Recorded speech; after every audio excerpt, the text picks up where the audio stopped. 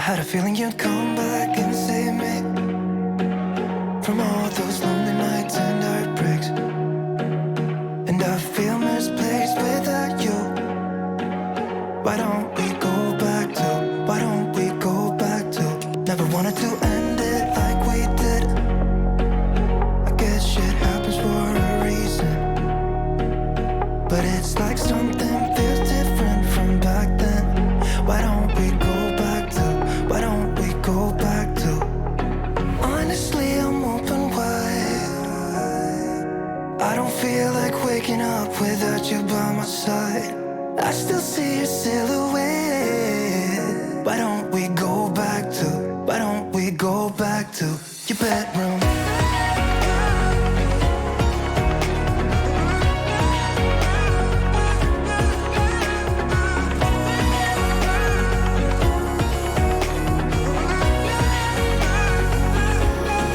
I had a feeling you'd come back and save me from all my slip-ups and mistakes.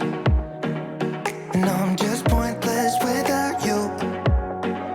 Why don't we go back to, why don't we go back to? Never wanted to end things like we did. I'm sorry for all those promises I made you that I couldn't keep. But it's like something feels different from back then. Why don't we go back to, why don't we go back to? Honestly, I'm open wide. I don't feel like waking up without you by my side. I still see your silhouette.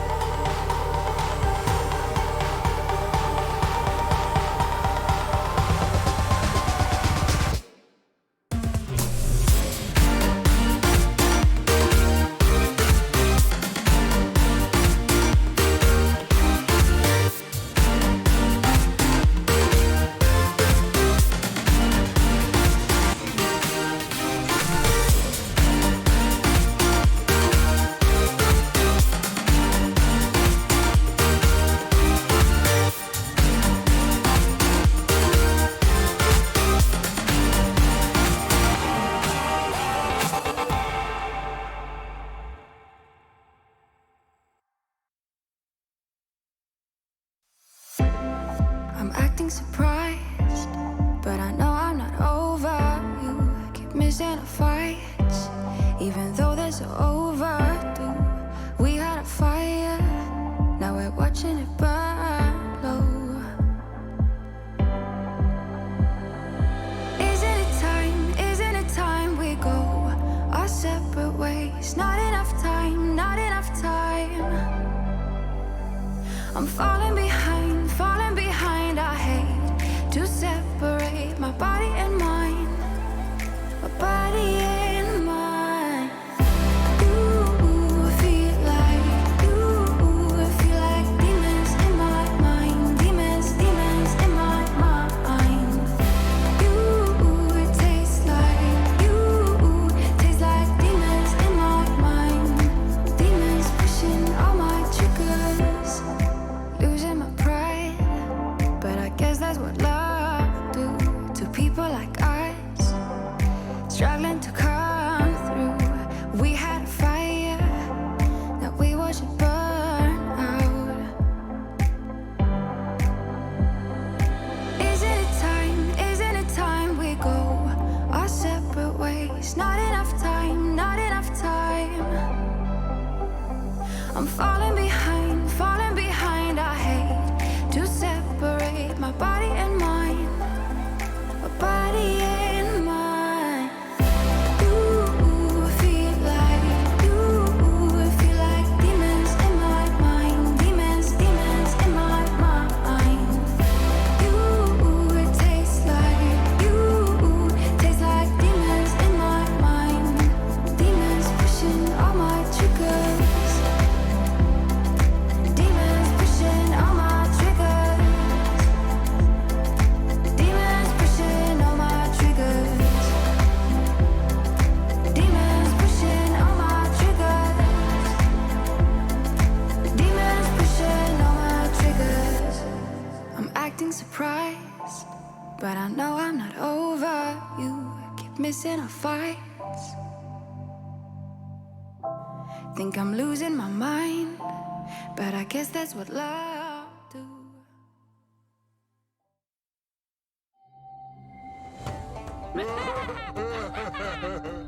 So, who wants to play a game? Yoink! And again!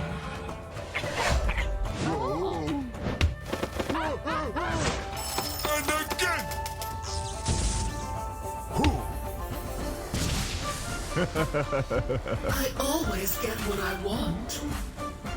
In the bag.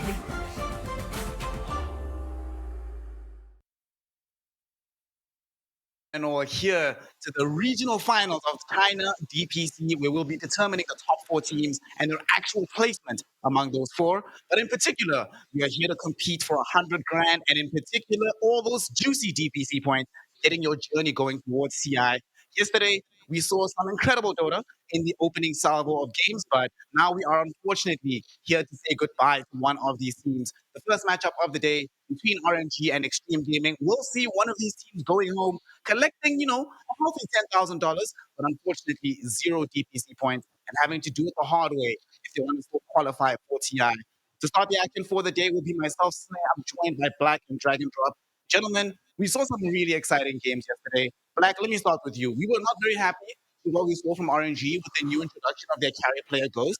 Will one day in between yesterday's performance and today, is there hope? Can they make something different happen within the team atmosphere to maybe eke out a victory today and still stay in the regional finals?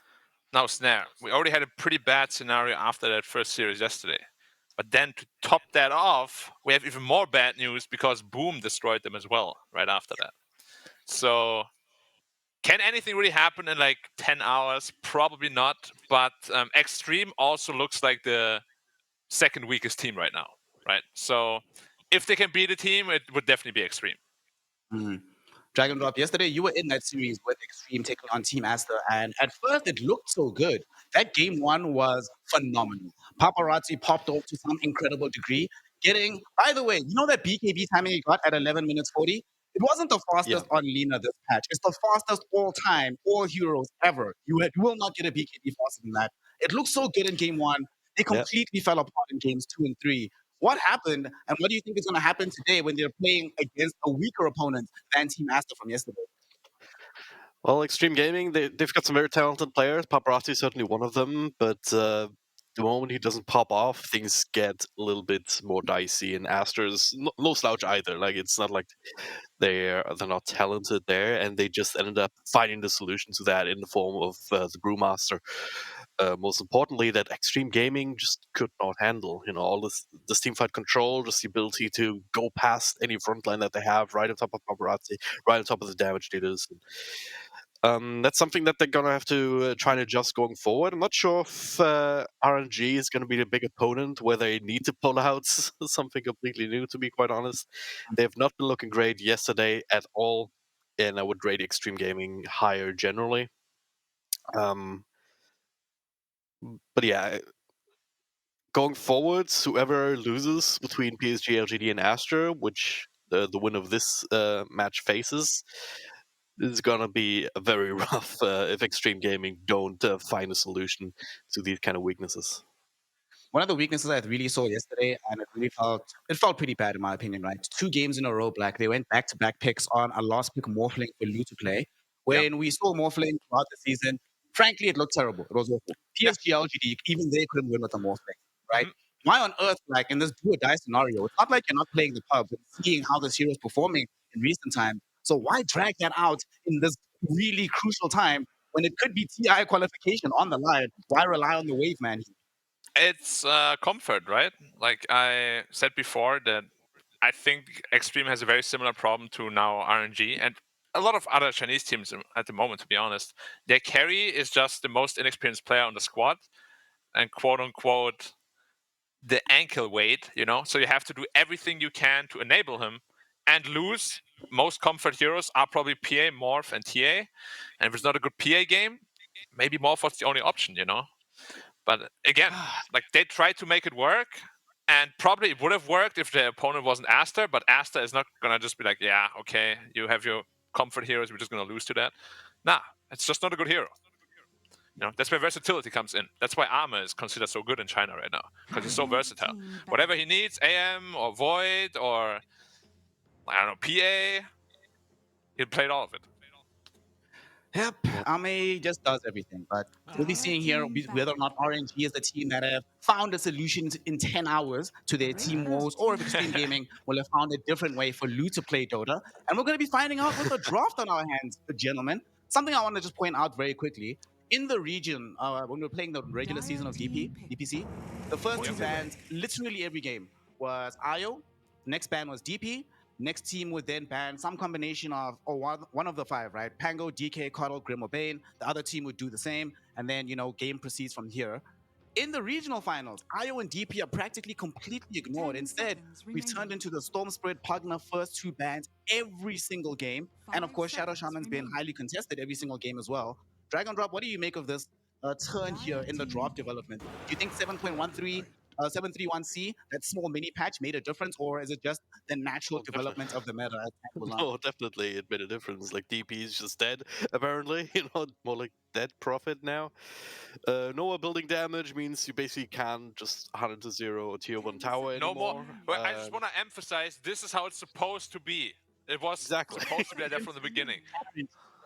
So it's not overpowered anymore, so it's not a first pick kind of thing anymore. So, and then you take out the Shadow Shaman instead, which does similar things. I mean, Shaman Ward's still very powerful. And yeah, it surely made a difference. When it comes to IO, I would say that it's probably only not being banned out until the team just picks it and crushes with it. It's just one of these heroes that like LGD, never really bad. Exactly. Yeah. Funny enough, LGD is the IO only and team. Yeah, everybody else is just leaving IO alone. Yeah, I mean, everybody that plays RNG, there's just this super respect, right? Most of these teams, just ban Storm and Shadow Shaman first phase just because Kaka and Somnus are so good on those heroes. You're not going to see that against most other teams. Or any other team, maybe even.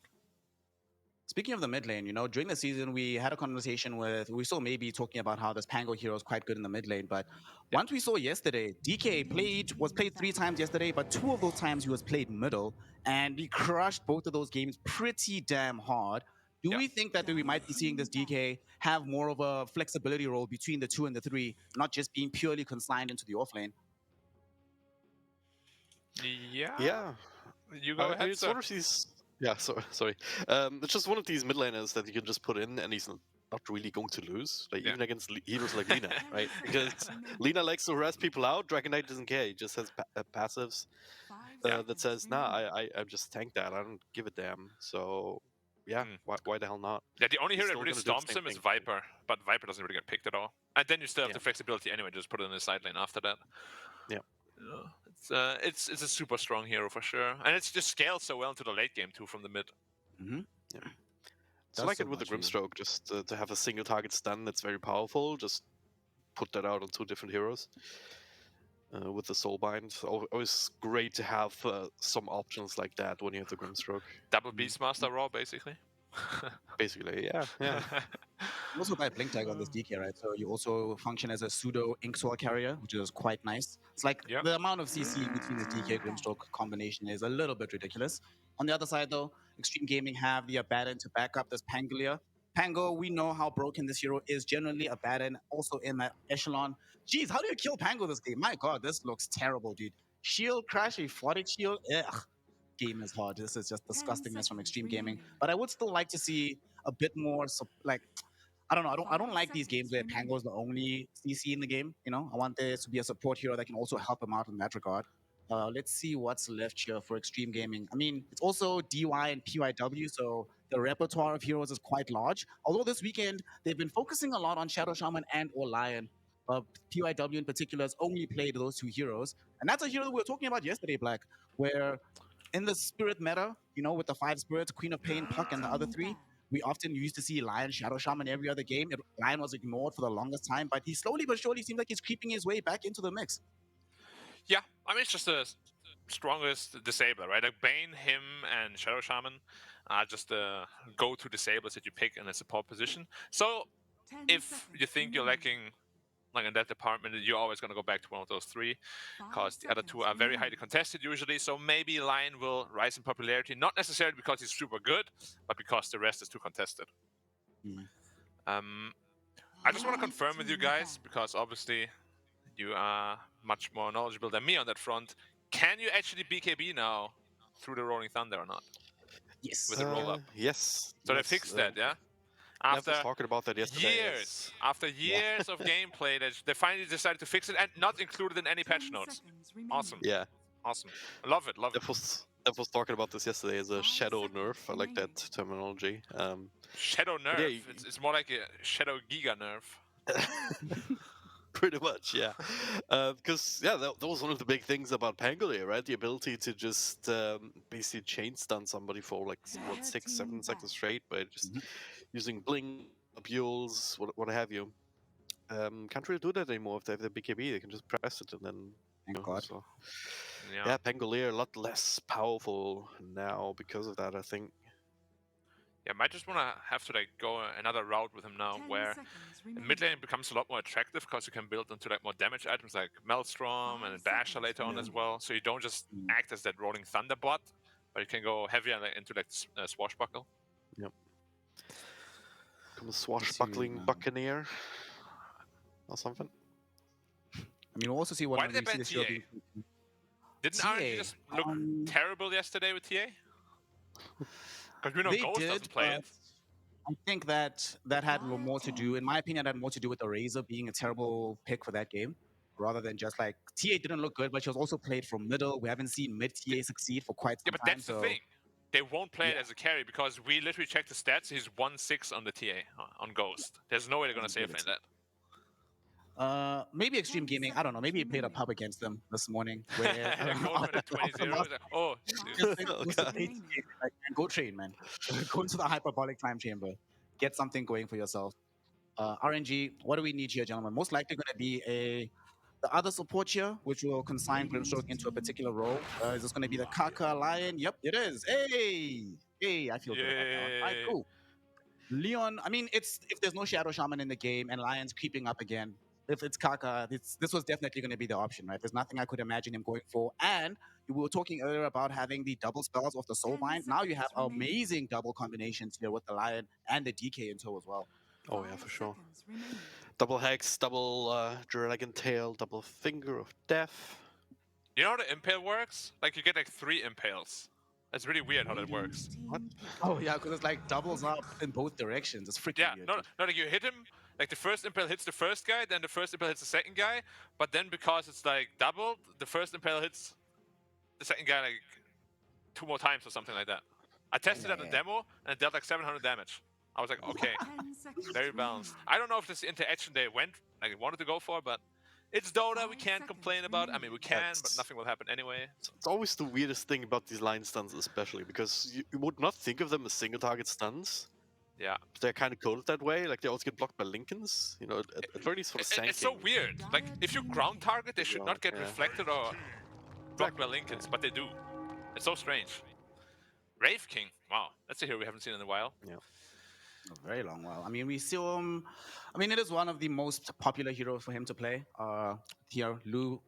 Listen, every single other game that we see Lu play, and actually more specifically, the games we see him play successfully is when he's on the Wraith King for the most part. Like Wraith King, Tiny are his best heroes, so can definitely understand why they went for this. I also suppose that in a game like this, where you see the heroes you're playing into, this obscene amount of burst that RNG have, you want some hero that can tank through it, right? So you have multiple ways of getting caught out, but still being able to retake the fight thereafter. Kind of makes sense to me. I can see why they went for this. Yeah, It's it's also just a infinitely little more slow the here meta. now, right? Like Wraith King is slow right now. That's why he's Yeah. not really picked a lot anymore. But again, comfort over discomfort in He, a game he's like also this, right? still infinitely better than Morphling. Yeah, that's true. Can't be much worse than Morphling anymore, unfortunately. Yeah. It gives you the ability to play differently. Like it can just be the carry who's sitting in the front. You basically have always have an Aegis. You can just sit in front of a tower and hit it and like kind of bait the enemy to try and go in on you. Yeah. And well, if they do, you just come back and then the rest of the team re-engages. Or if they don't, you just get a tower for free. So I like the Necro pick a lot. Because the DK and Necro are very interchangeable, and Extreme has to show their hand first, and they get the carry last pick as well into the offlane matchup. oh, yeah. Some slight nerfs to the Necroforce that we've seen, but still a fairly strong hero. I mean, we're talking about how this Wraith King hero can survive the burst of RNG. Not that much burst that you're terrified of as the Necro, so you always get off the WQ combo, get some heals going, sustain longer in the team fight. Yeah, I really like this. And like you're saying, it's very interchangeable, gives them some maneuverability, and Extreme Gaming now have to give all their cards on the table first before RNG. Although, if I think of Somnus, man, do I think of Necrophos? Presumably he's going to be doing well with it. But come on, man. I wanted to see something exciting. I wanted to see like Ember, Storm Spirit. What about Why did Somnus Extreme DK Gaming then? ban this? Even more exciting. I hope he plays the DK. Plays the DK. Honestly, DK is kind of exciting Also, here. that's boring. What? They're the same.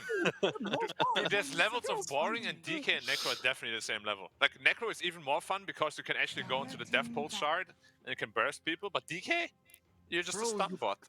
Blink shot, and you go around like griefing the whole game, dude. I stunned the guy and I fireball him. Or I shot a guy, he's ethereal formed, and I Q him and I Reaper him and Look at Wait. this fire on the ground. You don't like standing in this, do you? Ah, it's doing damage to you. 80. Oh. No, 75 now.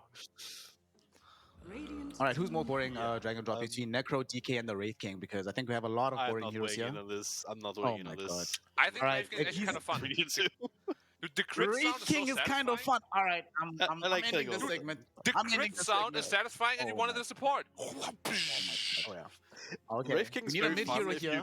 you have Blink Deso Armlet and you just blink on top of like a poor lion or something and you just crit them in one or two hits. Wraith King. That is fun, very true, Imagine. All right, Extreme, what offlane you got for us? It better be good. Against This opening Necro on too. mid here. Because Paparazzi can do both. He has played Pangolier in the past. What's he gonna go for here? Oh, They it's go- dirty. Oh, I love this. That's This dirty. That's is dirty. nuts. This is such a good Bat Rider game. And if this is going to be the Necro lane especially, but in general, this is nice. I like this Bat Rider. DK and Necro both get destroyed by Bad Rider. So. And not so interchangeable anymore, huh? Well, you're interchangeably him. bad in the mid lane. So So now it's time to pick mid lion. Lifestealer. Go for the lifestealer. Okay.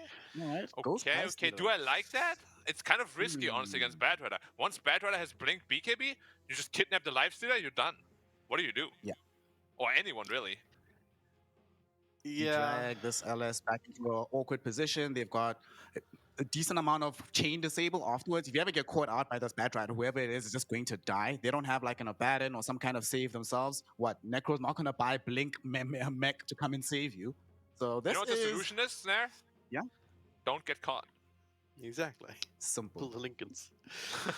Now, honestly, I don't hate the lifestealer here. It's like, if you really look at extreme gaming, what's physical damage do they have? I mean, Pangoli maybe a little, then it's all the Wraith King. So, and in a man fight, lifestealer should probably win against Wraith King if they're kind of evenly farmed.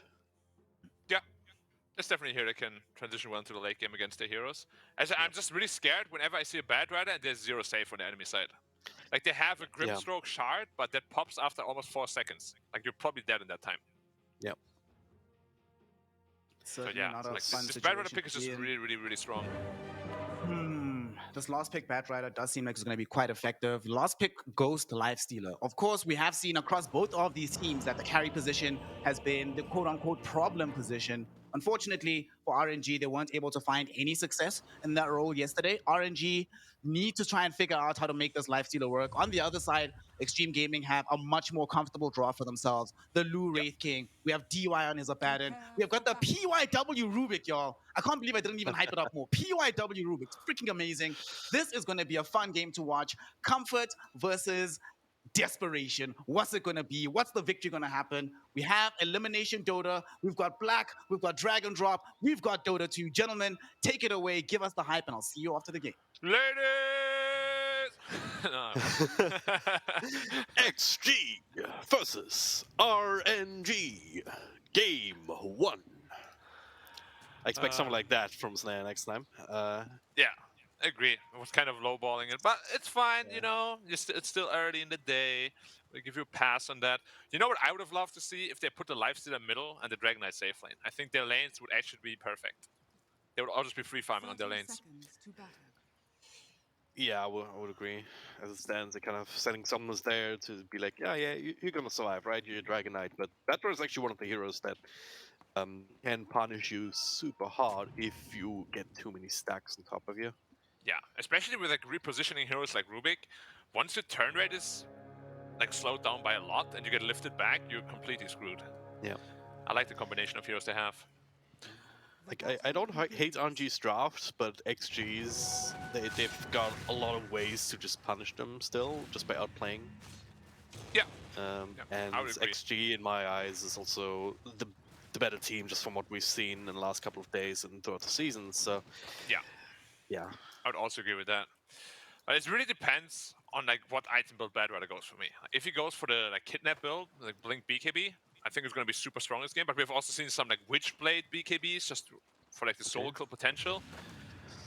And then we'll have to see how Paparazzi can perform, because he's really going to be the guy that either makes or breaks this game for them. Yep. Alright, we're all on the same page. Gonna have to be keeping a close eye on Paparazzi. Also these other lanes here, Tank, PYW on the Rubik, helping out Alt 11 up top. Well, there's a couple of cool things for Rubik to steal this game, right? Especially from the Lion. There's Reaper, all the Lion spells, Dragon Tail is amazing, even Grimstroke. We have also seen this weird bug where you steal Dragon Form and take the Fireball with it, even without Axe. I don't know how that works. Okay. And I assume it's not fixed, because it's a feature. Yeah, of course. Yep. Why should it be fixed? You know, it's perfectly normal. Yeah, there's only features in this game. Yeah. However, bot lane should be very rough against the Necrophos, right? Once he gets higher levels, this Wraith King should get pressured a lot. Yeah. This is definitely not a fun lane. Certainly also with the Lion. I mean, it's nice to have Abba next to you, so you can have some extra safety. But it's really annoying when Lion hits level 2 or level 3. You constantly get stunned and then mana drained. On top of that, harassment from Necrophos. Like, I can definitely see Lu being zoned out here sooner rather than later. Yeah, I would agree. But that's where Bad Rider will come into play, right? He will be level 6 at some point and just TP bottom, kill the Necrophos for him. 9 stacks, yeah. Paparazzi does Oh, have yeah. a bit of TP out. He would have died. Paparazzi Nice. decided to firefly on top of him there. No, that would have been about 200 damage per second. Oh my god. So far, so good though. Mid lane, even CS. And honestly, you can't really die to Bad Rider ever unless you misplay, right? Like, if you don't play greedy, you cannot die to the 0. Yeah. Which Maybe a lot of see mid players always do though, because they want to be optimal. Yeah.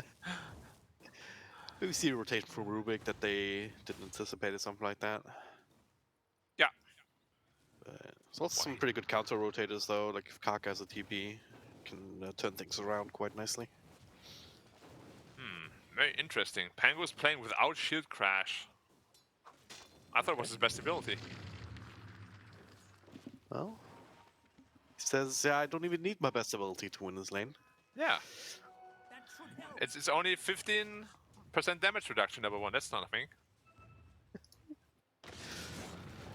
Oh, we see Tank Not actually afraid try to of rotate in the damage. middle. He doesn't have a Well. TP right now. He actually doesn't have a TP right now. If he gets 2-3 stacks on him and the Rubik rotation, could be a little dangerous. That's 2. That's Flame Break 3. 2. Oh, yeah, I think he's dead. Firefly. First blood drawn elsewhere though, but still looking at some to see if it'll TP in from X A lot of Nova. They'll have to TPs. abandon this. What the hell was Abba? Abba died at the tier 2 bottom. What? Oh, so he just tried to suicide. He had no mana probably, right? And then Kaka No, I guess. just got this like one juicy right click in. But yeah, Lou is getting pressured a ton right now, and RNG is definitely owning this game so far. What's the timer on the tower deny thing? Like 30 seconds or so this day and age? Yeah, around there. So if you get hit before, you just like run into the tower, like, oops, my bad. Not see that one coming. But yeah, Lou, oh god, he's gonna be very careful now. Is he gonna die here? Ah, stick charges barely 11 is keeping dead him too. alive. Ult 11 though, okay. That is not supposed to happen. It 2k really gold is in not. 4 minutes, that's brutal. If only a shield crash, right? Yeah, I can't believe you didn't skill it. 2 levels in Lucky Shot? It's crazy. It's really not worth it, is it? Like, old 11 is really this kind of guy that I always look at. He's like, wow, this guy is really good. Or sometimes he's like, wow, this guy is really interesting. That's a nice euphemism.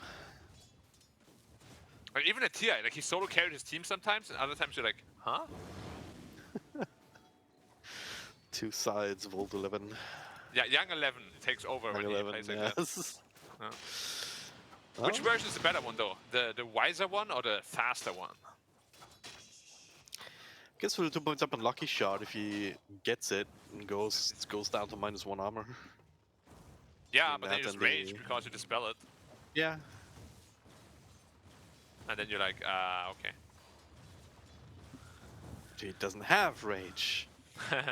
Dragon Form pop though, is getting a little bit tower damage. 600. Not bad. And yeah, Paparazzi is under a lot of pressure right now. He has to basically salvage both side lanes for his team. And how do you do that? You can't gang the Lifestealer. Necro is really the only target.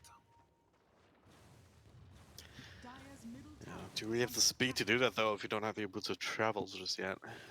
Yeah, no wind lays either. No. Which is interesting. Oh, runes up top. And Paparazzi secures it. X-Nova. There is Tank to cancel TP. So that'll be the first kill for Paparazzi. Yeah. And the side of XG. So gets something going there. Somnos gets a little bit of extra damage done on the tower. It's really not worth it though, right? That you kill one Grimstroke with 3 heroes. All the 3 cores are still completely free farming. I was also secured the Arcane Rune, which is very nice indeed. Yeah, he will definitely have to put that to good use.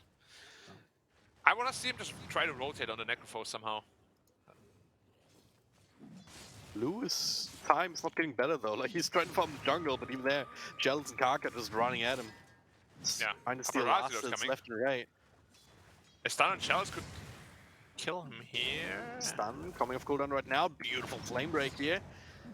Chalice, super low. Does Triple something impale? beautiful. Ravage stun there from Kaka. Not sure if it's going to be enough. He's very, very slow indeed. 4 stacks, 5 stacks of Napalm. Finally, the lasso to ensure the kill. Oh, he's also chasing Kaka. But he has 9 sticks. You don't want to go too deep here, And turn around for Paparazzi. the stun. Tower is under attack. And mid tower again. Second Dragon Form pop. Man. Tank nowhere near level 6 yet. To steal that one. Yeah. Okay, you get the kill in the Necro, but that is not enough at all. If you lose the mid tower now, in fact, it was not worth it. And they will lose the mid tower. Maybe Tank can get the deny in, but that something is just too strong. Yeah, and still 0 level shield crash. Isn't that like also the ability you rotate with your ult? Like, I don't understand this at all. Reaper Okay. didn't get the stack, but kill is a kill. Yeah. He's Probably going Kaka for their first item on Chalice. It's interesting. Against the Bad Rider? Yeah, kind of makes sense, right? Just, oh Yeah. god, now get me away from this monster. And it feels terrible though as a Necro. You really want that hood? Yeah. It's a big stack for Bad Rider at least, so that should secure him his travels. Look at the Ancient stack too. But who's gonna farm that? It has to be Bad Rider as well. Raven can't farm that. Yeah, not for a long while. In fact, you want to clear that ASAP because Wraith King wants to have access to these Ancients once he has his armor done, but now it's kind of blocked for him. It's like, hey, who stacked this camp for me? Yeah. I don't want it. If it was just golems, it would maybe be fine, but Ancient Black Dragons, they have AoE damage, and they also have the slam from the Thunder Hide, so they'll take care of these Skelly Bros mighty quick. Yeah, and he's gonna stack it one more time, and then I assume he's just gonna 10 stack and farm it. Yep. You get it? Ah, no, they're bunching up too much. Radiant's bottom Scrap. tower is under Tank would have gotten Unfortunate. that. Radiant structure. Now Somnus is also pushing a bot lane again. There's not really a whole lot happening for the side of Extreme Gaming. They're super passive. And that's a criticism I've had of them for a long time. Is under attack. That they're just one step behind. They're not the best team to get back into a game. They're really good when they play from ahead of the enemy team. But in this kind of scenario, they always struggle a lot. Obviously, RNG though, they would playing very struggle. patient. Yeah, they've amassed themselves a 4k gold advantage here. Paparazzi not doing too well. I mean, it's gonna change now once he finishes the stack. But yeah, all 3 cores on the side of RNG, well ahead of their counterparts. Lou Yeah. just under immense pressure this entire game. Yeah. And we'll see how Lou recovers. Because one thing I noticed with all these like younger, newer carry players, they're not very good at recovering just yet. Because obviously RNG also knows how to pressure him from recovering, right? Yep. So easily farms that stack, no problem whatsoever. And brings it down to a 3k lead, but yeah. Far from his BKB still. Yep. Does have the bootstrap though, so he's pretty quick on his feet and can TP anyway. Joke's on you, Over 11. he's actually flying.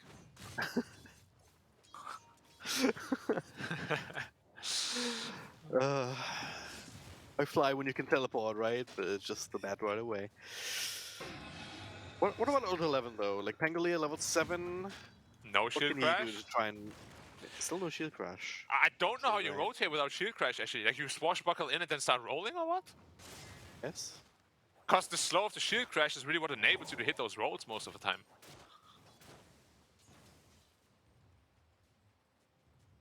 Well, normally you would say, alright, Pangolier can rotate around as well and try and get some pickoffs going.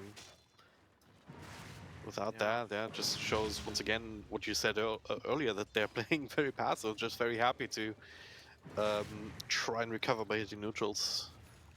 Yeah, but the problem is that the map control is shrinking more and more and more. If they lose that bot tower uncontested at some point, they're gonna be in big trouble. Old 11. Oh, if that impale hits, man, that was close. Is under attack. Steals the impale, it's a very good steal. And Lou's getting destroyed by a ghost. Yeah, it's that life stealer up against other melee strength heroes. Yeah, we did criticize that Wraith King pick though. Like, we understood why, it's just not a strong hero in the meta at all for very obvious reasons. hopefully he can recover. But if Lifesteal is ahead of you, this matchup is completely unplayable. Yeah. And he's the only source of damage they have, right? Let's say you blink on a... Wait, maybe hold that thought. There's a big smoke movement coming.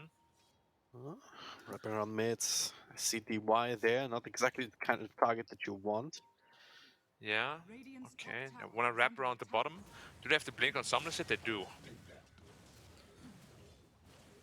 Oh, they're so creeping dugout on this ward, but didn't stop them Oh, yet. Thunder's Toy, Blink nice. stun. Oh, Rubik actually Tumbler's toys into the shadows.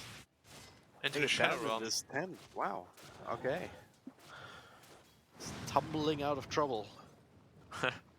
Yeah, what I wanted to mention though is if they want to lasso the the Lifestealer and he gets Rage off without a farmed Wraith King, you're not going to kill that guy.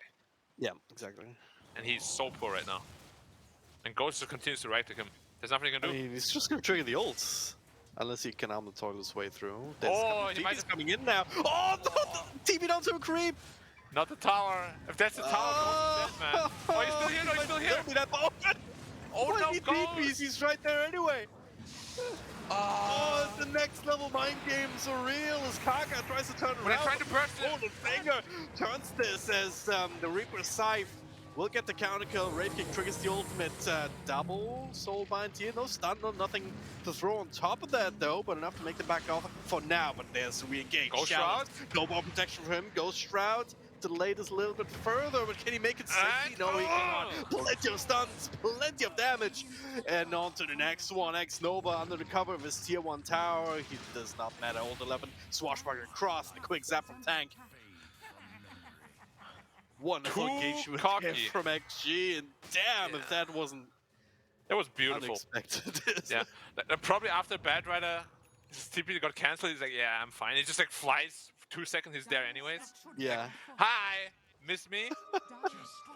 I thought the same. It's like, I didn't pay attention enough to see where the Batrider was actually at.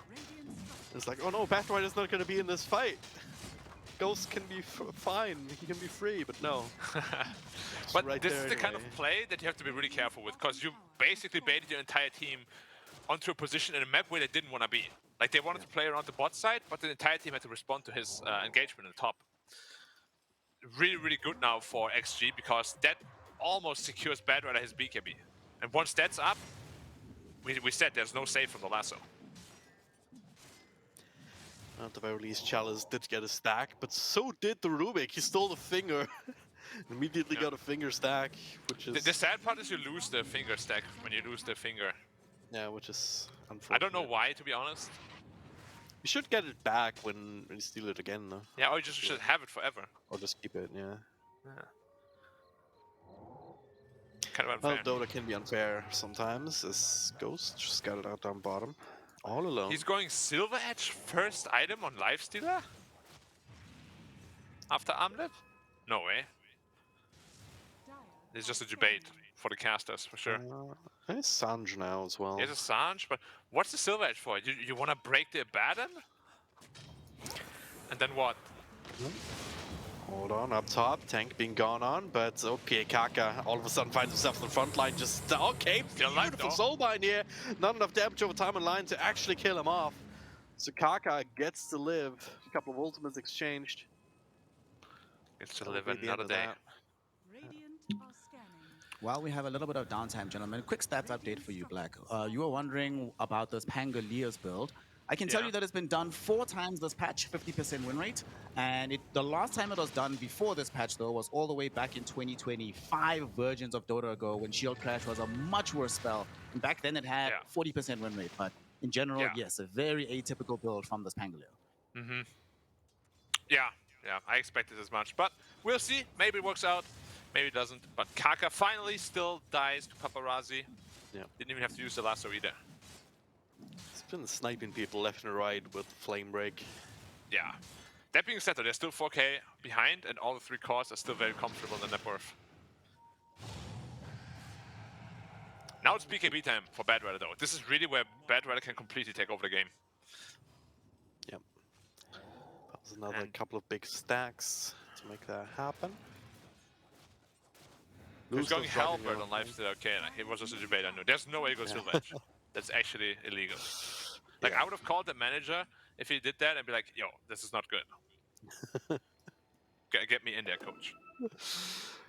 Free tips from Black.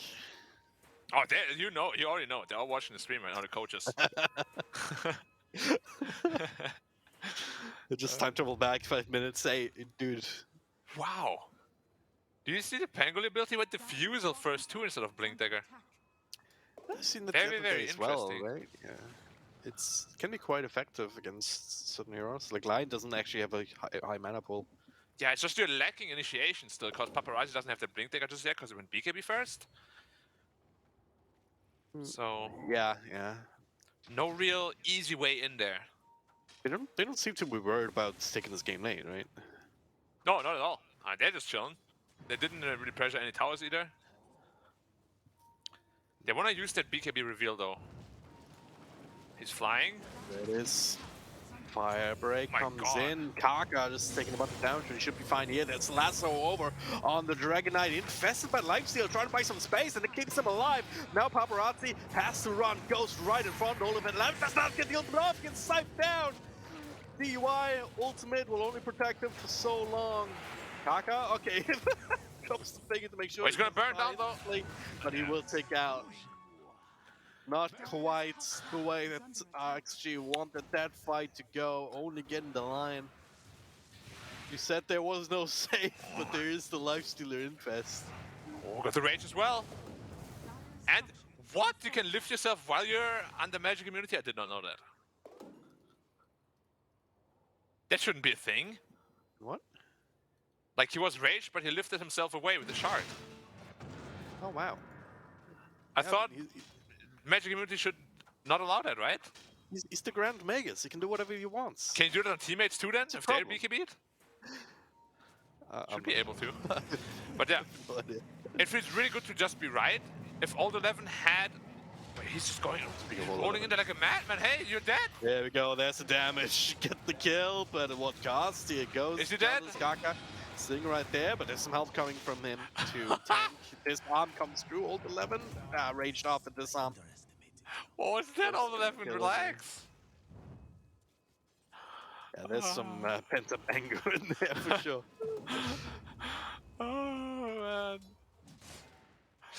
Old 11 is a crazy guy. Space I love created, watching I him guess, play. for Wraith King. Yeah. He's pushing Yes, top, that's what that's now. So the yeah. physical damage is real. And Lifestealer, I really like this a lot. He's just tanking up. Lou's all by himself right now. If they go on him, So what are you doing here, Lou? Okay. He's enough mana now. Got Blink's teammates done. now. He has an ultimate to work with. But can they really re-engage here? That's a nice lift.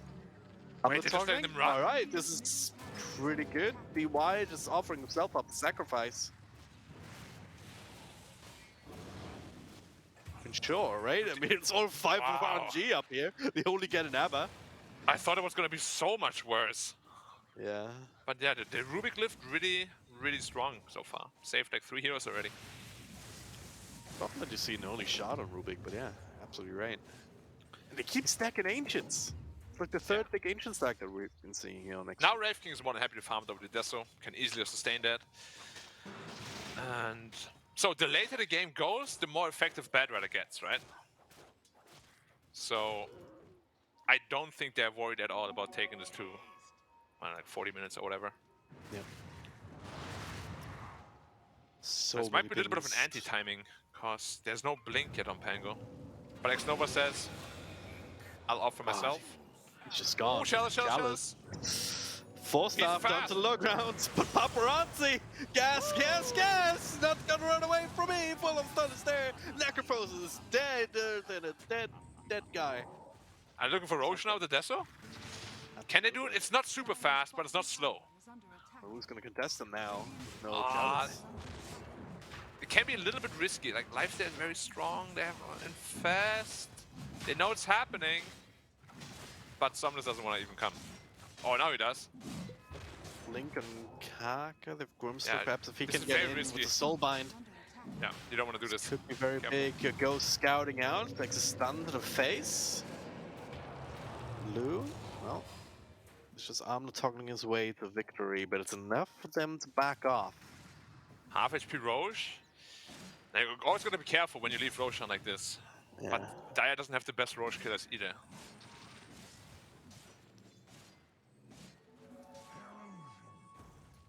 Yeah, no Deso on lifestealer makes it very rough. Yeah, this is the big downside of just going purely defensive on lifestealer, right? I'm actually wondering if they'll run into damage issues because of this or not Are scanning. in the mid game. Paparazzi's actually leaving. Yeah, his travels in 30 though, but they know that he TP'd away. It's a big Yeah. opening now. Maybe it was the next level mind game where they were just trying to. Oh yeah, look, paparazzi's spotted. We're not going to roach now, but then they walk in. It was a lifesteal illusion just to scout out the pit, so it's a little bit rough. But now, speaking of smoke, Somnos goes in, finds a stun on all 11. Kakan for the follow-up. There's everything being dropped. Goodbye, Pangolier. DY next on the list of casualties, surely. Yeah, surely. no way of as getting a out of very- there. I Now think they were perhaps- baited at smoke, right? Or tank also. He's actually going in further. Alright, relax, away guys. from this high grounds and. They delayed Roche long enough though that Pangolin will respawn in time. They should not be able to do this. There's also a blink on bad right now. So they might be looking for a kidnap. Sides. Like Wraith King 2 is just going in with the stolen. Ah, that's what I mean. The stolen Let's as well. go. Supports are dead. Chalice. Oh, back up to full health though with the infest here after the lasso. That's a Wraith King respawning. Stun over. Chalice is burning. Get rid of Tank. Chalice still burning so hard. It's so fast. He is down, but Somnus and Ghost they're still very healthy indeed. Loot Paparazzi, not so much. Rage forward. Bit of help there from DY. Old 11 Pangolin roll. respawning. Here we go again, rolling, slowing him down with the diffuser Oh, he blade. missed, though. Juking and jiving. And up to the high ground. Wait, who you going? I want you and you and you. Yeah, that was. Oh yeah, lifesteal is nigh unkillable at this point right now. They need more damage on the Wraith King, so I like the way they're approaching these fights. Kill everything around them. Makes a lot of sense. And I really think RNG shouldn't be too persistent with this Roshan. Like, they don't have a good Roche lineup. Just don't want to let XG get it either. Like for the last Yeah, couple but minutes, they're the both ones who teams forced are that really fight, rough. basically, right? Yeah. They're like, oh yeah, we'll just take this Roshan. Nope. Bad Rider loves fighting around that pit, and so does Pangolier.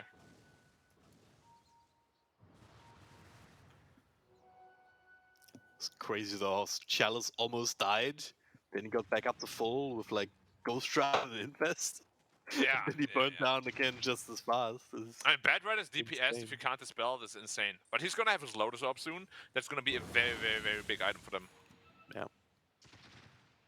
But Lou's also getting big. Almost as BKB now. Same nap of his Ghost suddenly. And again, sitting in the quite pit nicely. as Somnus.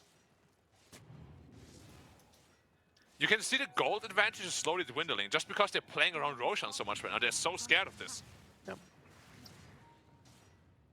Well, the advantage in general has never really been out of control. Experience advantage even in favor of XG at the moment. Yeah, like they were so far behind so early, but they stabilized, no problem. Yeah. I wonder if RNG gave him a little bit too much breathing room, perhaps. Certainly all these And ancient running in the stacks pit helps. again now. Like they're so insistent with this. Oh, blinking across it here, the stun over on DY. First have to trigger the olds, follow Paxis here. He has Something buyback, want to but- engage? Yes, you do indeed. Paparazzi On Chalice with again. the lasso over onto Chalice, try and There's burst no him out. save. He's already used here. He's just gonna burn down. He's alive. No, he's alive. He's still living. Goes from Somnus in the front line. Stun up a bad trader. That's Paparazzi dead instead. Nice. Oh man, oh that's a lot of damage there from Old 11 on the supports. And it's a massive skull flying through the air. That was big. What happened to that size? Yeah, I don't know. It was. Makes me wonder though, is Necro really the best target for you to go on? And Well, not if even you if you don't kill kill him him. there, doesn't matter, cause he didn't do anything in the fight, they still got crushed. All the Still 11, going hey! in. What? Okay, that was bold without ultimates. He maybe wanted to roll up. The stun was just coming in too fast. Radiant's middle tower is Now finally, after what 5 minutes, Roshan falls and is going into the hands of RNG. Okay, yeah. Now, this is going to become very problematic. Because Lifesteal at this point with the Skadi is actually way too strong for the entire team to handle. Radiant structures are fortified. They have to completely ignore him, but he slows you down so much that it's going to be really difficult to do that. Radiant's top tower has fallen. Ghost, pretty scary at the moment. Better call Ghostbusters. Maybe they can help you out. Yeah.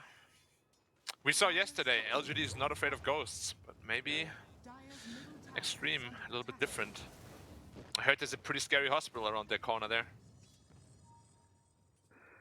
We can get something here. Somnus hanging around. Kaka behind him. He's decently tanky, but not like super ultra tanky. Not with the Lassie coming in. They should be able to finish him off reasonably quickly. Still still fireball alive. and everything. I Yeah. feel like if he just blinks in and hexes Lu, he gets the BKB off no problem, right? Yeah. And Device cutting creep waves? What? What? What? um, What? Well, he's dead. he's gonna die now. Yeah, but I'm so confused what's happening in this game. Like, I'm 100% sure if Kaka was there, Summoners would have lived. Just BKB TP out after that. Tower is under attack. so much But maybe he time was though. distracted by DY. Yeah. DY was like cutting the wave, so like, hey guys, the balance cutting the creep wave. Oh, that's Fireball. such next level crap coming out. Insane. Yeah. Now all 11. This build so far hasn't paid off at all. Next game, I'm sure he's gonna go back to Shield Crash again. Dire's He's got the structures Brigand's are Blade. I think that was why he was doing so much damage to supports earlier with the single swashbuckler. Yeah. It's very strong. Oh, did it? Oh, there's Blink Nice Axe though. lord. Karkat goes inside of him. Oh, guys, Dire's he's gone. middle tower Yeah. has fallen. Very good wall placement. Yeah. 5 finger stacks as well, so that's a ton of extra damage.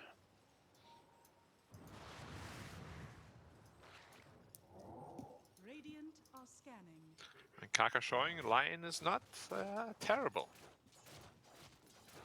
Yeah, if you find the good initiations. anything with an instant disable, right? Yeah, super annoying to play against. And Device is playing so up in their face every time.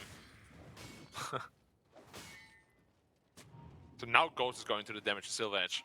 Now it makes a lot more sense. Yep. It's a neat little item, like it gives you more mobility, it also has a crit in build, so... Break is kind of secondary in most games. Yeah. Speaking of itemization, gentlemen, Ghost build here on this Lifestealer. This is only the second time it's ever been done, and the first time it was done was by Gabby in this patch as well. But it also enjoys, you know, 100% win rate, so looking like he's in pretty good company the way that the game is going right now. Right? Yeah. It's definitely a very good item build against heroes like Wraith King. Tower is under attack. But again, they were 6k ahead, now they're 3k ahead. What happened? Well, they chipped away out here, bottom lane keeps pushing. They lost 3k gold with no kills. Huh. They're just getting out efficiency or what? Must be. I mean, if they spend to 20 seconds chasing down DY with 3 heroes, you know? Now they're all really mad though. They're smoked down. And they cannot kill the Wraith King though, surely. Like, even if you insta-hex him the first life, you just TP out the second, right? With BKB? Or maybe the DD is too much? Ghost is there. Okay. Oh, he's got first one Kaka. life takes a while here, and Lasso comes through trying to take care of this line. He's burning, but Glimmer Cape will actually keep him safe, and Lu... Okay, BKB TP. Yeah. Perhaps, actually, I would have liked the Basher better. DY is doing it again. But he's also dead again. 4 people chasing it down. Baited out a Reaper though. Yep. And now look at the Goldie. It went down to 2k. It's working, I don't know. I don't know what's This gets happening, everything we but- know about Dota, but yeah, yeah, sure. And now they all smoke without DY. They're like, okay. Well, they might catch Samus again if he's being greedy. They don't have It's lasso already- though. It's an awkward smoke. And Lifesteal's up the hill. No. Swaji is coming. Aegis has expired though, so this could be a good timing for XG if they found something. Rage already used as they're making their way back to the tier 2 tower. Yep, and Bad Rider immediately being topped. Push out that. Yeah. He's going straight into a refresher. I like that. And then maybe an axe after? Just play pure kidnap man this game. Exactly what they need. Yep. Just a lockdown, right? Just being able to grab 2 people and Yeah. twice, you know? With the refresher So axe. maybe Lifesteal doesn't die in 1 lasso, but in 2. He's pretty damn tanky. You know, now that I think about it, like Basher feels much better than the Silver Edge Fast, because they have no BKB disable. And they're just getting cut the entire time.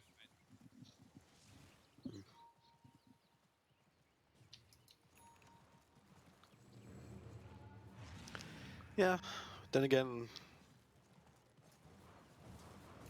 Yeah, I agree. Having a Basher would also be nice. And now Lincoln's done on Necro, okay. He's going full anti-Bad Rider with his build.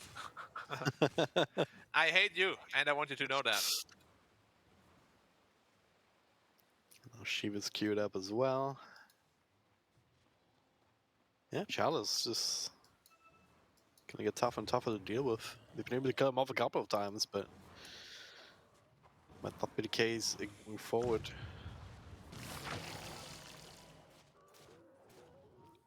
So what's the path for XG here now? Like, do you just hope for getting more pickoffs of RNG splitting up?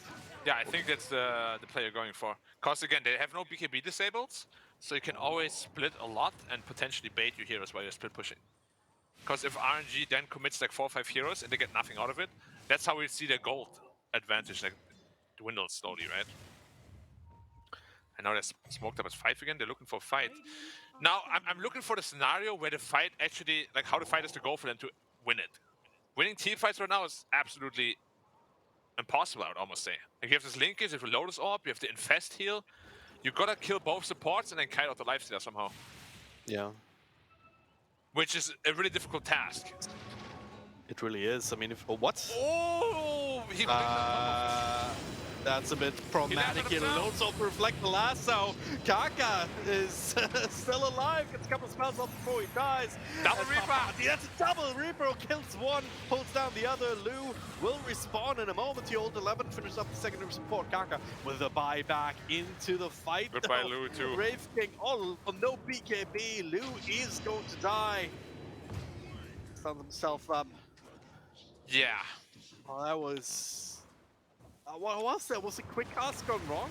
Nah, he blinked on top of the lion that he also tried to lift at the same time, and then he lifted the Bad Rider instead. Yeah. It was... That was opposite of what they wanted. Yeah, and then he lassoed himself after because he was like, oh my god, I need to kill this guy. Everything went wrong because of that one little... I don't even know if you can call it miscommunication. It was so fast, right? Yeah, it was just one of these tactical tumbles. Yeah. It happens sometimes. And now you have to buy back. That was a clutch situation, and it just... Yeah, it makes him lose a full set of racks, presumably. No.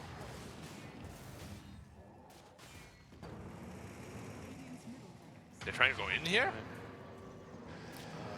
They're gonna try and find something. The Ghost is just very hard to keep locked down at the moment. I mean, we already just said, right? You can't perma-stun him anymore, so... No. 0 chance of killing him. Now if Ghost gets like a Abyssal Blade, he's pretty much unkillable and deals a ton of damage too. Can get an Aegis and a Shard for free as well. I wouldn't mind the Shard on Ghost.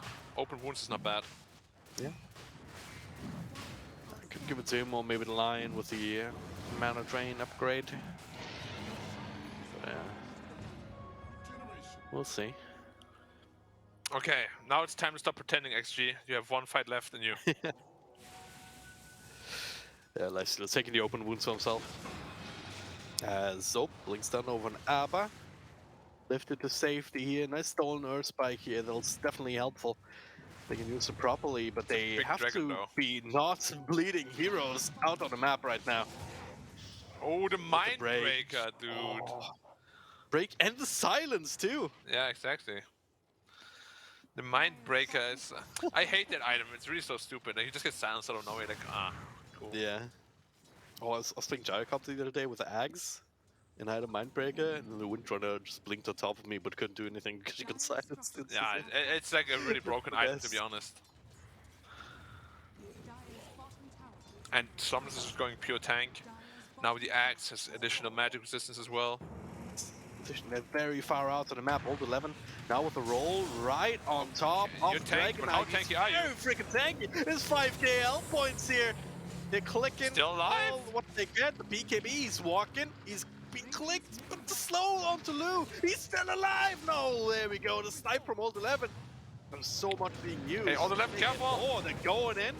Rudiger's Watchbuckle, the follow-up stuns. They're coming through. Now Ghost gets the right click away. Gets Nice bashed. bash. Yeah. Okay, nice initiation. But you can Got see away with murder there somehow.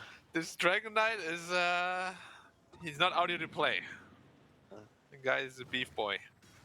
Radiant's middle tower. If he had like a cloak instead of the quiver, he would have definitely lived. But they don't have one. Unlucky. RNG. GG. Dire's top tower is under attack. Guy's 4.8k health points almost. Yeah, and the additional magic damage reduction from the Black Dragon, which is named after me, by the way. Okay. It's I true. did not know that, but it makes sense. Yep.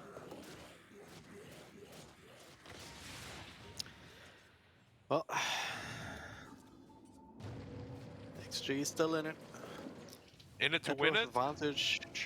Maybe in it to not lose immediately at least. Dire's Yeah. top tower is under And we all know, like, late game Dota, this lifesteal Dire's top and tower. DK feel tanky right now, but once you get to like minute 50-ish, there's an abundance of damage on every hero. Some damage reduction. Abaddon actually went for the Wraith Pact. Oh, nice. Also disables Blink Daggers, which is what we spoke about. Yeah. Very Very nice. underrated. Extra Vlad's aura. Yeah. Also, Also helps you cut creep waves, of course. Got Old 11. No. Oh! Gets the swashbuckle, but blink after him. No way he lives. He is fine, Copium. He wanted to die there. While we have a bit of a Wanted to get break a and a free lull of the action, I just want to inform y'all that, interestingly enough, it's not just our boy Ghost here who's going for an atypical item build. The build that both Chalice and Somnus have gone for have only been done three other times in this entire patch, and the build that Somnus has gone for has only been done 3 times ever, all time. So everybody on RNG trying to pull out all the stops to try and stay in the regional finals right now. Hopefully the right stops. Yeah, what do you make of this quick overwhelmed blink here on Dragon Knight actually? I haven't talked about that yet. I think it's quite good because he doesn't have the problem that most tanky heroes would have, which is just the lack of armor. So he's definitely one of the better heroes to do it with, and you just blink into the front line. And they can't ignore you, but they also can't really kill you with that BKB. So I liked it a lot. And then Accept is just there for the additional slow and magic resistance. Divide, dead again. Being gone on, and he drops the lasso over on the Lion, but he's so tanky as well somehow. Back up Yeah. to full with a quick infest. Now Tank, he cannot make his way out. Either 2 heroes, or 2 more heroes I should say, on the sidelines. Yeah, the lack of damage is just very apparent at this point. Like, sure, you can kidnap people, but Bottom tower is under attack. you couldn't even kill a lion. Like, Yeah. exactly. It's Yeah. very problematic. It's not Lasso good. on cooldown. He has a refresher orb, so you can get it back, I guess. That's a big dragon. Yeah. Okay, Old 11 just trying to create chaos here, I guess. Yeah, but for what? You need a team fight. Oh, they're Question gonna is, go. does the last help? They don't have vision. To the life stealer Reveal. here, they can't even control him up. You lose, time to right click away. But Paparazzi forced up safety. No, not quite. Nah, this game's Charles over. are right after him with the scythe. The rest of the heroes just being cut down one by one. No buybacks, no damage, no nothing. Being forced all the way back into the fountain right here. And RNG looking much, much stronger than they did yesterday. Look at the Wraith Pack go. Bong, bong, bong. Where is it? I don't actually see it. Yeah, now it disappeared. Radiant's bottom tower is under attack. Ah, They were just not allowed to lose the early game as hard as they have. DYY is back, but yeah, there's nothing they can really do at this point. Yeah, well played by RNG. Make sure Kaka gets another stack, but yeah, GG, well played. Damn, they never gave up. Royal never gave up. I mean, after the first like 4 picks, we all kind of unanimously already agreed that they were in a really good spot draft-wise. And then at last pick Lifestealer, like, you just have no damage. It was a super good draft by RNG. Bad Rider looks We did scary, like but yeah. The flip side is Bad Rider was a really good pick, but that also meant that there was a lot of pressure on Paparazzi to deliver because no one else really could without his help, right? yeah.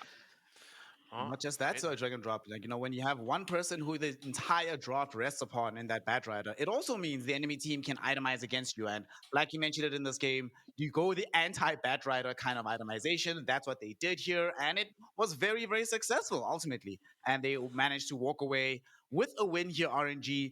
This is going to be good for them, not just in terms of being able to stay in the tournament, but great for them confidence-wise. We were talking about it in the pre-panel here. Will they have fixed their issues within 10 hours? Yesterday, they got shellacked by PSG LGD, dominated by Boom Esports. But Dragon Drop, my bad. The up there is too similar. Fam, Yeah, B-Cup. they played so well. They were not well, but after, let's say, 25 minutes, when we saw that Extreme Gaming weren't able to push the tempo anymore, then it just started to seem like RNG had this in the bag, and they just had to not lose and not like run into these weird situations where they're chasing one support on the map for 5 minutes. Pretty much, yeah. I mean, they just had Ghost coasting almost the entire game. He was never really pressured. He always was on top As of you the say network. that, Could build whatever he wanted. this is the one time where he actually died. What? Like, Yeah, he died once, exactly. yeah, exactly. It was just not enough. And Lifestealer like that, I mean, how do you end up killing him? Certainly not when there's Lincolns and Yules and everything. And, Yeah. 4 stars and Lotuses. No Yules, but a lot of other things to help him out. And help out anyone who Bad Rider goes on. Even Lion ended up being too tanky for Paparazzi in the end. And it's just not enough DPS, as we said. I mean, they did this really smart thing with the Lion as well, right? Where they had the Lotus Orb and the Lincoln Sphere out there on the Necrophos. So every time they would be forced to just jump Kaka, he's sort of showing at the forefront of the fight. You immediately either Lotus some Lincolns, and there's always opportunity for turnaround. But Black, it started to also feel like we got to this point in the game where Extreme Gaming became frustrated that moves like this, for example, wouldn't pan out. Somnus somehow spends so long dragging away their attention and still survives the fight. As time went on, it started to feel like Extreme Gaming were getting a bit desperate with how they were jumping into these fights. Yeah, I think the biggest issue is really the Pangoli item build this game. Like, in the previous fight that we just saw, if he had a Blink Dagger there, they would have crushed that fight because he just jumps into the backline, they can't help Somnus, and then they can snowball the advantage from there. He didn't go Shield Crash at all, and he went Diffuser Blade first item. It's like really unconventional, and it's unconventional for a reason. It's just not nearly as effective, in my opinion. And like, he had almost no impact this game as a Pangolier. They first picked that hero, but if it has like this sort of impact, it's really not worth it. To make matters worse, though, the way that he played this particular Pangolier, you know, normally when we see this Diffuser Blade, it is from the mid lane, because you do that, you can still get Yeah. yourself enough farm for an early blink, but from the position he was in and how slowed down the game was, I mean, even look where we are and his relative net worth to every other core in the game. So this Pangolier, certainly not what we're used to seeing in China, because this is normally where we see this hero be super dominant. And this is one of those super cool plays with the Lincolns and the Lotus Orb. Just so difficult to play around, especially when Pango is not giving you the initiation he normally does, and it's supposed to come from the Bat Rider. Ultimately, though, RNG, they just proved themselves to have done at least a little bit of recovery here in terms of how the game goes. Another thing I wanted to talk about here, Dragon Drop, what did you make of the performance of this DK from the mid lane? This is the third time we've seen it, the third time we've seen it succeed. Is this going to be the new meta going forward here in the Chinese region? Well, like we said to begin with, if you don't know what else you want to put in mid, just put a DK. You're never really going to go wrong. You know, it gives you that ability to slow push towers at the very least. It's not quite previous DP levels, but it gives you that option that's reliable building damage. It gives you that initiation. It's very tanky. Um, it's just an all-round stable hero. Maybe a bit boring, as some would say, but it's not really going to be a liability at any point. I don't think whether you put him mid or offlane. It's just a matter of the matchups that you're looking at there. Yep, and they certainly manage to put it into favorable kind of situations, and they walk away with this game one victory. This is going to be good for them, as we mentioned, because Ghost new to the team, Kaka still new to the team. Black, does it look like Kaka is starting to shake off some of that ring rust that he hasn't played in a while? Yesterday he looked incredibly rusty. Today, are you a bit more positive on the performance of the 4-position Lion here? Yeah, I mean, he definitely played really well. Like his hexes were on point. He had like a couple of 3-man impales as well. He went for the right talents. Like he usually on a support line you would go for the impale cooldown talent, but he went for the health talent, just front line for his team. Like he definitely had a very good grasp and understanding of what he needed to do this game. Very happy with that for sure. Yeah. Unfortunately, though, if you're an extreme gaming fan, you're not going to be happy about how this game panned out. They were looking at the beginning like, this could actually work out, but the last pick of Paparazzi Batrider didn't work. Something that I'm thinking, though, and this might be an issue for both teams, but it became apparent for extreme gaming in this game. The fact that they had Paparazzi on this more initiating rather than carry style hero from the mid lane. I'm looking at some of the heroes that they've succeeded on for extreme gaming. When he's playing Ember, when he's playing Lina, when he has the capability of almost solo carrying the game. Are we now at the point where it's just apparent that if you have Lu as a solo carry, it's not going to work, and you actually have to have Paparazzi as a fallback layer here, drag and drop, to enable this team and enable Lu if the game isn't going as perfectly for him as it should? Yeah, it's something worth exploring. Like overall, it's a good strategy to just not have a single big damage dealer on the field. That's always going to be a liability no matter what team runs it. But in this game, on this extreme gaming, it's probably a bit more pronounced. Like we've seen that if Paparazzi is not doing it, Lou has having a hard time these days to just pull it off. Like that's partly because of the heroes that he's playing. Like we talked about his Morphling, and Morphling is not strong right now. And Black was also mentioning that Wraith King is much stronger than Morphling, but still not exactly the first pick meta hero that you Yeah. might want him to be. And certainly not in a matchup against Lifestealer. Right? I think he's really gotta just widen his horizon when it comes to hero picks. Like every hero that we have seen in like today and yesterday, it's all just comfort. Like in these kind of games, you gotta step out of your comfort zone. Like patches happen, and if you can't adjust, you will be left behind. Yeah, so that and if Lou can't adjust, then Paparazzi is kind of limited in his own hero choices as well, because then you can't pick a bad rider for him if he needs to be that secondary or eventually primary damage dealer, just because Lou is forced to play heroes that aren't really all that strong and all that reliable. If the game goes well from the start, all that might become academic if it can snowball, but they've not been playing like that either. They've been playing and drafting very conservative, very looking for these longer duration games. They've not been going for this early tower pressure, So there's some ways that you can adjust and draft around those kind of limitations, but that would require you to identify them yourself first, which I'm sure they have the capability to do, and then just be comfortable with what kind of strategies would arise from that. That might be a bit rougher. It actually depresses me a little bit how much comfort has factored into what this weekend is going to be looking like. But to give you all a reminder of what this weekend's play is all about, this is not just some random top 4 seeding event here in China where we're just having a good time watching good dotes. No. There's DPC points on the line. There's TI potentially on the line here. And the team that gets eliminated right here in this game, whether it be RNG or XG, of course, RNG a bit more favored at present, they go on ahead into the third place where you can start to fight for those DPC points. If you lose, that's it. You get $10K, which is, not bad, but doesn't necessarily come close to what you can achieve later on down the year. So while we're all still waiting for this second game to get going, Black, I want to start with you, right? I want to ask both of your opinion on, have we seen enough from RNG in particular that we can start to see the seeds of potential of why they brought Ghost into the team officially, not just as a stand-in as they did with Flyby? What do you make of his performance today in this game when he was given a much more comfortable hero? Yesterday, comfort was a big issue for him. Today, he gets to play Lifestealer. Do you think that you've seen enough potential that you understand why RNG made this choice?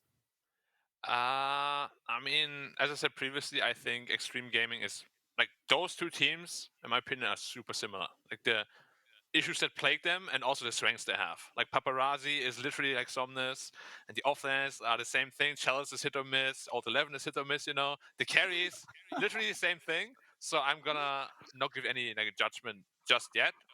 But when they beat a team like Aster or LGD convincingly, I'll be like, all right, I can see where this is going. But yesterday, it just looked real bad when they played against strong opposition. What about you, Dragon Drop? After seeing today's thing, obviously the level of competition is a little bit reduced. You're not playing PSG LGD, but are we more positive in what they look like long term on the side of RNG?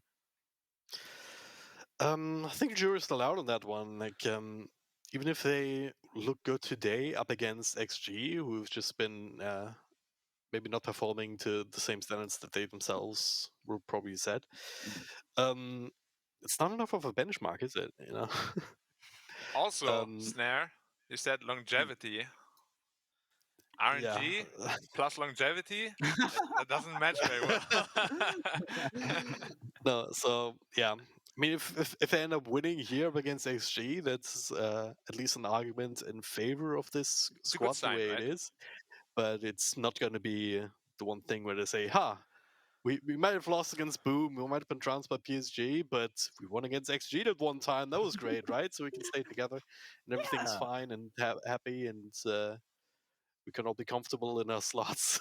I don't think that's what you can say. All I just know yet. is that Ghost is sweating in his seat right now. Like every game he's playing, like it's literally a shower. It's like, whoosh, oh my god, if I Yeah. make one mistake, if I make two mistakes, oh my god, gonna who's the get next kicked. carry they're gonna raise? Oh my god, what am I doing?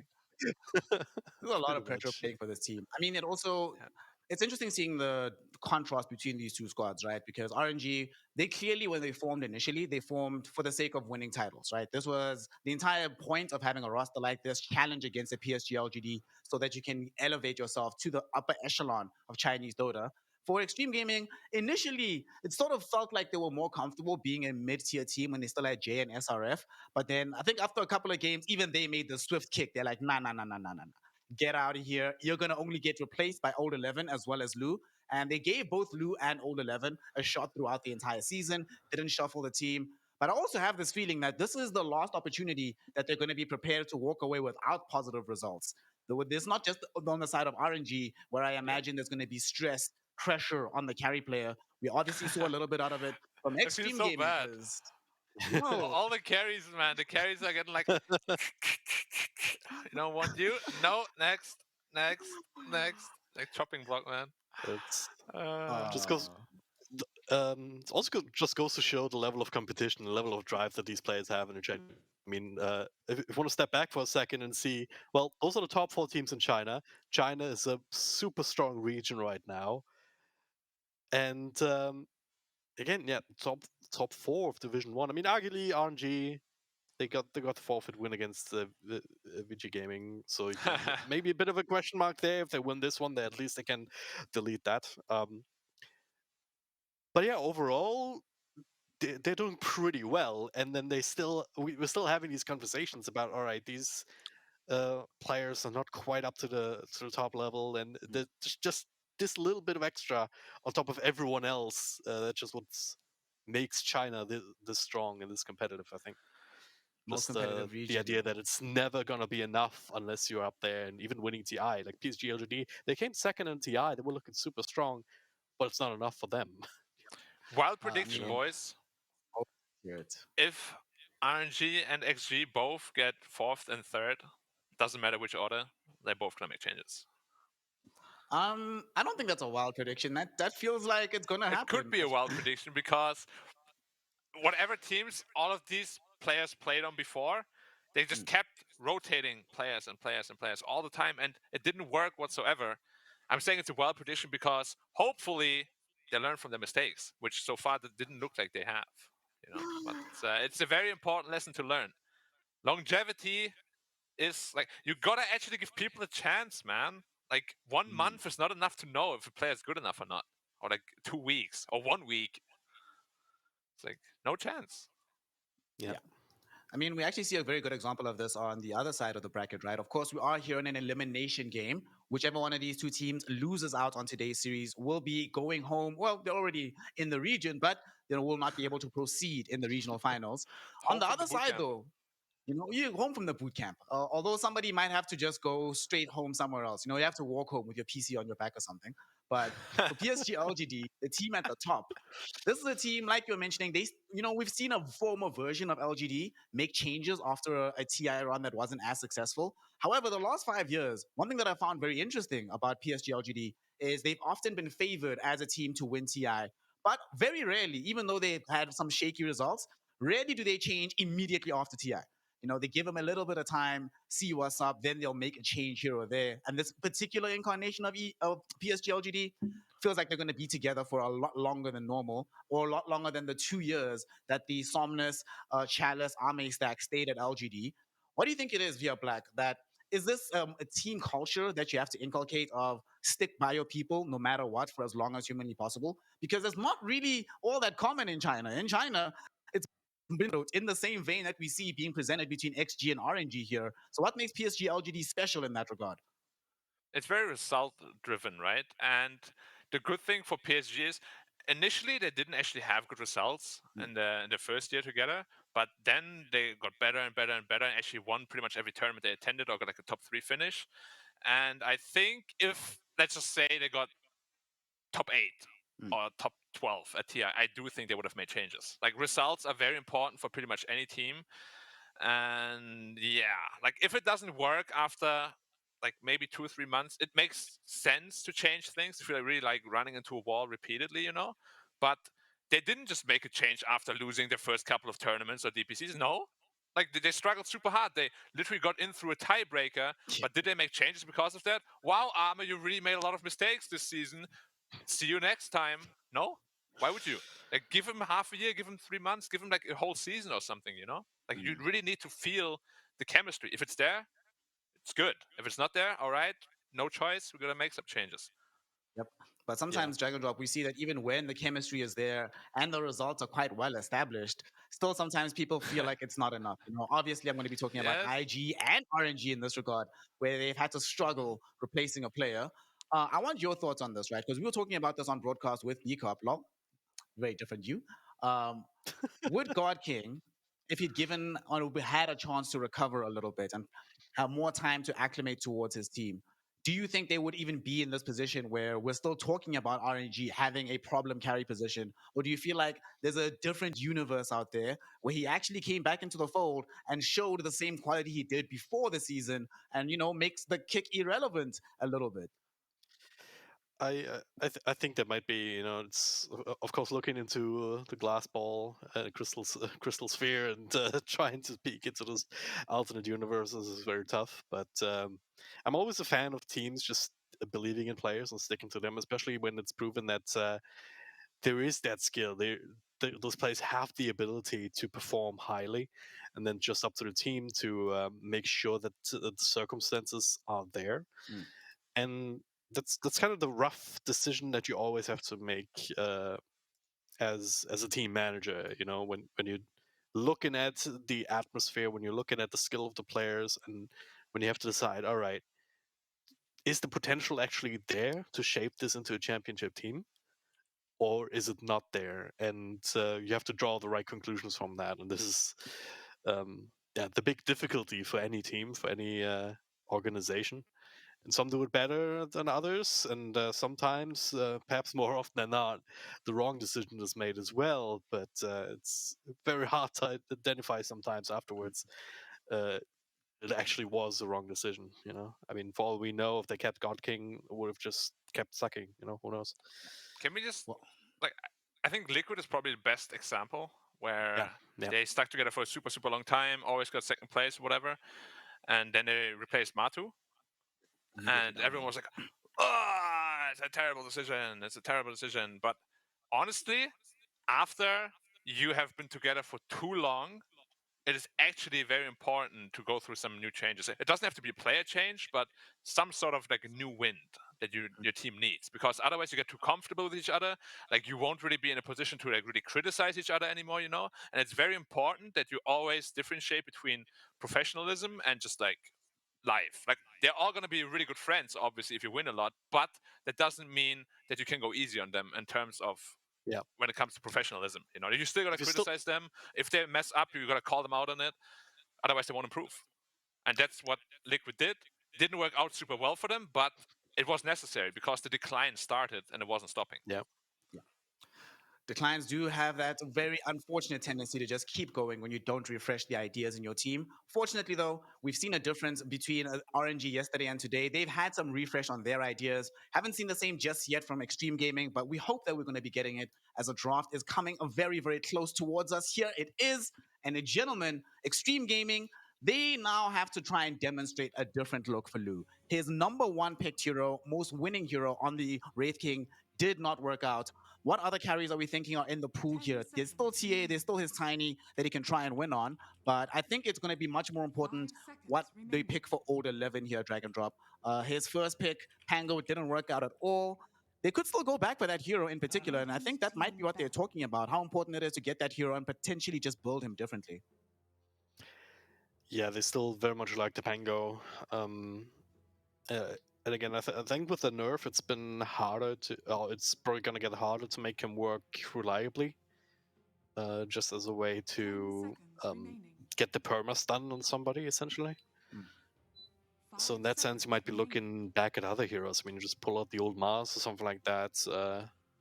That can control team fights a little bit more reliably. That's not as dependent on the positioning of where the team fight's actually happening. So I'd almost like to see that and see teams try out other heroes than just insta-picking the Pangolier, which is still happening even after those changes after the patch, To be fair, it was never documented anywhere.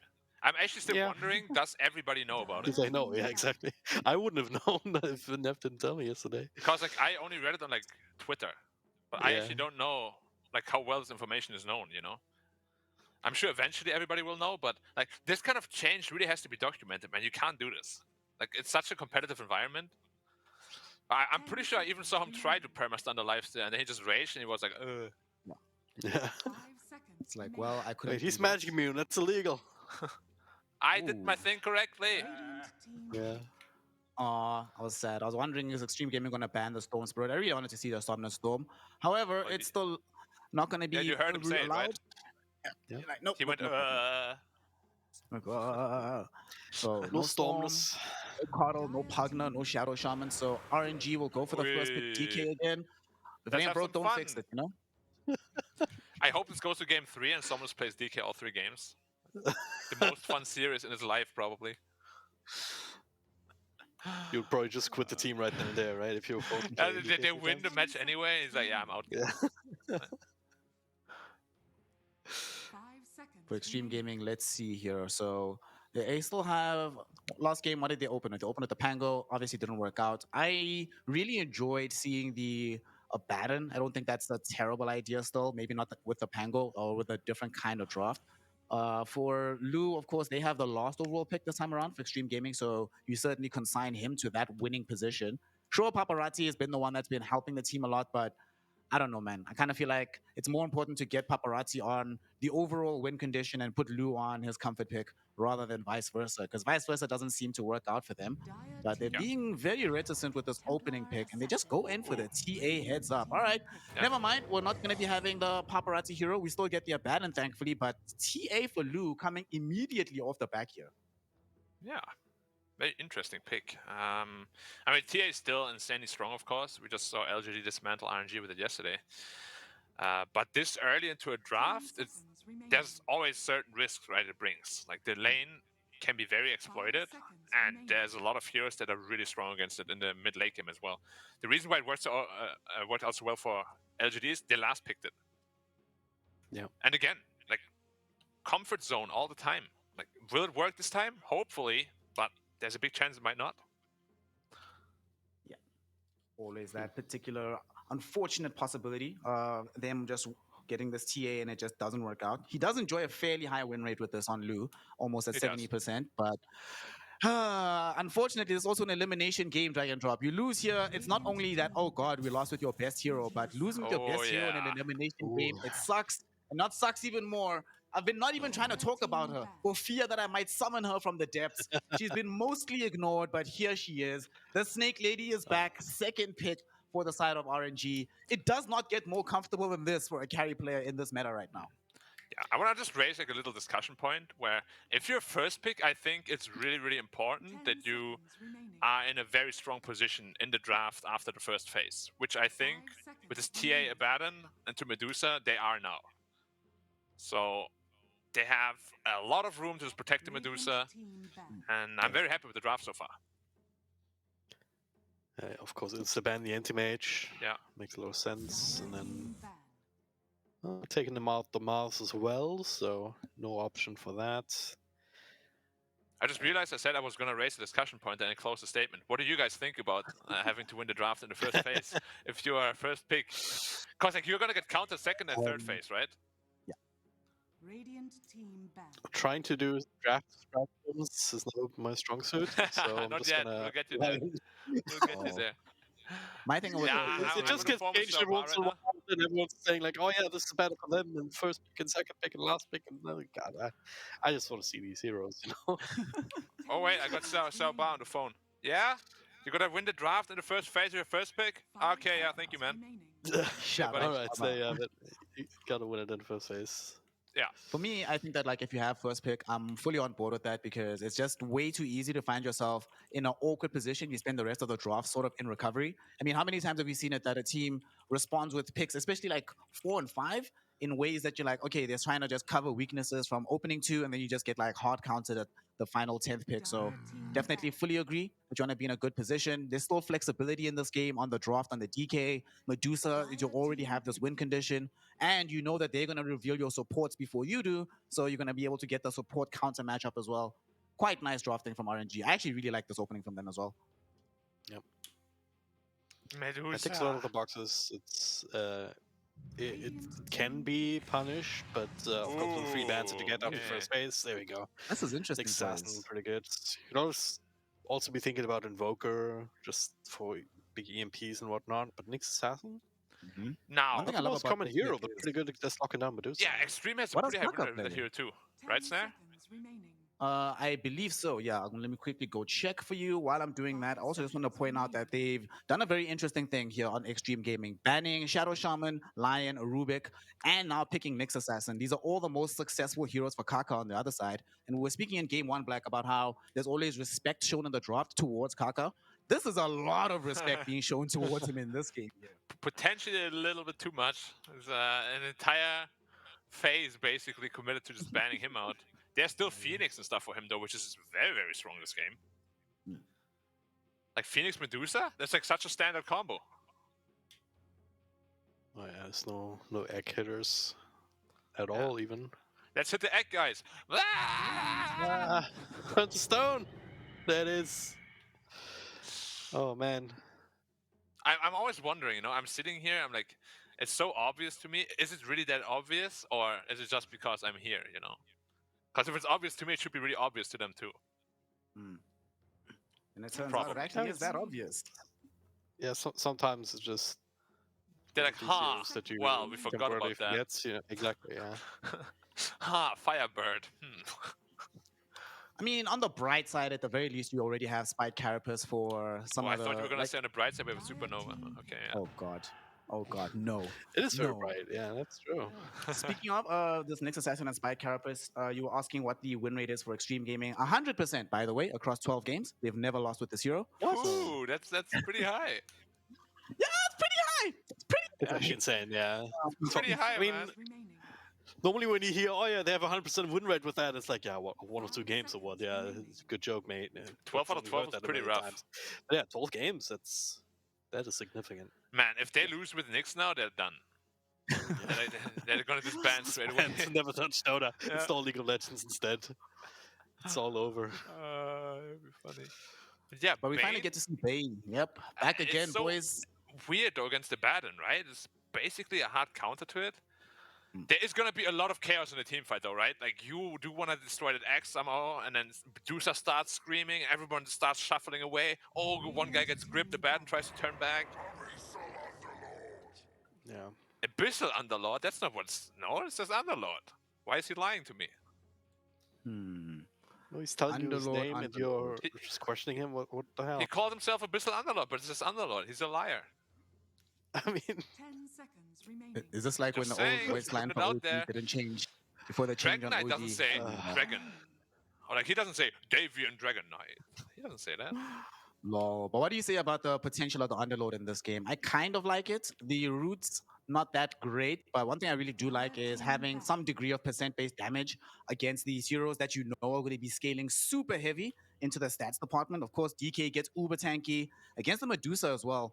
I always want some kind of way to dish out damage that even she can't ignore. Actually have to move away instead of just standing your ground. And it gives them some much needed mobility. Before this Extreme Gaming, we're looking a little bit static on the map. Of course, Nyx Assassin would give them a lot of the scouting, but how would heroes catch up? This is a way to at least do that somewhat. And the lane isn't awful against the Medusa, I suppose. And you do get the percent-based damage reduction against the Medusa as well. Exactly. Yeah. This is quite nice, I think. I think it's the biggest thing about this Unlord. Like, he can be your utility slug out of the offlane. Just build whatever items you want. Maybe even that Wraith Pact again. Just add even more damage reduction. I think we also talked about that No, yesterday. that's Device job. It helps to cut creep waves. Whatever, yeah. One of them can buy it, and then you have the damage reduction on your own heroes when they go through the portal. You have his passive, and then the Wraith Pact perhaps. And then for all that stacks up in Medusa, you can split shot all she wants, but she's not going to do a crazy amount of damage. So this, I can see this working, but it's one of these heroes that only works in that way when you're playing from ahead. When you're playing from behind, it's just this, oh yeah, I'm gonna drop a firestorm to keep people away from the tower, and not put more on that. It's interesting though, because at the very beginning of the season, Black, we saw when Medusa, there was a point where she was like 100% win rate or something. And the first game she lost in the DPC was against an Underlord DK combination, and they just overwhelmed her with the percent-based damage reduction. Is this a viable stratagem to still pursue this much later? And of course, what are they going to be picking for for Paparazzi, excuse me, to be able to make sure that they get the kill potential onto her, not just the damage reduction? I mean, I usually like it, yes, but in this game, you already have Nyx Assassin, which means Dusa wants to buy BKB anyway, so that aura isn't going to be super effective. And of course, there's also Silver Edge. So picking both together is perhaps a little underwhelming, because the lane itself should also just be free farm for Dusa Bane, right? So I'm a little bit worried in that department, but what does Paparazzi need to really open up for them? Like, they need some sort of puck hero to really keep them. Wow, okay, Tusk. That could be offlane, it could be mid lane. I don't want to see it mid, so it's offlane. But what does... Yeah, something like a puck. They need just a way to stop them from running away. Also, puck plus Underlord is pretty strong as well. Huska, dude, wow. I love that hero. Dude, you love this hero, but for the nerfs. Oh, man. Tuska, he's got a pretty great weapon, I'm not gonna lie. I like his spear. But this is a super good Huska game. Until Medusa gets big, then it's a very sad Huska game. Yeah. Because Medusa is one of the biggest counters to Huska. You jump in, you get Stone Gaze, you're like, oops.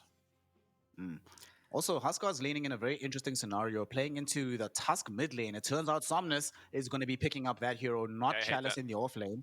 So this is not great, I think, in this mid lane versus this Huska especially. Probably not, I suppose the idea is that later on, with enough items and Walrus Punch, you can, in theory, bring this Huska's health down like really, really quickly. But I don't know. RNG feels like they are still shuffling the deck a little bit, trying to figure out what sticks, what works. For Extreme Gaming, though, they are in this position where if this doesn't work, this kind of drop, nothing ever will. So, drag and drop. You like this last pick, Huska, and do you think, are we going to get a game 3? I like it because there's also an Abaddon behind him, right? So otherwise you would say, all right, maybe Bane grips him, but then it will be the job of Nyx Assassin to find him and interrupt him. But otherwise, there are ways to burst him down. Let me shake your confidence a bit. Like, once this Tusk gets an Axe Scepter, the Huska's going to jump in and you kick him super far away from the Abaddon. Oh, yeah. But I don't know if it's a confidence shaker or not. Is he ever going to get there? Is my question to you. I can see ways for Huska to die here. Huska is one of these heroes that has to play on the edge a little bit, and then a crit right there, or maybe just the brain sap at the wrong time. Like Right. he can die, and if he does that a couple of times, his game's just over, right? That's normally the way Huskar games go. So Paparazzi, Yeah. once again, it's another game where a lot is riding on him, and if he stumbles, might just be RNG's time to just turn it into the late game and have the Medusa turn into main battle tank mode with just a click across the map, and then the game just ends. You know, this is But enough this is a from very us, Dragon real Drop. danger. Snare, do the epic introduction we've all been waiting for. Oh yeah, please. All right. We have here is an elimination game. If RNG wins, Extreme Gaming goes home. Extreme Gaming wins, they stay in the Oh. tournament and force us to a deciding game 3. So my God. we have Dragon Drop, we've got Black, and we've got RNG versus Extreme Gaming. Game 2. Let's go! Hell Dragon Drop yeah. with Black on the mic, yeah! Woo! Let's go! Rune fight, level 1. What's gonna happen, Dragon Drop? We're Nothing. just gonna click each other a little bit, try to sneak the runes. Tank has a stun to work with, and doesn't even need it. Oh, nice shot! Ah. So double stun. Paparazzi might be in needed trouble. now. Nice, fine. Wow! He Inner forced fly, skill. press Q. You don't want to have that though. Like against the Huskar especially, I mean against the Huskar. Yeah, You want Burning Spears and Berserker's Blood ASAP. yeah. Also, guys, don't forget minus 10% health region on max level in this patch What? on the Berserker Blood. Really? Yeah, it was just nerfed from 80 to 70%. Quite a big deal. Quite a big deal. Alright, yeah. We're gonna have to wait and see how Paparazzi can handle this hero now. Yeah, but Ghost should be super mega ultra comfortable. I feel like every carry is just super comfortable on Dusa right now. Yeah. It's just a must-have hero in your repertoire. If you don't have that, can you call yourself a carry player? It's also it's not particularly complicated to play, is it? I mean, yeah, but Yeah. you know, whatever, man. Point taken though. Like you still gotta be able to do it. You know, you still gotta. Yeah, Back to the basics. Sometimes it's just sometimes it's in the free lacking, anti-mage when it game, you know. shouldn't, You know, yeah. Yeah, for sure. No, I've seen plenty of pro players just miss range creeps and normal lasts. It's just uncontested when they're trying to push out a wave. You know, it's That's because Dusa is, you know, we all enjoy our Dusa picks. Yep. Like both side lanes just cutting creeps. It looks so dumb. That's why they implemented so that you can't pull the creeps away from the tower until they like meet. But they're still doing it anyway. That's the beauty about Dota. Like of Dota, you will always find a way to do like annoying stuff. no matter how much Ice Rock doesn't want you to do it. Yeah. Now this mid lane should become unplayable very soon for the Tuskar. Yeah, Dude, Tuskar versus Tuskar, right? It's gonna be complicated. I'm just gonna say Tusk, not Tuskar. That Tusk. makes sense because that's his main name, right? Yeah. How does he introduce himself when you pick him? Does he just say Tusk, guys here, or whatever? Stuff like that, yeah. It doesn't say Abyssal Tusk, if that's what you're asking. X-Nova actually able to keep his career alive than Nightmare. Tank would have gotten it otherwise. Yeah, but instead I'm he thinking- tanked the Oh, he's Nightmare. just getting the rune, yeah. Right, so where do you think first what's gonna happen? Somehow I feel like it's gonna be mid lane. I don't know why. Someone's gonna mess up. Some also extending, or maybe Paparazzi? Yeah, I feel like top lane, you really can't die. There's Abaddon on one side, Phoenix on the other. There's just no damage. Yeah. Bot lane, same thing. Like, how does Underlord and Nyx kill anything? Some good questions. I mean, if X-Nova is a little bit too far forward, he can get stunned. Yeah, but by 2 levels of the small aura too, also on the yeah. big boy. Gonna take a few extra levels for that to really become a Man, concern, I guess. Ghost is getting absolutely destroyed right now in terms of CS. Damn, man. I don't know how that happened, to be entirely honest. There's the atrophy aura, but that alone should not account for all of that. Yeah, like Also, Especially level early 9 levels doesn't do that denies. much. Yeah, Damn. maybe I'm misplaying that a little bit, but it's a deucer. Once you're level 5, you just snake every creep wave, basically. Yep. If you get there. Maybe he'll just die like 20 times before he gets there. I feel like at that point, just the passive XP that you get from the outposts will get you there before you get the chance to die 20 times. But yeah. Imagine if there was an experience penalty when you die. Like you just lose 50 XP or something. Yeah, like in those like RPGs. Yeah. If you play higher difficulty. I like that. Punishes your death more. Yep. Something worth considering for next big old update. Yeah, Ice Rock. If you're in chat, Yeah. listen to the man, please. Thank you. Now, the real question is, can they fight into the overwhelming team fight of RNG? Huh. Because even with BKBs No. and stuff, it's not going to be easy, right? Yeah. So they can be ahead like 4 or 5k gold, and I still think RNG has a very good shot at actually team fighting. Can RNG keep... yeah, then the question becomes, can they just bait out these spells and then walk away? And can RNG Yeah. keep them in? And with the Dragon Tail stuns and the Tusk kind of keeping them in place, Nightmares, Fiend Scripts, I think RNG is, if they find a good situation, Dude, find a good angle, they can certainly leverage their team fight prowess as the game goes on. how's Be down to Tusk? XG to try and counter that with 4 stars maybe. Yeah, definitely. Like they will need some sort of mobility items. But Yeah. like, how's Tusk having the same CS as the Husker? Somnus is a god gamer. Yeah. Gotta be a little bit careful now, perhaps. There's a life break available, and you never want to be life broken.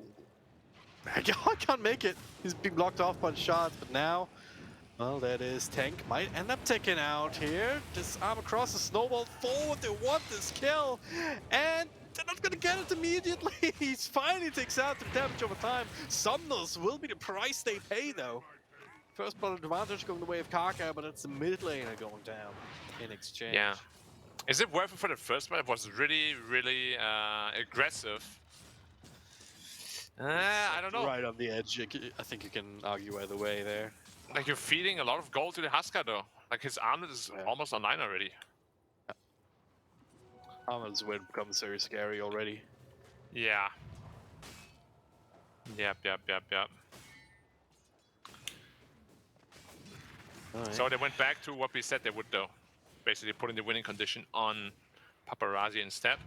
Yep. Which I never really like, honestly. It's like a bad sign for a team if you have to resort to that. But we'll see. Maybe it works out for them.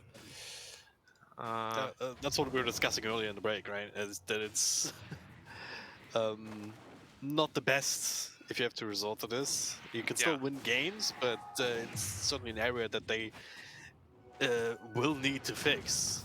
Yeah, They 100%. want to have more aspirations, higher aspirations. Snake down there. Yeah, before, right? Yeah, I would definitely agree 100%. But again, all 3 cores of XG this time around actually are doing super well. And the thing that got going for them is that this first pick tier did not get punished at all. Got away, Feeling very comfortable up top for now. yeah, got away with it, no problem. Which is something that I'm a really big hater of. Like, first UI, picks looking to always... burst him down. Aww. Yeah, And just let him. nice rotation. Now, Armlet is up. Do you already start rotating around with that, or do you just... I think you just start farming Ancients and scale a little bit better. Or he's deeping top right now. Deeping top, yeah, they want to do something. They see it though. Also coming in, he does not have a bit of malice to can hold him in place. Tank is fast. It's true, level 3, but still very strong. Kind of tanks the stun. There's the pit of malice coming TP out? Just leveled up. Oh, I can't. Chalice. Or Can you're still in the pit. You're still in the pit. You're still in the pit. You have to move out of the pit first. Oh, and his defense was very hard to see, but yeah, it was still in it. DY ends up dying in mid. Somnus and Ghosts, they're clicking away at this. Okay. Now, it's just a that little bit was awkward for Husker, cause no boots. So his rotation back to the mid is gonna be a little slow. He's not the fastest hero. Like, oh yeah, I got this, guys. Hey, I'm walking here, I'm walking here. Yeah, you want to farm these creeps here? All right, I'll give them to you. Bye. Saying hello to his carry. I'm really surprised that Ghost is actually not taking the bot. So that means X-Nova is going to have a pretty fast level 6 in turn. Which is going to be important. Like, if the Huska dives too deep, and you get a good grip on him.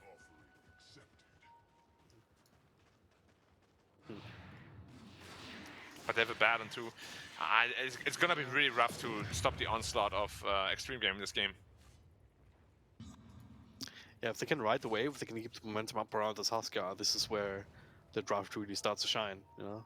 He goes in, RNG is going to try to throw things at them, but then the Assassin's going to come in to disrupt, and the Abba is going to come in to disrupt defensively. If that works, XG is going to roll over them, not just with Huska, but also the TA. Again, it's also a hero that is heavily momentum-based. Yeah, and all of them are off to a perfect start. So where do we begin, or rather, when do we begin to worry for them, if ever? Because the team first is very strong, right? Yeah. And XG don't have a ton of actual tower push, right? Yeah, and they don't have a ton of catch either. It's pretty much nix. Yeah. Certainly some challenges here, but once they're ready, we're gonna have to see them at least commit the TA or the Huska, if not both. Try and at least bring down some of these tier 1 towers, and you gotta try and restrict the Medusa's farm. You know, that's what it always comes down to when you're playing up against Medusa games. Which, so far, you got like a 6-stack and a 4-stack that is just farming for free now. Yeah, he didn't have the greatest time in lane. But look at this, the Ancient Sack goes down, and he's up there with everyone else in terms of net worth. Yeah, he's a happy little badger. Yeah.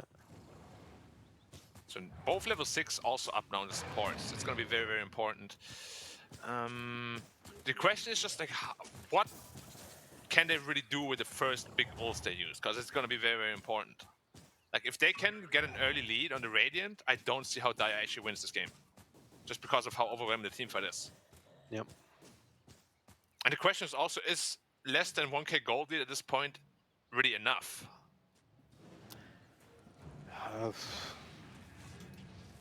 Not by itself, right? You gotta actually use what lead you have, what power you have.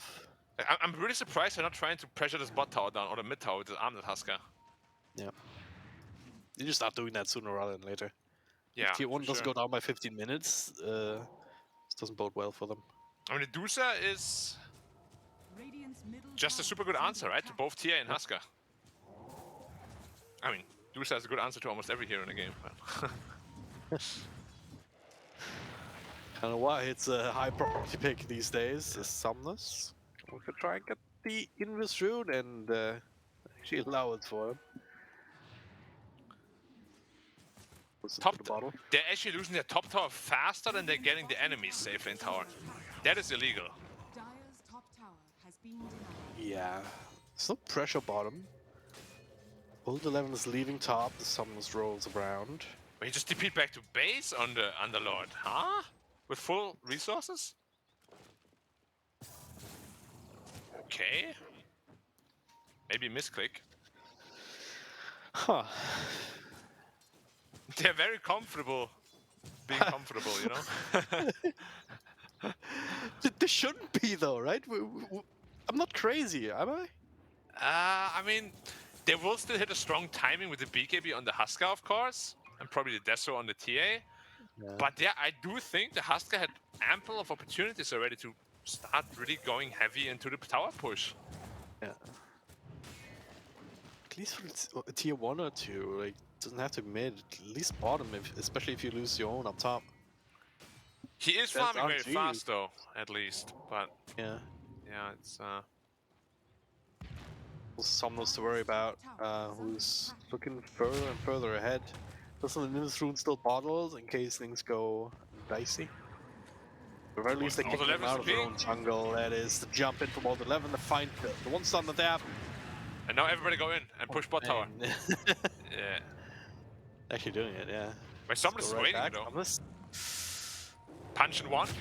Bam! There it is. Punched out. Snowball, wait out there. Spike Carapace, burst him down. They can't get all 11. It's too tanky. The rest of them 2,000 weren't health. coming. You know, paparazzi's mid, lose up top. They just keep clicking creeps. Do not want to risk anything without their next core items. Now Manta already done on Dusa suddenly. Like, this is really not what you're looking for when No. you're extreme. Play this game against Deuce are gonna get hurt eventually. Radiant are scared. Yeah. Dire's middle tower is Haska, under his attack. BKB timing is going to be absolutely crucial. Like, if they keep playing like that once the BKB is done, I don't know what to say. Yep. Alright, needs another 600 gold or so. 6, 7.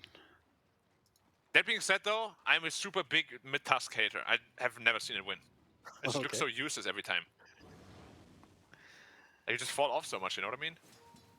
Yeah, I mean, yeah, damage-wise, it's hit or miss. You can do a little bit against certain heroes with Wall's Punch. But it's mostly turns into just more utility mid, where you just start kicking people through the rest of your team. Yeah, and the problem is that they don't have like a quote-unquote carry on the offlane, like a Nature's Prophet that could really make use of the space he's gonna give you eventually. But it's like a DK. It's not the worst though, like if DK itemizes into damage, you can also do a decent amount. Yeah. It's just, it's not one of those heroes that like have an Yeah. easy time doing it. You really want to be snowballing on him as well. So BKB done in 200 on Haska. Kaka has just been sitting here for like 5 minutes, seriously. Just spamming out with his fire spirits. He's level 10 almost. And now Well, they might run him down now. Yeah. Where's he? They find him. Bit of Malice. Tank is waiting in the back, trying to stun him up. There it is. And goodbye. Finally, they're getting something done. And now the BKB is done as well. And this could honestly just be, you know, force them to Roshan. Not to necessarily kill Roshan, but just force a team fight. Yeah. Because now this BKB Haska should be unstoppable on paper. Oh, we see Bane slowed up by a trap. It's so annoying. Just the teleport out of nowhere. Straight to the pit. That's what was done too. Alright. Now G.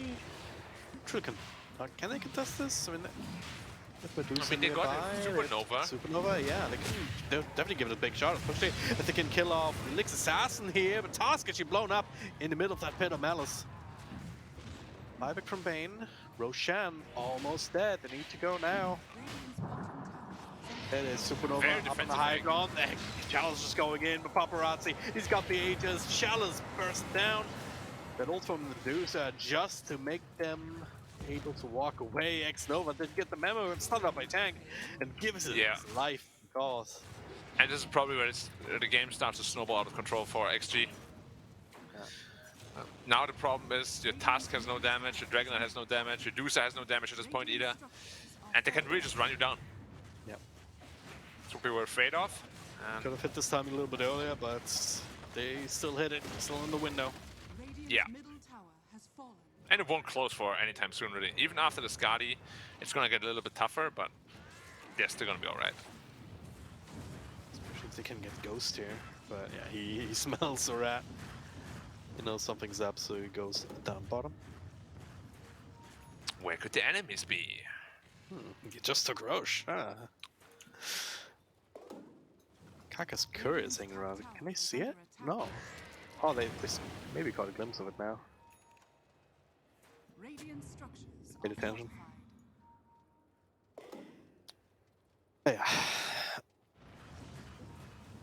Yeah. Next question then becomes, which can XG get done with this Aegis? Probably get the tier 2s. Probably not high ground, right? I think high ground becomes a possibility if they get like a kill. Oh, Yeah. kills Paparazzi. That's the BKB though. Turns one Right, around. Chalice. Chalice not stand a chance. Snowball onto the creep, so not too far away, but oh, nice nice. nightmare actually. What? Is under attack. X Nova, he's a gamer, ladies and gentlemen. Is under attack. Yeah. Keeping Chalice alive. Yeah, that's a BKB charge force at the very least on Haska. Yeah. And now they're all going bottom. This thing looks so stupid. It sounds so stupid too. Yeah. The worst thing is when people just cancel going into it. You know, Yeah, cancel yeah. the channel all the time. It's just really annoying. Do you actually get, as Underlord, do you get vision around the portal? Um, I'm not actually sure. can't quite recall. I haven't really played Underlord much. I don't think you do. Because it Does could be it say? abused and you just like put it in the base. Yeah. But maybe not like a lot vision, but like just like 400 or something. Kind of just to see who annoys you with the going in and out. Radiant structures are fortified. Alright. Q2 going up, RNG with the glyph. Kind of positioning themselves in a way that we can maybe do something here. This is very dangerous though. Paparazzi sitting at low unless the immunity. He still has that Aegis to work with. He can get them for free. This would be big. Now, Could be a big supernova here. bit of balance here. Tank in the middle. Supernova not You got coming out gripped just on! yet. You got gripped The on ultimate Asuka! comes through, and it is the grip on Asuka. Couple of rankings not gonna be enough though. Paparazzi gets some work way outside of the range of the supernova stun. But yes, the Hamilton was way too weak. They're chasing him down, and they burst him. They kill him off. On to the next one. Lou trying to run away. Lou also I played don't it to think save it's him. gonna be a thing. He's just Oh, being no. burned down to a crisp by the Sunray. Oh, the humanity. DY still stuck even though it's on the wrong side of the ice shots. Old 11, the last one standing. For how much longer? Oh no, this is the worst case scenario. He's sitting there in this firestorm. Unless also Lim can turn around and get a quad kill here. so long. Oh, he can't. A little bit late for the hype there, Black, but yeah. I did not see that one coming. That was a very awkward spot. That's what I mean, though. It just falls into the trees, right? There's so much chaos, right? Like one stone gets out, like Abaddon can't actually just run to the Husker and shield him because the AoE is so big, 1200. The shield like range of 500. It's super short, and Dire's middle tower this big team fight loss is, oh my god. They get X-Nova maybe on the way out. Just the P-low. Oh, he's so. Oh no! Kaka killed. Oh, just the P-low. It's TPO. The Heaven's Halberd on Kaka, man. What a player. Tip him. Well, I'll tip him. I can't. Can't either, unfortunate. Now there's BKB on Tusk. And Dusa, Skadi done. Going to the Silver Edge next. Now, I personally would like to see a BKB a bit more. Just because once that's up, you're literally unkillable. Yep. But yeah, you can see XG. They're like, oh my god, let's go, let's go, let's go. Kind of have to, right? Like, Our house is burning.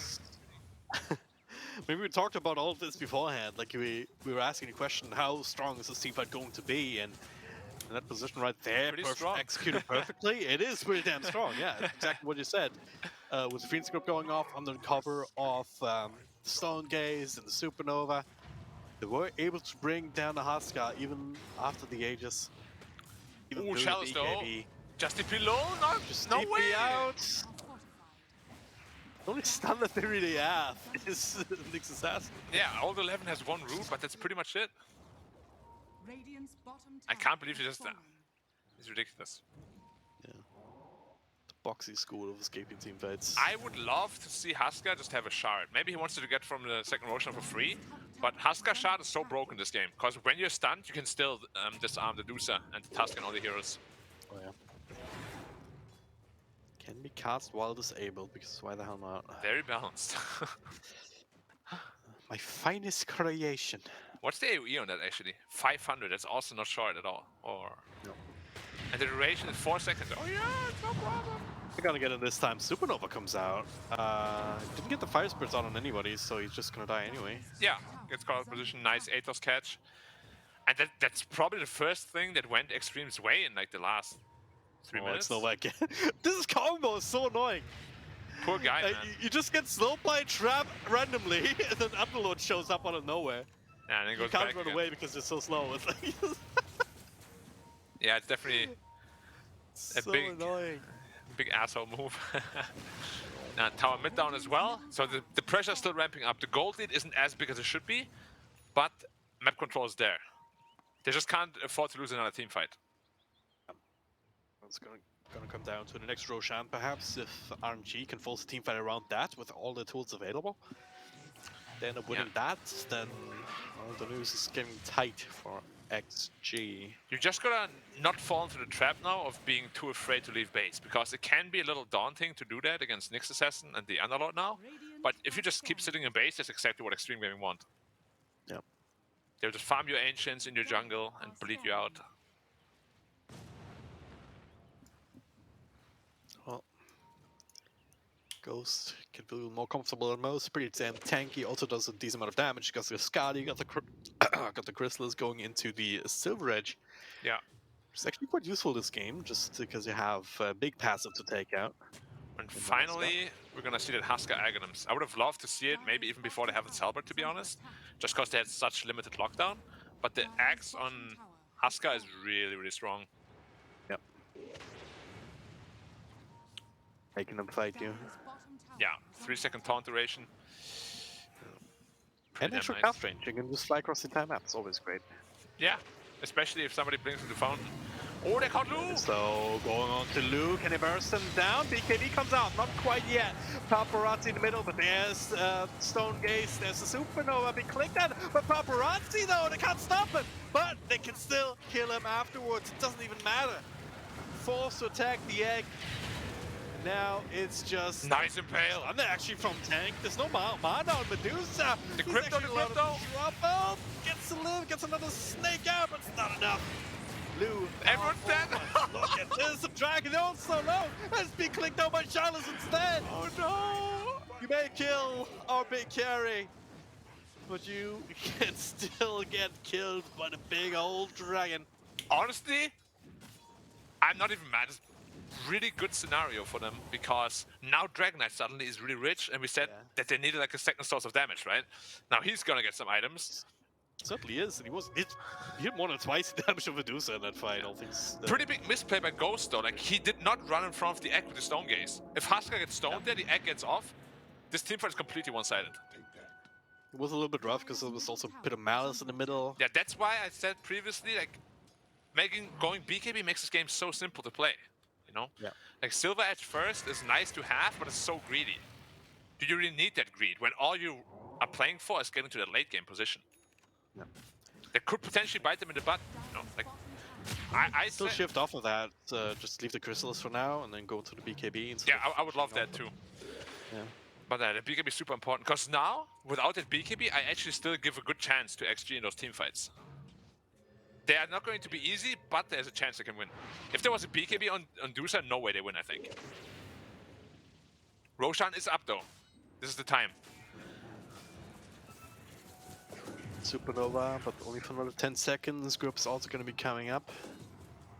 We also gotta look at how the fight started, right? Like, Lu was super low HP, so he couldn't really output any damage either. Pretty much worst case scenario for Extreme. I was able to contribute just enough to end up killing Medusa, but they were forced to fight for so long that... Look at Somnus. Even he's getting super big now. Almost axed on him. And instant smoke up. Just a D-ward, okay. Fucking in DY, but yeah, it's not the target that you really want to fight, not across the ridgeline like that. Yeah, and now pretty much what we saw game 1 is going to happen in game 2. Everyone's going to sit around this pit the entire time. And which team does it favor? Obviously the Radiant, because you have a nice juicy triangle right there. Very balanced. It's a lot easier to position the egg in this area to a place where it's very hot. Well, they're just going into the pit, they want to force a fight. They can kill off Kaka. What? He's just dead. Needs to buy back, and he does. Now, Stone Gaze though. Stone Gaze already comes in. Chalice caught in front, takes a lot of damage just from a right click. See, Stone Gaze makes them back off for the now, though. This was worst case scenario for RNG. They have to be careful now. Yeah. Like, he activated Stone Gaze and then ran back. Was a little curious there. Some vision. No BKBs though. Somnus. Alright, here we go. Kaka. Oh my god, Kaka, right be so now. careful, man. And he knows what to do. Just enough to make XG think twice about continuing this road. She constantly shots. Now Chalice up in front. Oh, the pit, More right clicks on him. The Supernova on the high ground. The Sunray. Try to keep them safe. Chalice Just gets a live against Firestorm. He does only just 50 health points to his name. But now he cannot This is fight. a Roche. Neither can RNG. Roche, number 2, is gonna go their way. Way of the Dire. Yeah, and that's a free shot for the Husker as well that they were hoping for, and suddenly the gold lead. Yeah. Back to 7k. Massive mistakes coming in from RNG there. Like, Kaka can't get caught like that. And Stonegate's also, like, on the high ground, he kind of wobbles back and forth. Not really sure what he wants to do. And still no BKB. I don't know why he's making this decision. It's been biting him in the butt so many times. Like, even there, right? The only reason he couldn't go in is because of the pit again. Yep. Maybe. Zoning potential from Underlord really coming into play here. Yeah, potentially the inexperience shining through a little bit. Now you have Silver Edge though, so there is a potential to potentially like burst the Husker, but it's not easy, especially with that Aegis now. Yep. Not only does that Husker have an Aegis, but he also picked up a Lotus Orb on the young Paparazzi Husker.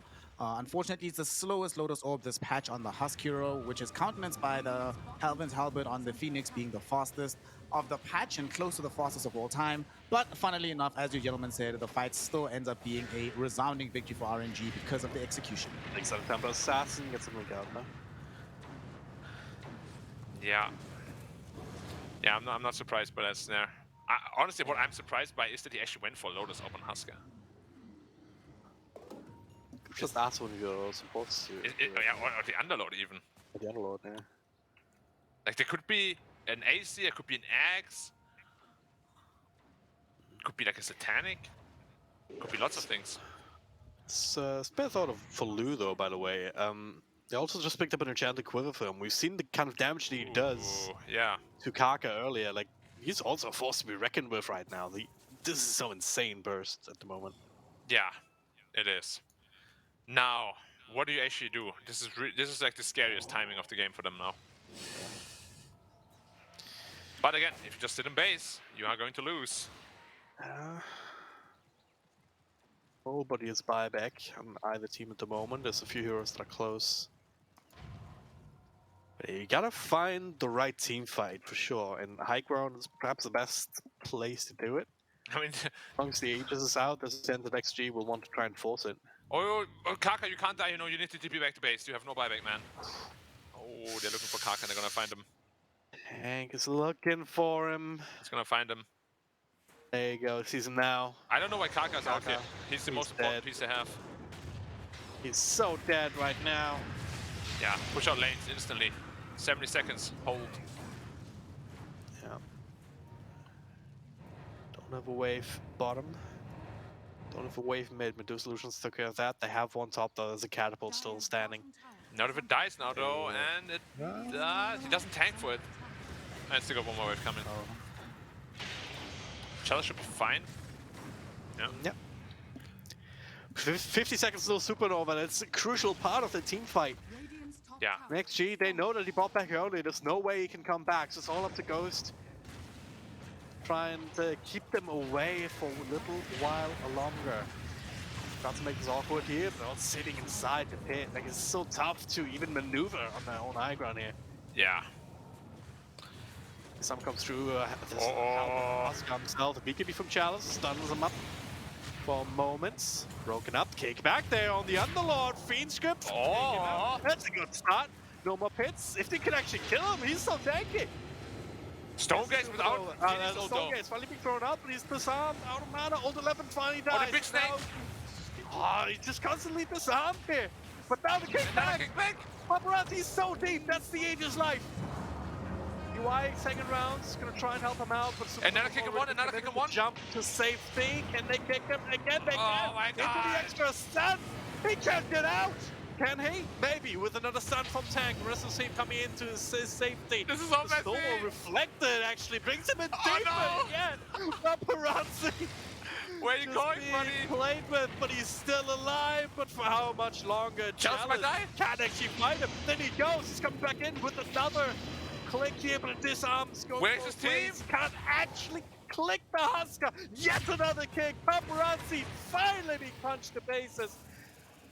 Where's his team? That was the longest kill in the history of Dota, and now it's cleanup time, Tank. Well, he throws out whatever stuns he can. DY is slowed down by the Scotty. They get to walk a little bit further as Ghost has other plans, apparently. Does not want to risk fighting there without any mana of his own, but... Oh! What? Dude just gets one for the road. Out As of he takes down Somnus on the way out. from downtown. There was a Somnus buyback too. What the hell was that? I don't know why. Like, I feel if Extreme Game actually came back and helped the Husker, they would have won this game right there. My god. Oh, there's so much pressure on everybody. This game is it's beautiful to watch. Get kicked 3 times, snowball, return on the Lotus, brought him close like as well.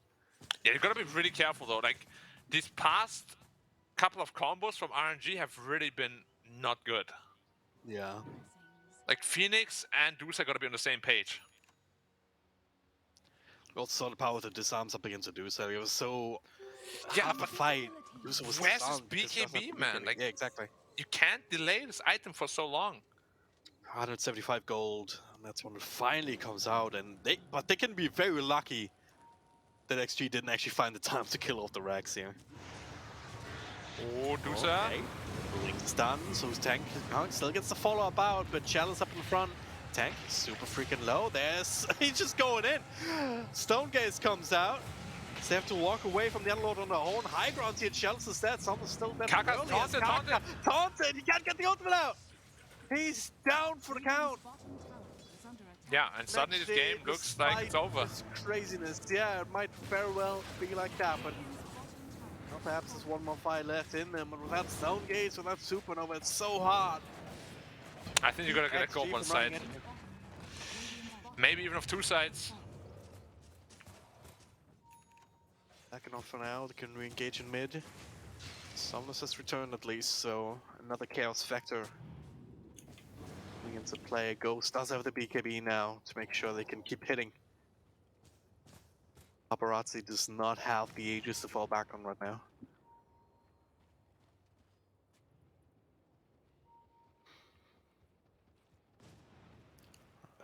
Gonna let them live for a little while longer. Roshan could respawn in 40 seconds.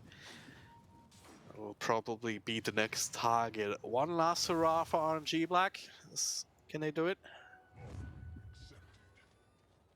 It depends on how the smoke goes, because we're going to be subbing off one black for the black guy. Oh wow. Yeah. So while they are quickly smoking up here, RNG, they did manage to... I feel like if they lose this fight, the game just ends immediately. And there's pretty much no comeback opportunity for them. But if this is a big smoke, they know they don't have buybacks left on their hero. So they're going for the Hail Mary drag and drop. I don't know if this is going to pan out for them, but at least they come across DY. So we're soft the top. Oh, both off the safety though. The excitement was too much for Black, but he's back now, right? Yeah. Yeah. Definitely understandable, but at least RNG didn't get punished right here with their failed attempt. It's just also the power of the Abba. Like it's only a measly support hero, but you do not want to initiate on him. It's just gonna end badly for you.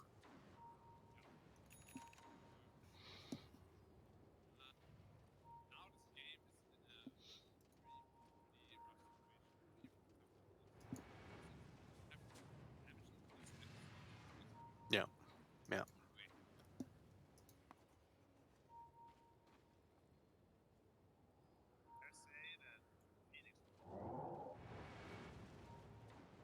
Make a huge difference.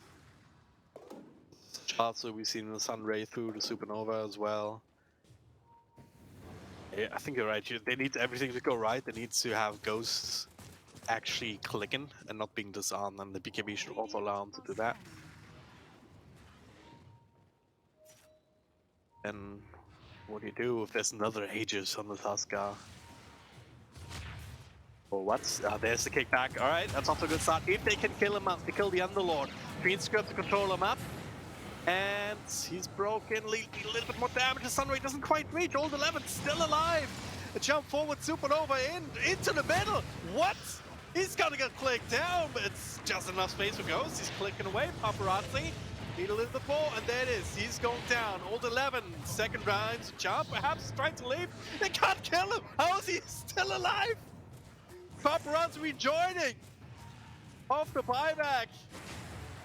And now X-Nova will be like, yep, there's some cheese for you. Radiant's middle tower Not is gonna under save attack. his life.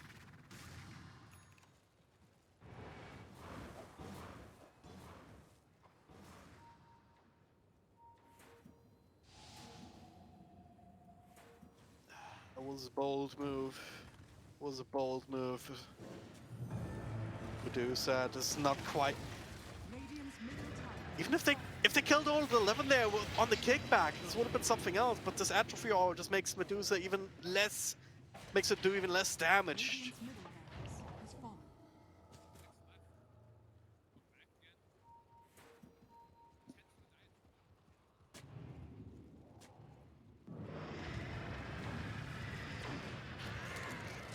Well, Stormgates in 5.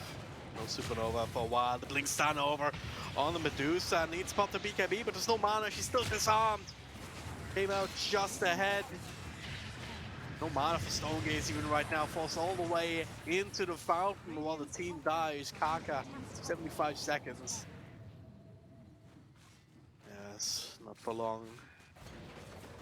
Radiant's middle That was all before Roche. She had the stun dodged by a blink. Now the root up on Dragon Eye. He does not have a BKB himself, but no incentive for XG to stick around for too much here. There's more objectives to take. Yeah, it looks like they'll just finish up Roche, get refresher shot or cheese, and they just, and then the game will just probably just end, right? It's not enough on an RNG.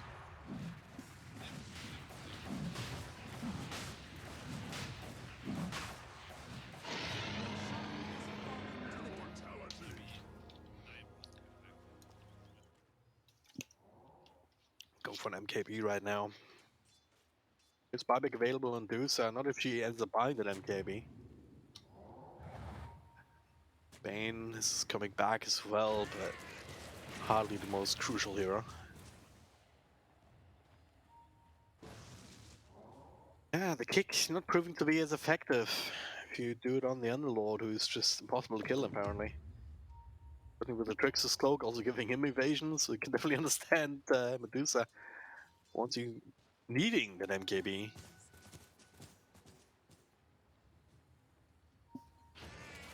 Man. Alright. For now, defending base. XG consolidating themselves a little bit more. Abaddon, he's going for the Rave Pact. He almost has that completed, so. Sorry, as well guys, wait my for it. Germanic roots are catching up to me. We're Yeah. known for notoriously bad internet. Oh man.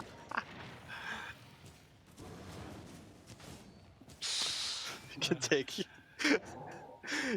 the German out of Germany. You But can't take away his bad internet, right? no chance. Even if you live in Singapore.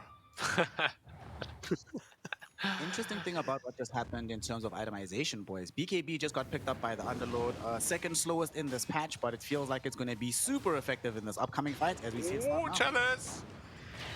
Chalice. They need him. Sunray, try and keep him safe, but he's taunted, he's clicked. And you're gone, no Today's buyback. Whole minute without buyback. It's not going to be joining up anytime soon. Snowball to save now. There's Stonegaze. Oh my god. Back off from it. Supernova still available. Has to use it super defensively here. They're just playing with RNG right now. What was that? He spells out.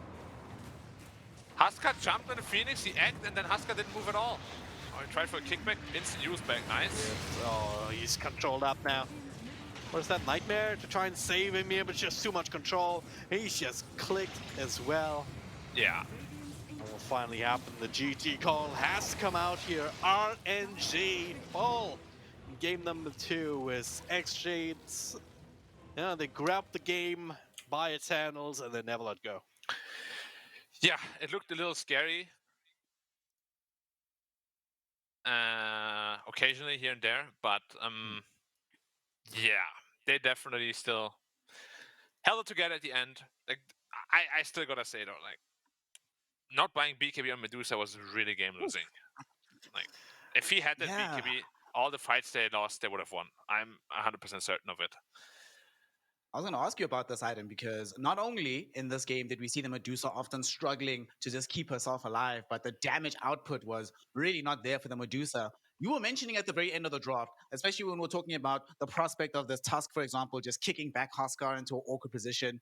And the main thing you said, you literally said it in the draft. If Medusa buys BKB, suddenly Nyx and Underlord aren't as effective against her, and she can actually participate in the fight, dish out the necessary damage. Unfortunately, the BKB comes extremely late into the day. You're basically already lost the game at that point, and all the fights. The first thing you see with Dusa, she has to stand so far back because if she gets anywhere close to the fight, the mana burnt away instantly. The Pit of Malice will be there. The Firestorm's gonna come out.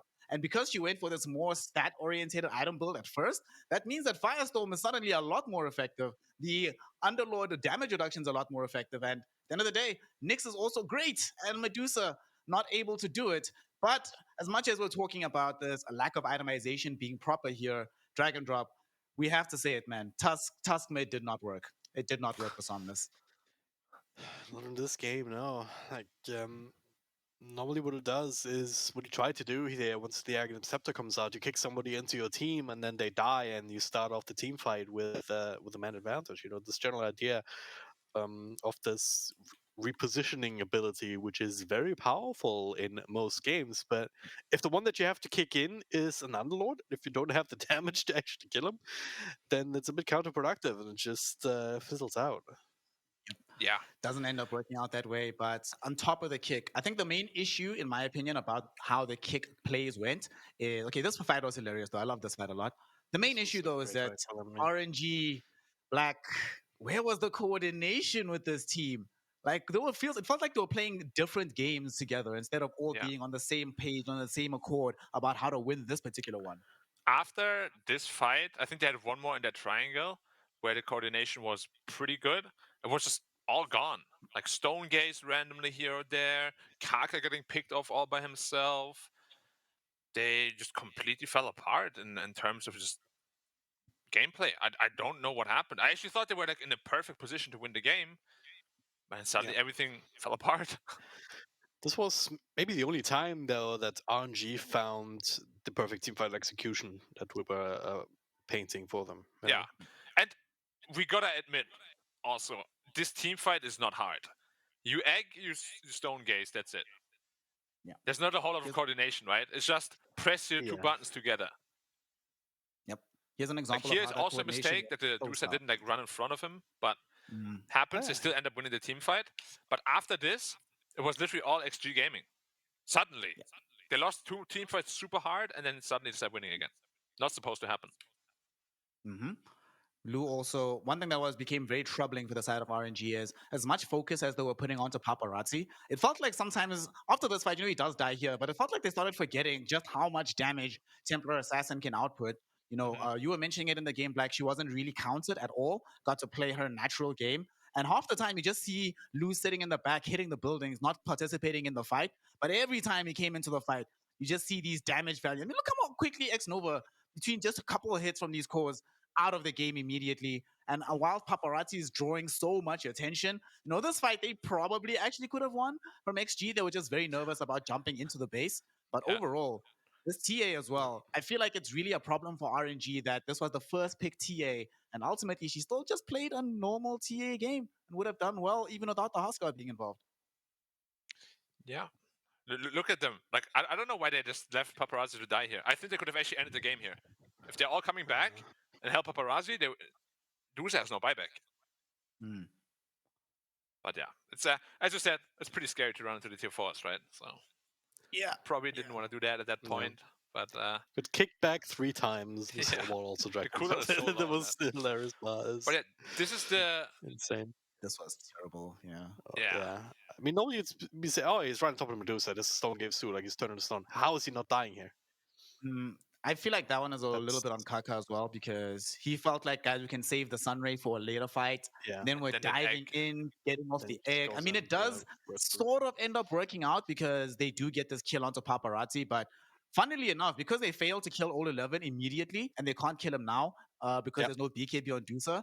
Paparazzi can buy back, quickly return to the fight, and immediately start putting the screws back onto RNG. You know, if RNG had, I'm just imagining a world where they sunray the Underlord, and then you can probably still kill the Husker and the game just turns on its head. But Dota 2, a game of margins, and the margin right now very favorable for Extreme Gaming. This fight Yeah. here also, once we got to this point, gentlemen, was there any real way back into it? I feel like RNG was already starting to discuss plans for game number 3 rather than trying to win this one out. Yeah, just digesting the loss. And I mean, Yeah. honestly, it was a nice Husker buck here too. He jumped and then didn't jump because he's supernova. I don't know that interaction. I've never seen it before. But Yeah. I don't even know what you talk about. It was just so poorly executed, so poorly communicated, it felt like, you know, those team fights. I feel like every discussion you would have to bring up at this point would probably just destroy the team morale. So maybe it's just better to, you know, shove it under the rug for now and GG go revisit next. later after game 3. Oof, definitely. But Drag and Drop, what do you think? If you're on the side of RNG, of course, it would suck to have to talk about it, but what's the one thing you can say, right? Without it being an entire conversation about, yo, guys, we were not on the same page together. Is there a way to fix that going into game 3 to make sure that they have better coordination without simultaneously destroying the team morale based on game 2? Yeah, you can basically just say, we didn't even want to win this game. It's fine. Just play Just want to better, get the lol. extra practice in. Yes. No, I don't know. It's maybe just remembering back to game 1. It's like, we can beat them. It's not like, and it's not like they completely stumped us in this game. We just made some small mistakes that ended up meaning a lot because of the drafts. Because as you just said, as we just saw in that one fight, if Underlord dies, the entire fight, the entire game might look different. Because I think the Roche was also up for the taking around that. So it's it can be easy to just for purposes of morale to just say, just these small things, just gotta play a bit more sharply. But it's not like we're completely outclassed here in this series. Big question though. First game they outdrafted Extreme quite a bit, I'd say, right? Yeah. Second game, I think was pretty evenly matched. Like both teams have their timings to hit. And XG kind of just rolled them over. 1 or 2 mistakes here and there, of course, those team fights, but do they have a chance in an even game is what I'm asking, basically. It doesn't look good for them in an even game scenario because it's not just the case that they find themselves tanking this particular L against Extreme Gaming, but if we go back through the tape, every single time since the God King has left the team, the only time that they come close to winning or won a map is when they are in a situation where they outdraft their opponent. So that doesn't necessarily bode well. But I think the bigger problem, Black, is not necessarily can they win an even game, is can they recover from adversity? And we have yet to see evidence of that, unfortunately. True. Fortunately, though, we do have an opportunity for them to still stay in the game, to still try to figure out if they can remain in the regional finals, still claim those all-important DPC points. It is an elimination game. Whoever loses the series, that team is going to be bounced out of the tournament, and probably that carry player is going to be bounced out of that team. So a lot to play for. It's TI qualification. It's a series, and it might just be your career as a carry player on the line right now. So the third game of Extreme Gaming and RNG is going to be immensely important. And we're going to be taking a short break before we come back for that one. And until then, make sure that you are following Perfect World Esports here on Twitch. Head on over to our Twitter as well. And of course, follow Drag and Drop and Black for the amazing work they put on for the day. But quick break. When we return, the decider. One team goes home, one team stays. Who's it going to be? We'll find out together right after this.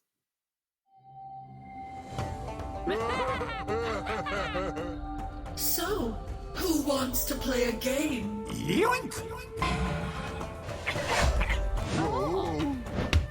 And again!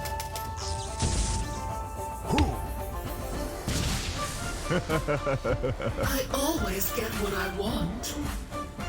In the bag.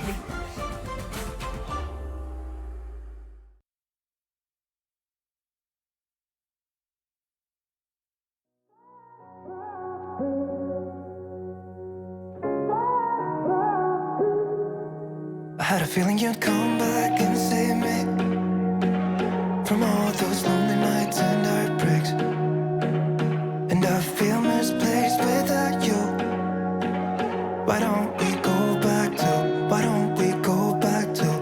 wanted to end it like we did. I guess shit happens for a reason, but it's like something feels different from back then. Why don't we go back to? Why don't we go back to? Honestly, I'm open wide. I don't feel like waking up without you by my side. I still see your silhouette. Why don't we go back to? Why don't we go back to your bedroom?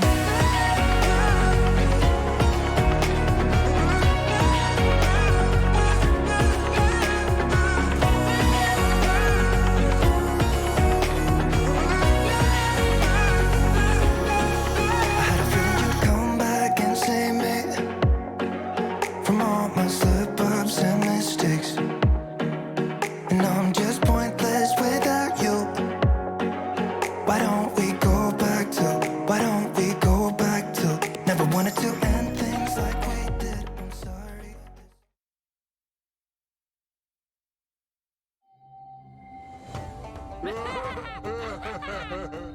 So, who wants to play a game? Yoink!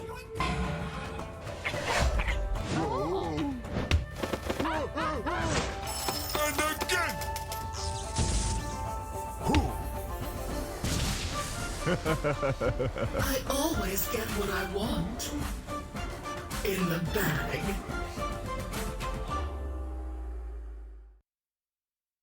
Welcome back, one and all, here to the regional finals of the China DPC. We're going to be determining a top four. We're going to be giving out $100,000. But more importantly, we'll be distributing DPC points to the teams that end in the top two position. Right now, though, neither of the squads that are available for this first matchup are anywhere near top two. RNG versus Extreme Gaming, they need to win this one out simply to stay in the tournament and avoid being the first team eliminated in fourth place. My name's Snare. I'm joined by Black. I'm joined by Dragon Drop. And gentlemen, we're at the end of the road. We're at the end of the tether. And you know what we've gotten at the very end?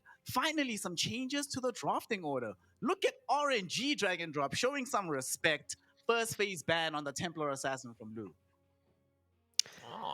Yeah, always great to see something new, even if it's just in the bans for now. Yeah. Then the question becomes, what's happening to the Pangolier? They're going to ban it out now. Is RNG going to pick it up if they don't? So it's probably why they're taking some extra time to think about it now. But yeah, I mean, Lu was also, as much talk as we did about the Huskar, Lu was also a pretty good backbone on top of that. Just insta-killing Taka when he was just a little bit too far forward just made the game for them so much easier. But Speaking of Kaka, I wonder what he plays this game, right? Of course, they've already banned out his Shadow Shaman. Extreme are really thinking about whether or not they want to ban the Storm Spirit or if they want to take the risk that it goes through. But here's where things get difficult a bit, Black. We were talking about the prowess you get from having an opening first phase draft go well for you as the first pick team. For RNG here, depending on what's led through, you know, it could be Coddle that's left through, it could be Storm Spirit that's led through. If either one of those heroes is left in the pool, you just snag it for yourself and just say, you know what, let's just get OP heroes. We'll deal with how to place them later, as we see the Storm getting removed right now by Extreme. I think Coddle is just way too strong right now. It's basically, yeah, it's just an IO for your entire team, basically. Like this Illuminate heal with the ult on is just ridiculous. The damage it deals, it's just like this whole squadron you can't fight in. It's absolutely broken. And we see it mostly played mid nowadays, so I'm expecting someone to pick it up. And also, that's why I don't like the Storm ban. Now this Coddle doesn't have the Storm counter. Because previously, if both are in the game, you just pick the other and you're happy. But now, Often though, Dragon Drop, we see that one of the counters is not necessarily Storm, but also the other spirits. Like we sometimes see Ember being rolled into the mix. I think we saw that yesterday, didn't we? We saw Ember with Keeper of the Light a couple of times, so it's worth just block picking that from Extreme right now, even if they do with a Dragon Knight, which is always stable, as we've been talking about. okay, I like Dragon Knight, but I hate it against Coddle. Like this Blinding Light has been causing so many issues to these no mobility heroes. So this is the opener that RNG did in the first game of the day, if you remember. Oh. DK Goose Stroke, they won with that, so... There was no Coddle there, though. basically tell them, yeah, that's true. But saying, yeah, whatever you can do, we can do better.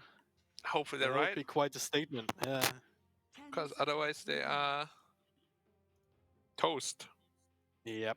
5 seconds remaining. $10,000 or no. Would you rather be peanut butter toast or like some jam toast?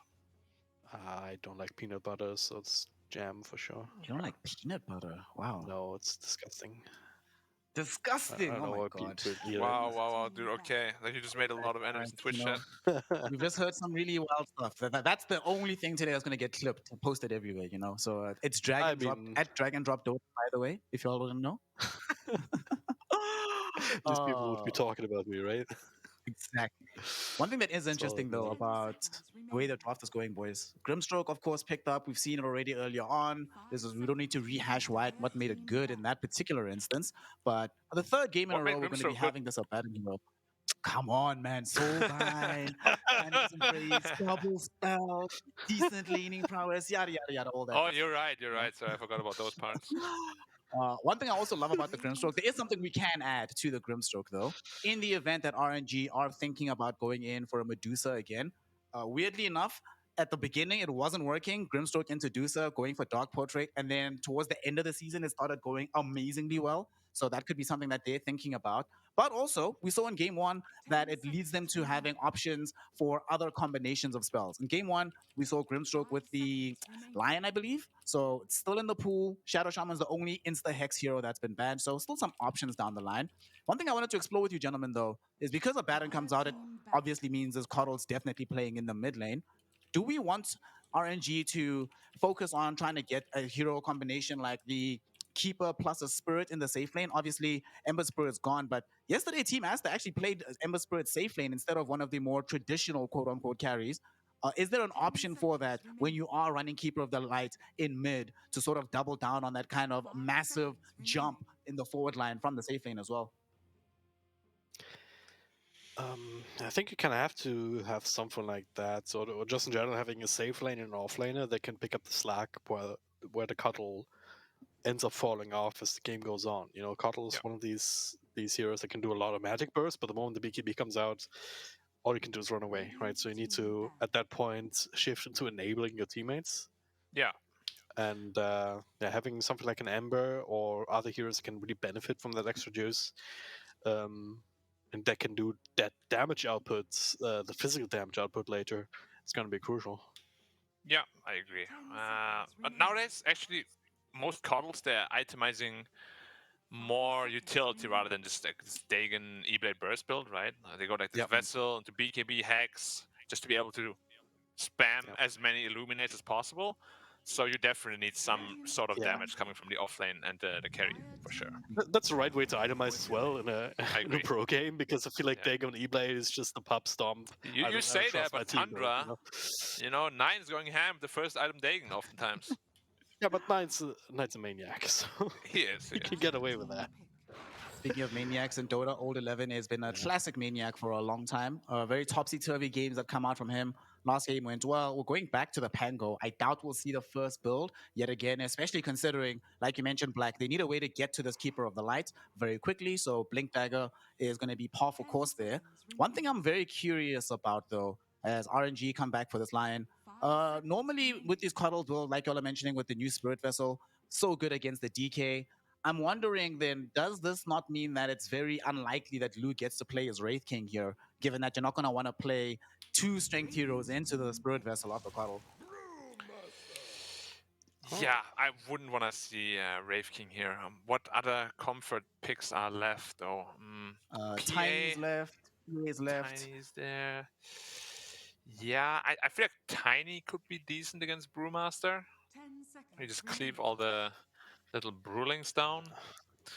But Tiny also just got nerfed, so I don't know how much he believes in the hero anymore. I personally think it's still very strong. But could be very strong in this game just as the assassin type Tiny, where just go in with Blink or Silver Edge. Juggernaut. Take out Line, you can take out people. You can even take an Abaddon if you have Silver Edge, and just burst them down before it can react and press this thing. Juggernaut, though, the bright bread of carries, as we always like to say. Not particularly great, not particularly bad either. It's The just Brewmaster, I kind of like this pick. This is basically just taking the cue from Aster, who just beat Extreme Gaming with that twice in a row. Yeah, definitely worth the bet. It's interesting, Clemens, Dragon Drop, because when we started Div 2 last season as well as into this one, we saw a lot of these Brewmasters being played almost exclusively in support, and then it started getting shifting higher up in priority. And now we're at the point where we practically never see the hero as a support anymore. I feel like the item timing on that Aghanim Scepter just too important. In this Yeah. game, though, playing into Jug here, of course, the laning phase, we're expecting it to be more favorable for the Jug. You have the heal spin as well. It can be quite decent against the Brewmaster because the forms don't give you necessarily that much magic resist. One thing I'm very curious about though is for RNG, are they gonna who buys the Blink Dagger first between the Lion and the Brewmaster here? It feels like they're gonna need it on Lion because Brewmasters tend to want to rush the Zags. But if Yeah. he doesn't get it very quickly, how do they actually initiate their fights on the side of RNG? I don't think they Radiant do. I to think they invest. just react Dire until to they get invest. these items. Mm. Brewmaster, as you're absolutely right, they definitely want to have that Aghanim Scepter immediately as soon as you can possibly get it. Maybe get the urn on top of that before that, just to play around with the Cinder Brew. But up against the Juggernaut in lane, even that's not going to be great. And might see Kotal just get the Urn 10 seconds upgrade, the Spirit Vessel. After all, we've seen that on the side of Aster too.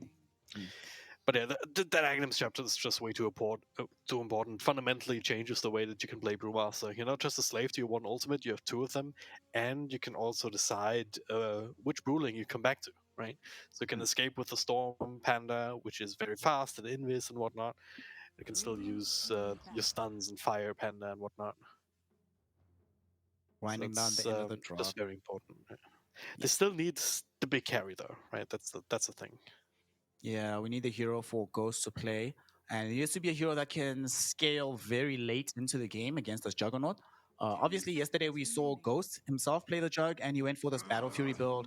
Interestingly enough, he found himself fighting more often than farming. So I think they want to be able to make sure that they have a hero that doesn't force him to be involved as soon. They can still scale against Lu as time goes on. They ban out Dusa, Terrorblade, Faceless Void against them. Of course, Lifestealer's also been removed earlier on with the Templar Assassin by his own team. So that really does limit the carry heroes that are still available for him to play in the situation. And that can still be viable and useful versus Dusa. He's played Ursa in the past, not to great success. Hey, as I say it, the Ursa comes out. Okay. Ursa is going to be here for Ghost as the last pick for RNG.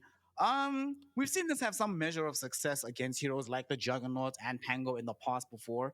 How do you feel about it here? You confident in this big 10 bear? seconds remaining. If there's ever a game for an Ursa to succeed, I think this might be one of them. Like you have an Abba behind you have Kotal behind you, like there's a lot of sustain coming from that. You have Lion Brewmaster. There's so much control for them to keep the Ursa in play, which is always great. So might have a hard time kiting him, and his ultimate, of course, just straight up counter if Juggernaut tries to Omni Slash him. Again, a hero that's very much more. But if you can keep ahead of the Juggernaut, then Lu is gonna have a tough time just engaging into him. This Weaver support though, tank picking that up, 4-position Weaver. That's blast from the past as well, isn't it? Yeah. Wow, dude. I mean, there was a point in time where this hero was literally first pick, first ban material in every single game, but to say he's fallen off would be something of an understatement. Definitely not a hero that's usually picked up, finds himself being useful in this situation, I suppose, but I don't know, man. If I'm thinking of last pick supports, I suppose they were at a point in the draft where they were like, well, we're playing into this so we want some degree of not just aggression and harassment, but eventually a save as well. I think they started seeing throughout this series how important those saves can be. You know, the DY Abaddon did so much work in game number 2, so they felt that they were lacking on that front. But I don't know, man.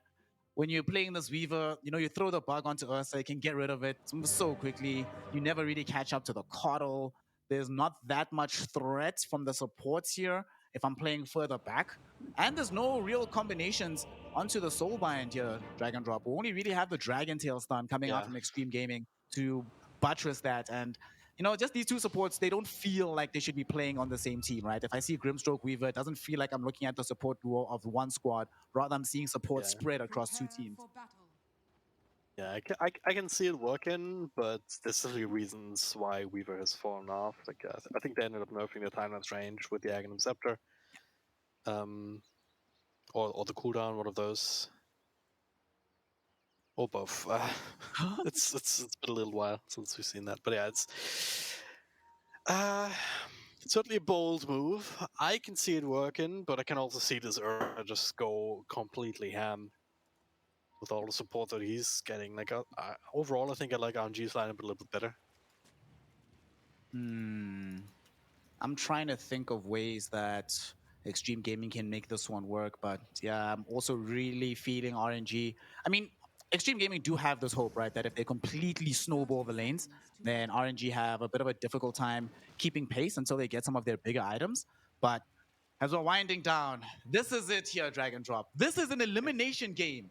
The loser of this is done, dusted, 0 DPC points for you, just a young $10K. The winner, though, gets to stay into Championship Sunday and challenge the loser of PSG LGD versus Team Aster. So here we go. Extreme Gaming versus RNG. Game 3. Fight! The way they say.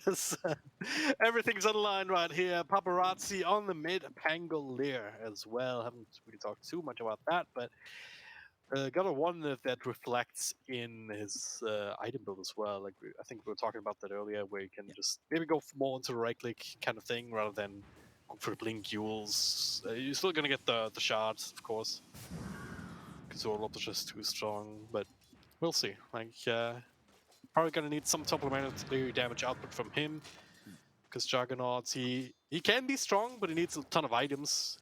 He's a very classic carry in that sense and on that regard. There's just a lot of contingencies in this game for this rated lineup in particular. I'm thinking that maybe what happened in the team talk while they were discussing how the first game went, maybe Paparazzi was like, hey man, Diffusal, you've been playing mid lately, it's fine. I'll build Diffusal, but let me put it in the mid lane at the very least, so I get Blink Dagger at some reasonable time. Yeah. This is going to be an interesting mid lane matchup to me, though, between the Paparazzi, Pangolier, and the Somnus, Keeper of the Light. Doesn't really feel like Coddle is at all threatened by this Pango. However, simultaneously, Pango is one of the few heroes that can still farm really well in this lane without having to worry about any kind of mischance or whatever. So it feels like it'll be very even farm-wise. Bottom, oh, Lu almost died. That is so close, but that also feels like it really shouldn't be happening at this stage of the game just yet. Well, we shouldn't, but it might be happening now. The spin is very on cooldown level 1. So they can try and take advantage of that now. Kaka's spending a bunch of spells onto DY, but he has his own stick charges. A lot of back and forth here. Yeah, when it comes to mid, I guess that's entirely depends on how many Illuminated Blast Paparazzi gets in his face. Either way, Somnus, he's just gonna be spamming that in mid, he's gonna be spamming that at creep camps. And he'll get a lot of extra farm up top. A lot of damage on top of Ghost as X-Nova taking over the front lines. I must say, though, that having the Weaver in this game does make this particular lane practically free for the DK. There's just no option for a Baron to run up, try to get any degree of harass out with the Weaver also there, throwing in the right click. So one of the reasons we're seeing the hero in this game to ensure that Old 11 has a resounding start. And we've just seen over the course of these last few days the utility that this DK can provide you. Doesn't always win the game out for you. You know, Chalice did just cop an L, but nonetheless, hero can be super, super effective. It also is one of their few big tower hitters on the side of Extreme Gaming. I'm looking at the way that their draft is stacked up. Like, without this DK popping the ultimate, they're only really able to push towers if they win a fight quite resoundingly, which is a bit of a concern and a bit of a worry, but that's why they are doubling down on investing and giving him that strong start so the game gets easier as time goes on. Yep. It's also great to have something like that to fall back on, just reliable tower pushing utility. It's not just like you need it, like you can, the alternative would be to just go super far ahead and just bully them down after winning a team fight, right? It's not the worst thing in the world, it just makes it a little bit tougher. Speaking of tough, DY a little bit too far forward. Kaka comes back in, has a stun to work with. Catches the Juggernaut on top of that, and that's the first blood being secured. Ooh. Nothing that Blue can do about it. Little bit of a misplay from Lu. They had to have known that the Earth Spike was going to come. I'm actually kind of surprised that he didn't prop the Q just before it hit him. And then that way he can threaten with the spin damage for Chalice to run away. But still, good move on the side of RNG. They get that kill. This is going to be good for Chalice. As we said, he needs these early items for himself. Bro, if he can get like a good start in this lane into Ag's Blink Dagger pre like 23 minutes, things start to look quite difficult for Extreme Gaming. Another thing that sucks about this Brewmaster when you're playing into him as the Juggernaut is he's already thinking in your mind, damn it, man, that's one more target for an Omni Slash later. Oh, damn it, it's going to be spread between so many different units. Where's the damage going to come from? Yeah. Omni Slash is one of these arguably weak ultimates because of that. Like, it's easy enough to counter by the enemy team just with one item or two, or just play sticking together. And yeah, again, it comes down to if the Juggernaut has so much farm that it doesn't matter because he can still clean through all of these units that whatever he hits. That's a different story. He goes up top, dropping super low. The diving and past the tower is going to need some help, but Xnova will be happy to provide that as tank. Yeah, he can play a little bit more aggressively here. They don't have a way to really slow him down. That's the one thing about Weaver. You can sort of see that everybody's unaccustomed to playing into this hero anymore. Because they're like, bro, why are you still here? Like, just leave, go away. Like, gosh. I also just realized that Abaddon is another hero that's going to frustrate life for Lu as the game goes on. You know, sometimes you get off this Omni Slash, all of the hits bounce onto Abaddon. He procs borrow time. And he's like, hey, thanks, mate. Awesome. Got all my life back in that situation. So certainly not the easiest game for this Jug. I'm also thinking about whether or not this Ursa is going to be building Battle Fury this game, or if he's going to opt for a more fighting-oriented route. Does seem Lu has chosen the Maelstrom instead of the Battle Fury, so more of a hybrid approach from him. What do you think? If you're Ursa, would you rather go for Battle Fury now, or are you going to go like Diffusal, SNY to try to keep pace with Jug? Oh, I'm of the firm belief that if you don't play Ursa as like a crazy person, just running in constantly, then you're doing it wrong. So Battle Fury doesn't really fit in that. But yeah, it's if you need to farm, you need the Battle Fury. And there's no one else that would really do that, right? I guess Kotl, he's gonna farm that just naturally. Brewmaster is gonna fulfill that role of just being in the front lines and controlling up and buying that space. So. Oh, speaking of Pango, he's top lane. That's a nice catch. Paparazzi TPing in with a double damage rune, quick swashbuckle in. Under attack. Oh, so much Kill on the damage. Ursa. Oh my gosh. All right. So that's a good way to tank start. Tank. Oh! Level 4 Illuminate, it just does so much damage, it's insane. Certainly against a squishy little bug like that. There's actually so much damage on these heroes. Trying to make a play on Chalice, the spin comes in, he's no level 6 just yet. But he's still very, very tanky indeed. Yeah. I feel like the window to make those Inkswell into the spin plays has already passed right now. If they were going to do something like that, either you have to do it once you've hit 6 or just do it at level 3, level 4. Right now, it's a little bit of a peculiar move. It does mean that Chalice is going to be holding back a little bit. But check this out. We have a rotation to the top lane. Looks like we're going to be having some support being given here. Kaka wants to get involved in getting a kill potentially for his team. Gonna see him now and can't quite get in range of the Dragon Knight. 11 gets to stay alive. Tower is under attack. That was a very peculiar rotation. Because like Somnus also went in for that situation. Kaka TP is in behind the tier 1 tower, but neither of them did it under a cover of smoke, nor were the Radiant heroes advanced enough on the lane itself that you could easily catch them from the trees. So looks like a little bit of miscommunication happening there from RNG in terms of when and where to go for that kind of maneuver. And this, you know, whenever you try to connect moves like that and it doesn't work out, it starts to feel really problematic. It's a lot of wasted time on the map, especially when you know the enemy is going to be playing this farming style hero like the Juggernaut and getting pretty decent CS out of it at this point in time in the game. Yeah, it's basically taking a larger risk than you would if you...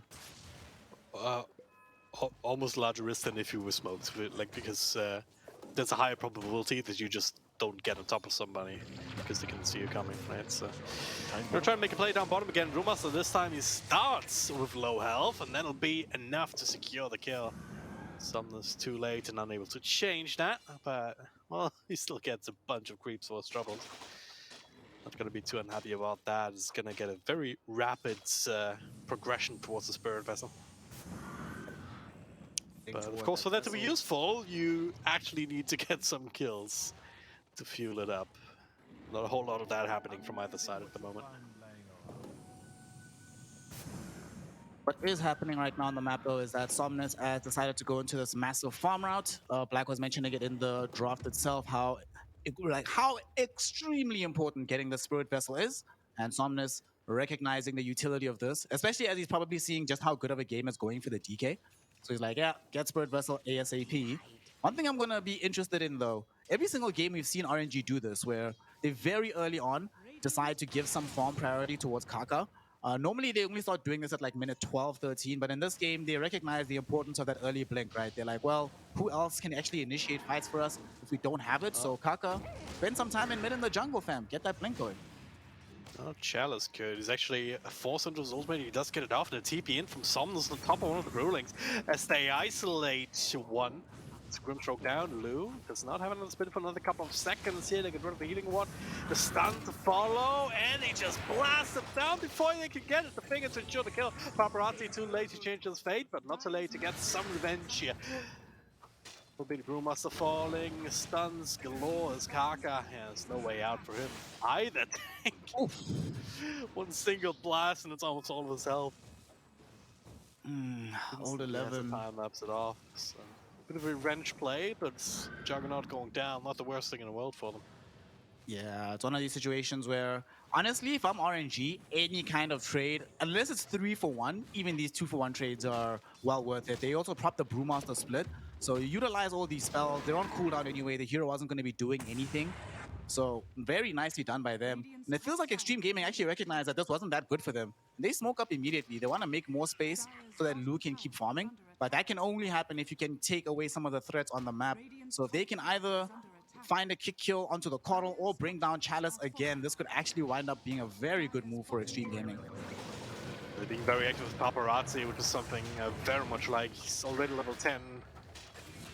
Yeah, getting that secondary kill after he just TP down here is just devastating for any offlaner. At the very least, though, it is space for Ghost. He's closing in on this Battle Fury of his. This is kind of the game that you're playing where there's some skirmishes here and there, but no big momentum being aimed for on the side of RNG. Then the Battle Fury, of course, is going to be the right choice. Yeah. He's even going sort to of the steal few heroes that can still kind of fight, even with just a Battle Fury, right? Yep. I think it was Ame who showed us the power that you can get from this Battle Fury. He had like Battle Fury, Blink, BKB at 20 minutes or something like that. It was insane. So certainly if Ghost can achieve those levels of farm, just be Ame. It's very easy. And you can definitely outpace this Jug. I mean, he's already outpacing the Jug. You can it. Just be Ame, bro. Easy. Yeah, you want to be a pro player? It's not hard. Just be Ame, you know? Just be Ame. What's the issue? Just be successful. What's the problem? Come on, man. It was. Oh, no.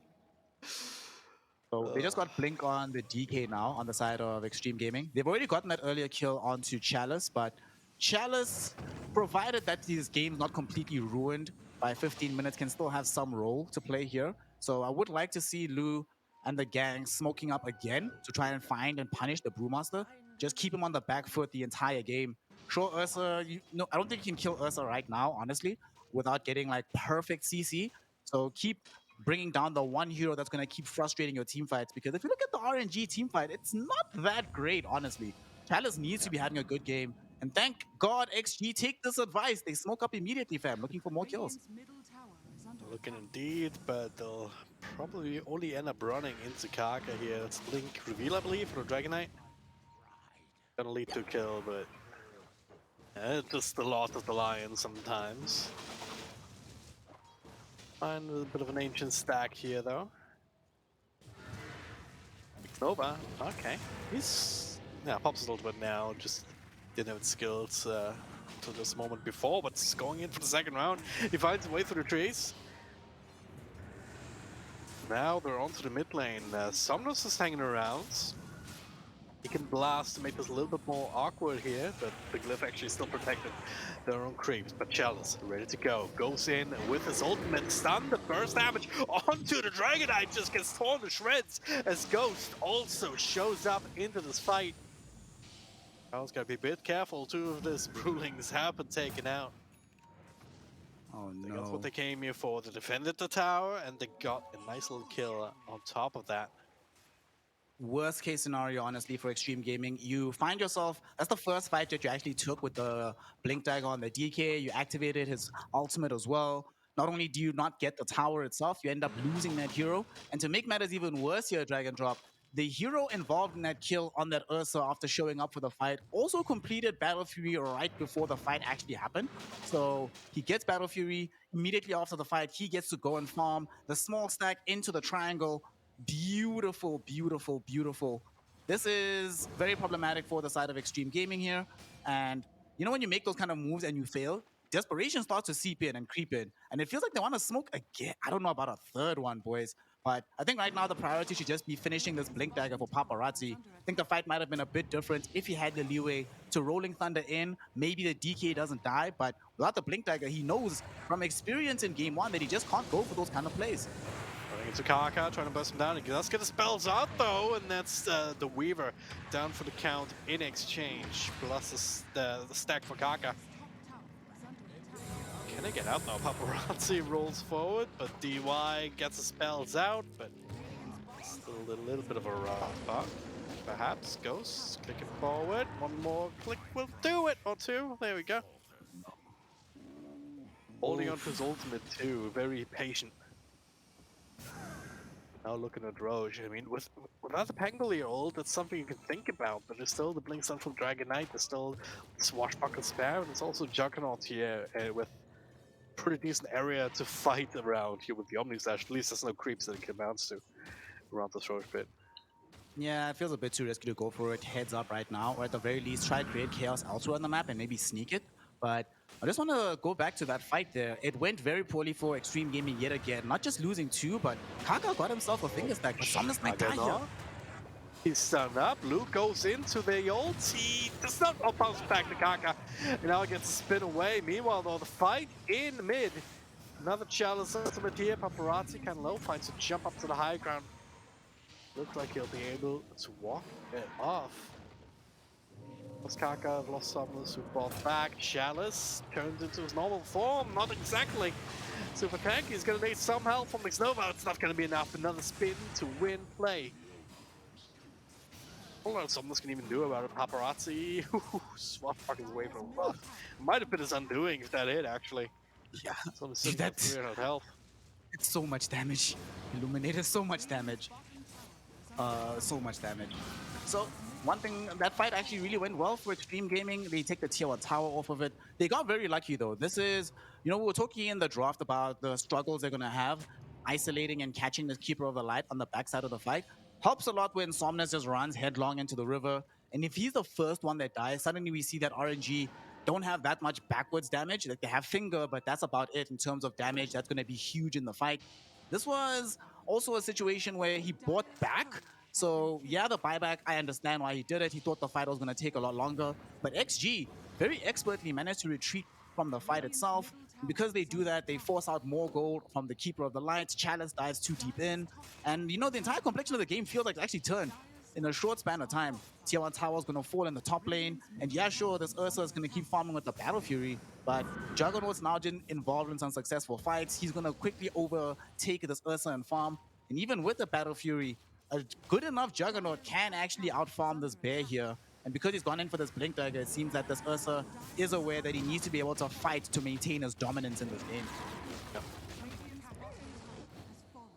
He's certainly, like it was, okay, Roshan, let's talk about that, because that goes in the hands of XG. Be very rough for RNG, but I think they know what's going on. Somnus confirming this with the big blasts, and Roshan's almost dead though.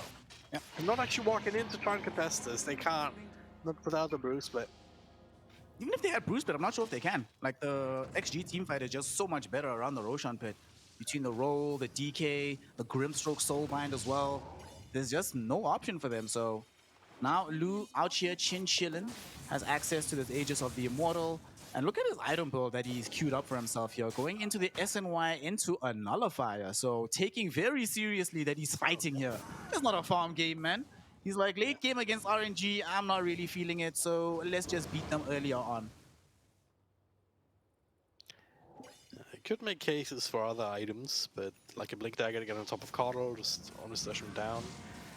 Coddle actually is going for the Dagon. I really feel like they need some more damage burst before the BKBs come out, and that's only one on the way for Old 11, not particularly close either. Yep. There's an argument to be made for having that magic burst to be very effective as the game goes on. Speaking of magic burst, No. that's it. It's going down, and it's been away the second time, but that's a nice little Aegis grab for free. Yeah, Lu was very out of position. His entire team was inside the Radiant jungle there. And it's not that he is not allowed to farm that mid whilst they still have the tower, but went too far across the river, gets super punished. And they know that he doesn't have the Aegis anymore. So look what RNG do. They smoke up instantly. Gonna try catch the side of Extreme Gaming with their pants down and hopefully punish them for what just happened. There we go. That's the power of the Ursa. You blink in with the overpower. It's just a lot of extra physical bursts. Of course, they've got plenty of control. Still have a squishy bug like a Weaver. This is the kind of power that they need to leverage going forward. Yeah. They're trying to hit their timings here on the side of RNG, revealing the Blink Dagger online as well as trying to reveal Aghanim Scepter middle for Chalice. They have that team fight capability. They could fight around the area, but I don't think XG want to do this. Although they did pop the Dragon form. Yeah, so they definitely wanted to, but they didn't quite find the angle that they were looking for. They might yet go. It's over in front though. It's Lion would be a better kill. What X? It's gonna get stunned up, linked together. Ghost can't quite reach him with the blink away. Might have to settle for the extra kill on the Ava. Still chasing Chalice though, to find stun under the tier 2. And okay, they're all in, never mind. There's the spin forced out. Not the spin, an ultimate. That's not that big of a deal now anymore though, because he did finish up the Aghanim Scepter in the meantime, so he's always gonna have another one available. God, doesn't really care that much. They're still not done with the hunt though. They're trying to go in behind the tier 2 tower middle. They know it's a natural place for the Ursa to be right now. They saw him in the wave, but Ghost had enough awareness to escape. He is out into safety, back in the base. Doing a very good job, I must say, on this Ursa of making sure that his net worth doesn't drop. We already saw throughout the day that both teams have been in positions where they're winning strategically on the map but falling behind in farm. So Ghost recognizing how important it is to avoid that. And right after this fight, and as everybody respawns and as they have the next Bruce Split ready to go, RNG gonna smoke up, man. They don't want to stop the train going. They want to keep the fun alive, and they might be able to find a very good fight here. And get a great position though to break that smoke. So XG knows exactly what's going on here. Now the question becomes, can they find a way in? That is Blink Stun Kaka out of the count, out of the fight already, controlling up DY while they're dealing with these Brewlings. Still having issues actually killing them off very quickly. So Chalice once again has to walk away, and once again it's only the supports who actually end up dying. But considering that this was RNG with the smoke, XG, they have to be happy with that, right? Extremely happy. We had a small situation there where Kaka, you know, sometimes when you're playing the same hero you've played in a series before, then you get muscle memory from the previous game, and it felt like he still had muscle memory from game 1, because he goes to, like, with the stun initially, doesn't connect properly onto Weaver, but then he still walks up the hill to go face check on the Lion. You know, he's thinking to himself, I've got this Abaddon behind me to back me up. But this game, you don't have access to a Necro for the bonus heal as well. There's no Lotus Orb. So you can't, even with the Aphotic Shield, you can die in a very, very, very small span of time. You know, this Pango is also incredibly rich right now. Chin chillin', you know, with the Blink Dagger, Diffusal, and a Basher. So RNG, they get taken advantage of in that situation. And I feel it's going to hurt a lot, because look what they got now on this DK, my friend. BKB! Old 11's not dying again. He's gonna be a pretty good anchor in these fights. To play around now with just 3-second stun on a Dragon Tail on a 10-second cooldown. Let's see the double with the Grimstroke, but now just looking at line again in mid. Paparazzi having some issues perhaps controlling his role, but Kaka gets blink out as a result, so there you go. You know, Black was asking in the one of the earlier panels, do the pro players know that the Rolling Thunder doesn't connect with the stun properly anymore? Well, Paparazzi knows now. And he's like, let me stay away from this one. I want to just take it easy. The smoke though now from XG. I'll take that as tribute. Really like Paparazzi's build was Bengali. I mean, you got the Diffusal Blade, quick blink, and then the Basher just for more utility and damage potential, and then he has the Agnet substitute up. It's just constant shield crashes. Yep. With the extra swashes. Buckles. There it is, blinking. Right on top of Somno, see if they can actually finish him up. Now he just walks away as they have to deal once again with Kaka as well as Chalice. Kaka goes down, but now Ghost comes in. Paparazzi is actually dead immediately. Somno's returning in, but the Ghost have to literally protect him against magic damage. But now there's the Omni Slash, can bounce both to him. You cannot, the last rank would agree with her. At least finishing that job on one cost. Chalice now. BKB off cooldown. I don't know, for Old 11, I mean. Chalice being run down, stunned up, fighting up against Lou all by himself. The rest of the team too late to actually follow him. But it doesn't mean the fight's over just yet. Old 11 tried to hide inside the road pit. That was not going to work. Finger use only means at the very least that Kaka doesn't get another stack, but a kill's a kill. Ghost, very angry bear right now. Fuzzy Wuzzy, Bear on too Ghost. strong. I have a feeling that fight came down to the itemization of this Juggernaut.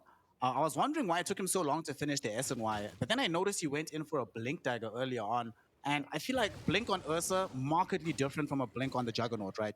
You jump in as an Ursa, you pop in rage with the BKB going, you are a major threat in the fight. Unfortunately though, as Jug, you blink in, after you spin on your Omni Slash, we saw during the Omni Slash that there wasn't actually that much damage compared to what you would expect from a Jug who is top 2 in net worth at this stage of the game. So because he can't really kill anybody, it becomes a bit complicated. They have to play the edges of that fight. And yeah, sure, you kill Coddle and you kill Chalice, but Chalice doesn't really care if he dies anymore. Look at this You know, Ghost. no. Kaka, there's the Blink Hex, there's the follow-up, the BKB used, and Juggernaut's just dead. God. Vision wins games, and this is exactly why. And they can't do that to Ursa, right? There's no move that Extreme Gaming can do that kills Ursa 100-0 as quickly as they did it to Juggernaut right now with just 2 heroes, which is very, very, very scary. And they might lose Chalice for this though.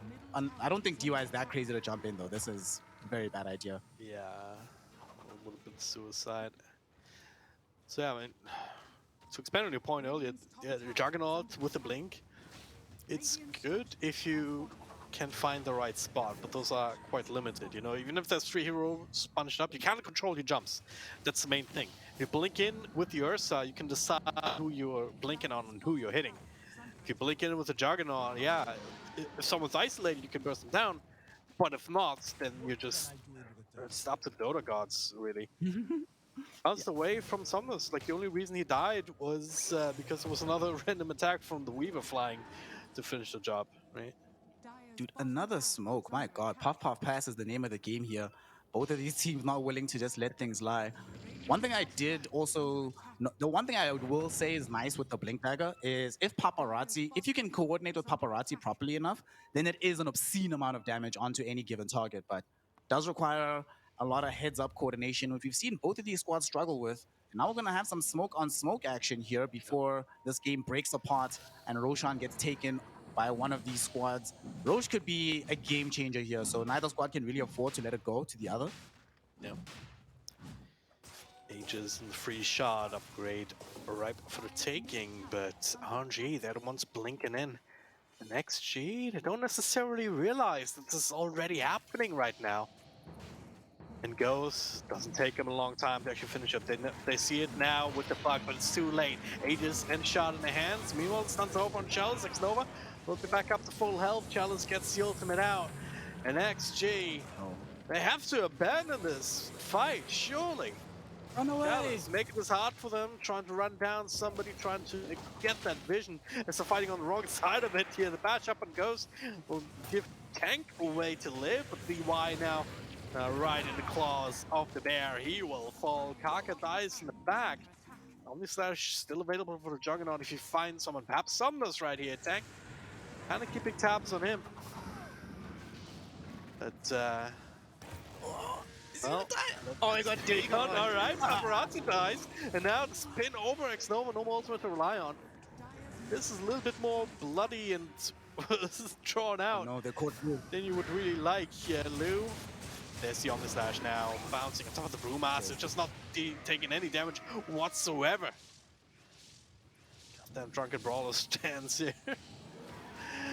Maybe this is finally going to end. Tank, the last one in contact. Chikuchi away. That was the weirdest fight I've seen in this game, I think. What the hell was happening? Dude, that fight I was don't so know. long. So it went in like 4 different directions. There was a fight in dire high ground in the middle of the river here. There was a fight close to the tier 2 tower. Then a fight ends up breaking close to the base. And the thing that made me laugh though was how long it took for anybody to kill anyone. And they're just like, my gosh. You know, one team has a Baron, Brewmaster, Bottom. Coddle. I think Coddle might die bottom. Just don't have a lot of damage on now. Kaka though, return around. There's an Aeon Disc as well on Tank on top of the Atos. It's very annoying indeed. Although 11 finds space to TP out. Might still die though. More and more heroes here. The entirety of RNG comes in and they find him with the spider legs clinging to just enough trees to prevent the TP from Tank from coming through. So at least they punish him there.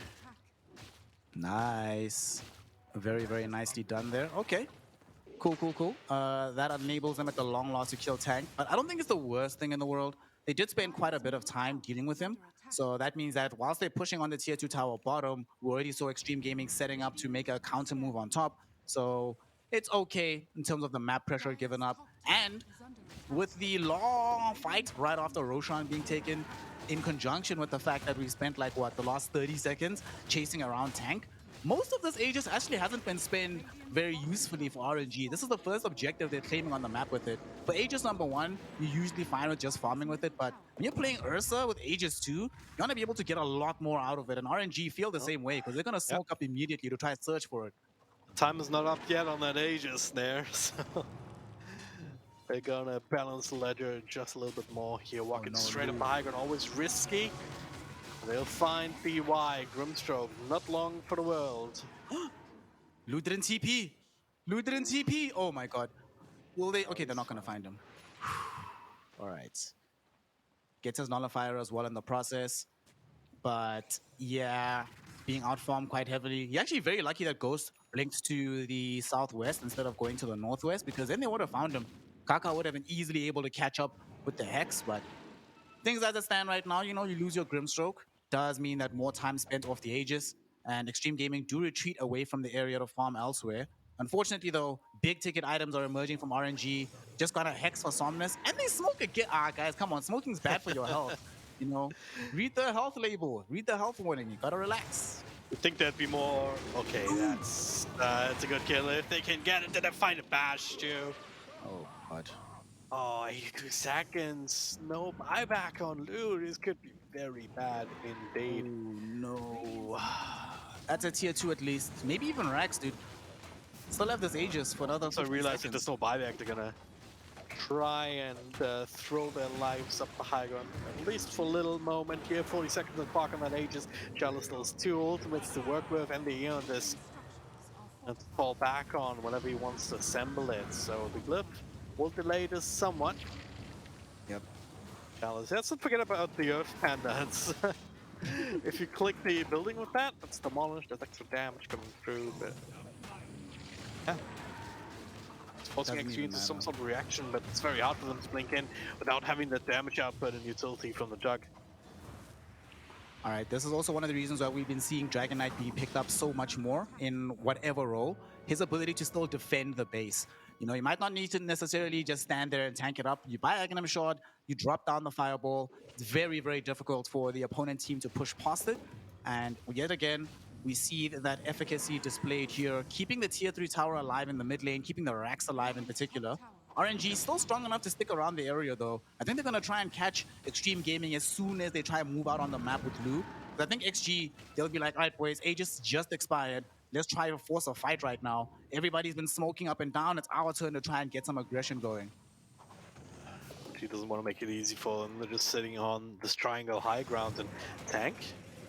Okay, he's got an A on this. That's the only reason he can do this here. Brewmaster can do his own, but what? He's still silenced. He's still stunned. He can't get his ultimate up.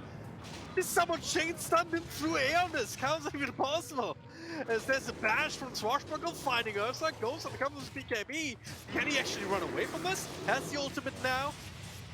Tanks up a lot of the zombie slash damage, but he cannot separate himself from the pack. XG find 2 huge kills on the chase down. This is not supposed to happen like this.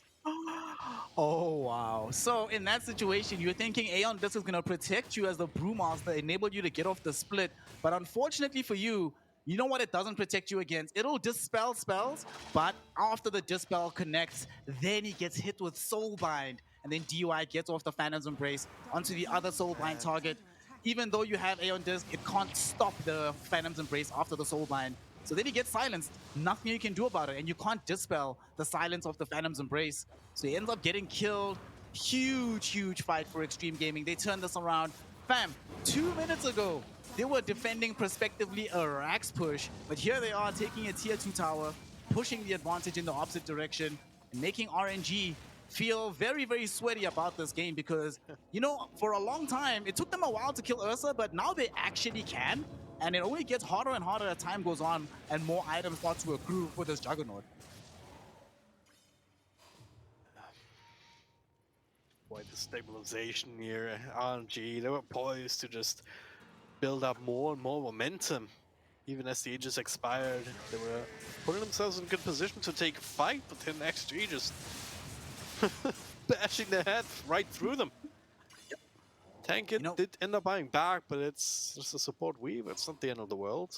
Didn't even go for the item step yet, by the way. It's trying to walk different paths with the way that aspect has been nerfed. He's just scouting, he's just being annoying with Atos. He's basically playing the Abaddon of their team, right? And with him buying back, he can also be present immediately into an engagement. That's one of the primary strengths of playing this Weaver hero. Yeah. Something I also saw in that last fight, which was quite interesting. So the way that DY and PYW play together, it's almost telepathic, right? I don't know if I actually mentioned it in panel, but one of the stats I came across, in terms of support duos, even though they haven't been on the most winningest of teams, you know, in XG, they still are second in terms of highest activity for a support duo. And I think it's like something was 6th or 7th on the planet, most active support duos. They'll need them again here because the fight's about to break out.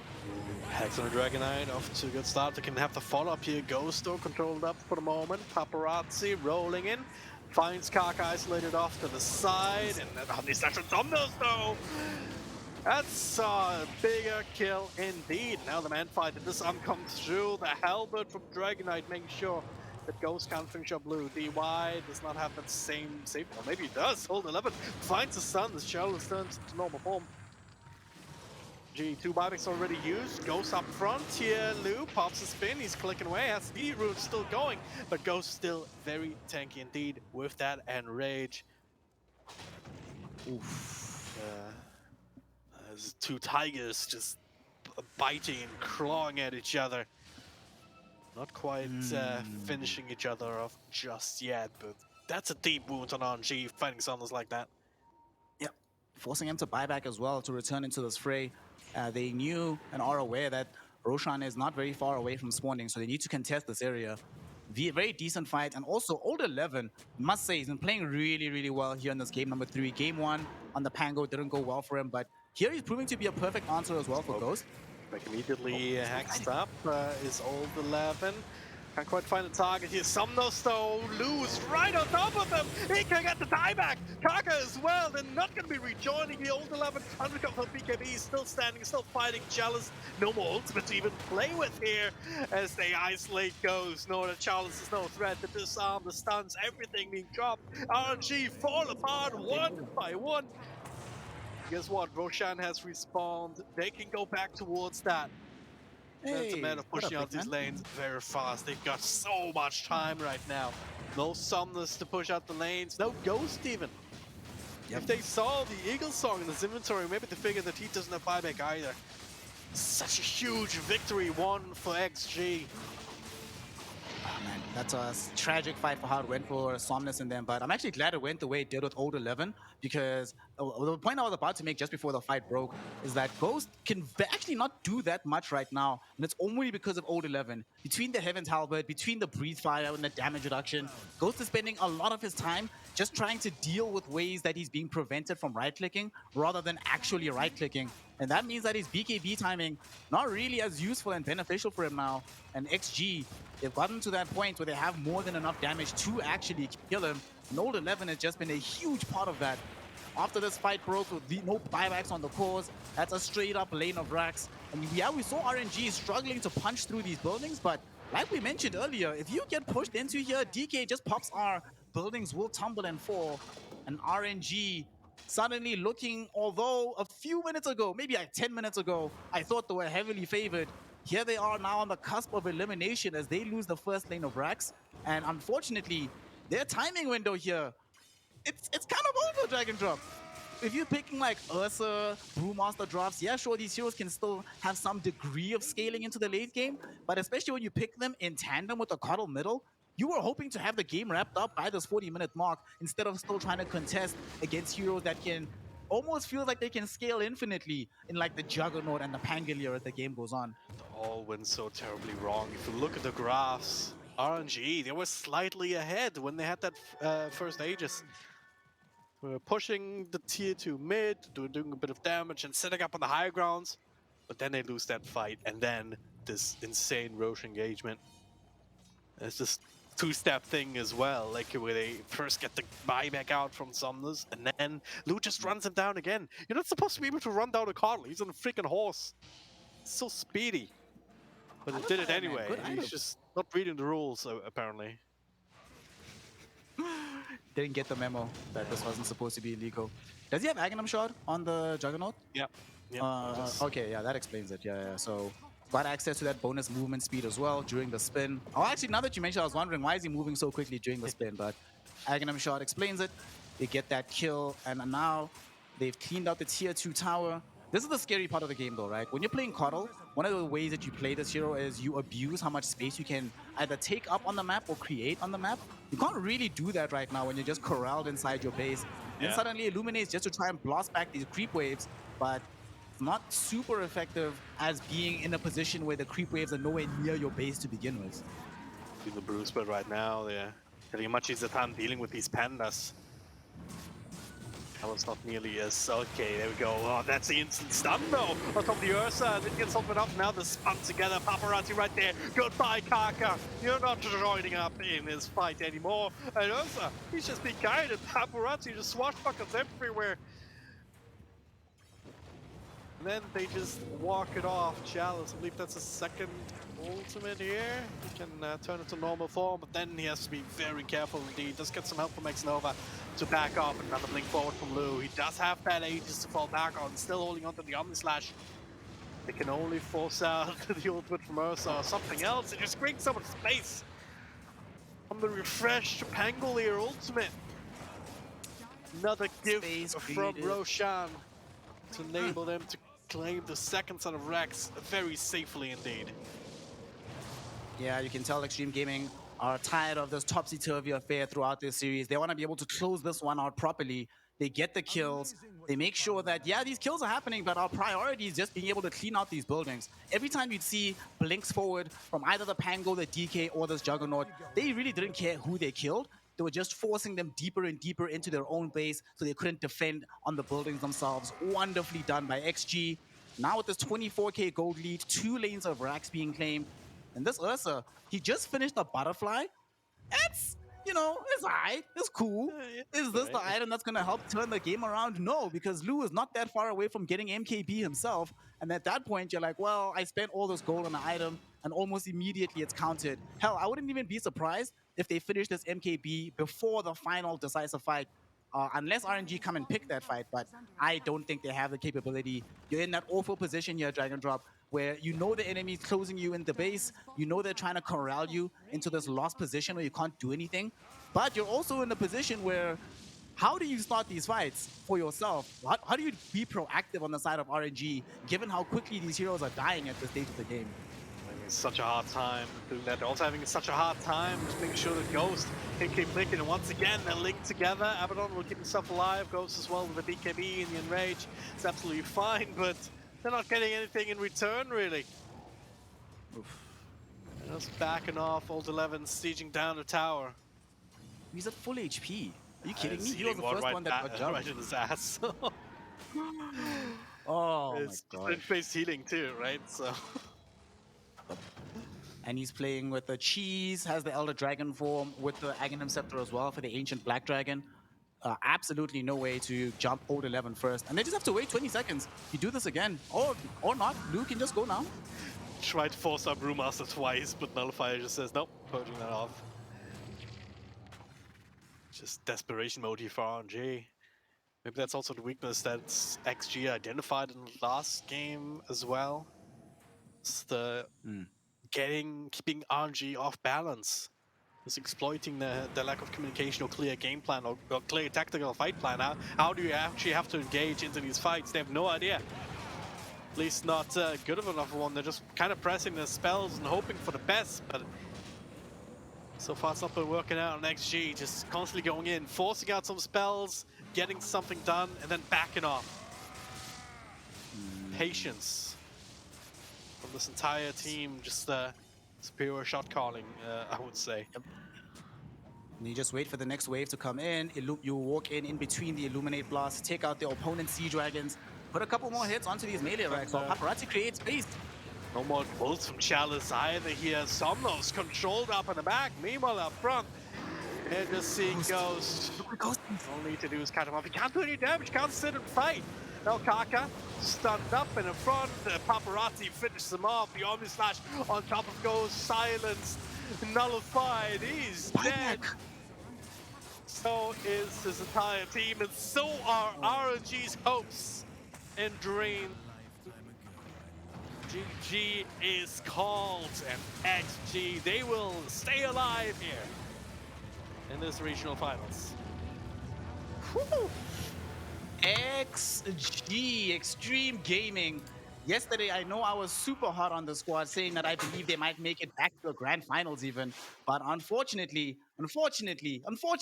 they made me sweat today. I thought it was going to be a clean ride. They make it a bit more of a difficult scenario, and we do get a dub here. What a game, what a way to get through here. And unfortunately for the side of RNG, they go home.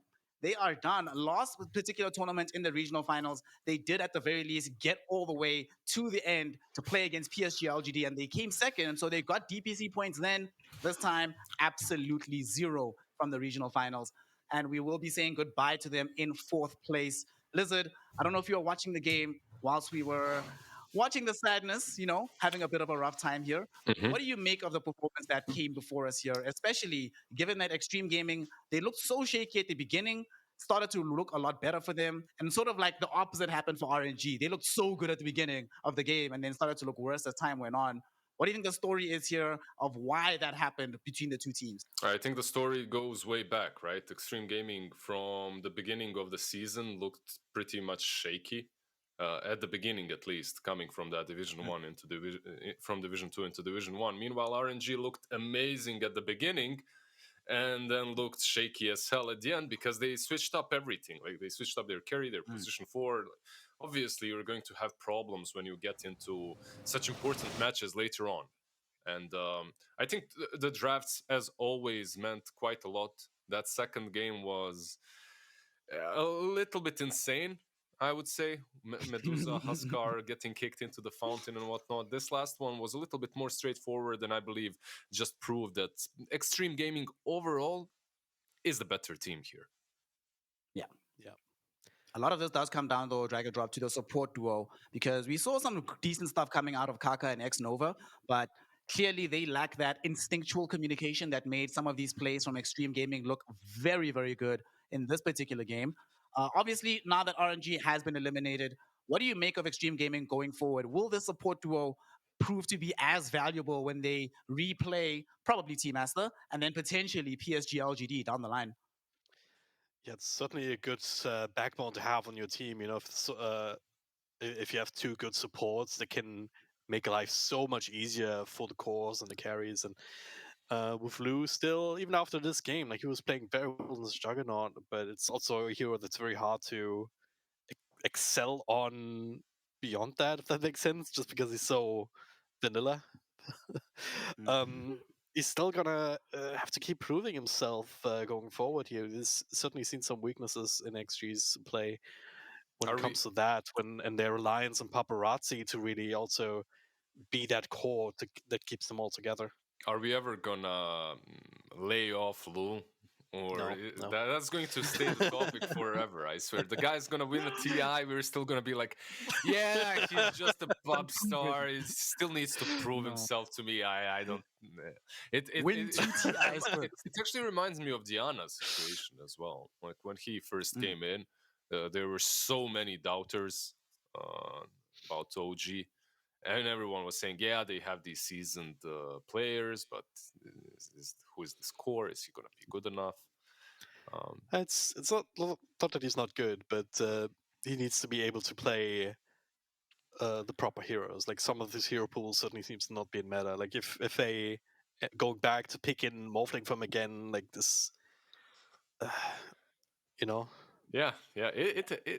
I know what you mean. Every Yeah. single team has a couple of those heroes that perhaps are better not picked. We'll see. PSG LGD is playing next. We'll see if that Pango might get picked up mid. So we can chuckle a little bit, but yeah. Overall, Extreme Gaming, like I expected a lot from them, really a lot coming into the season.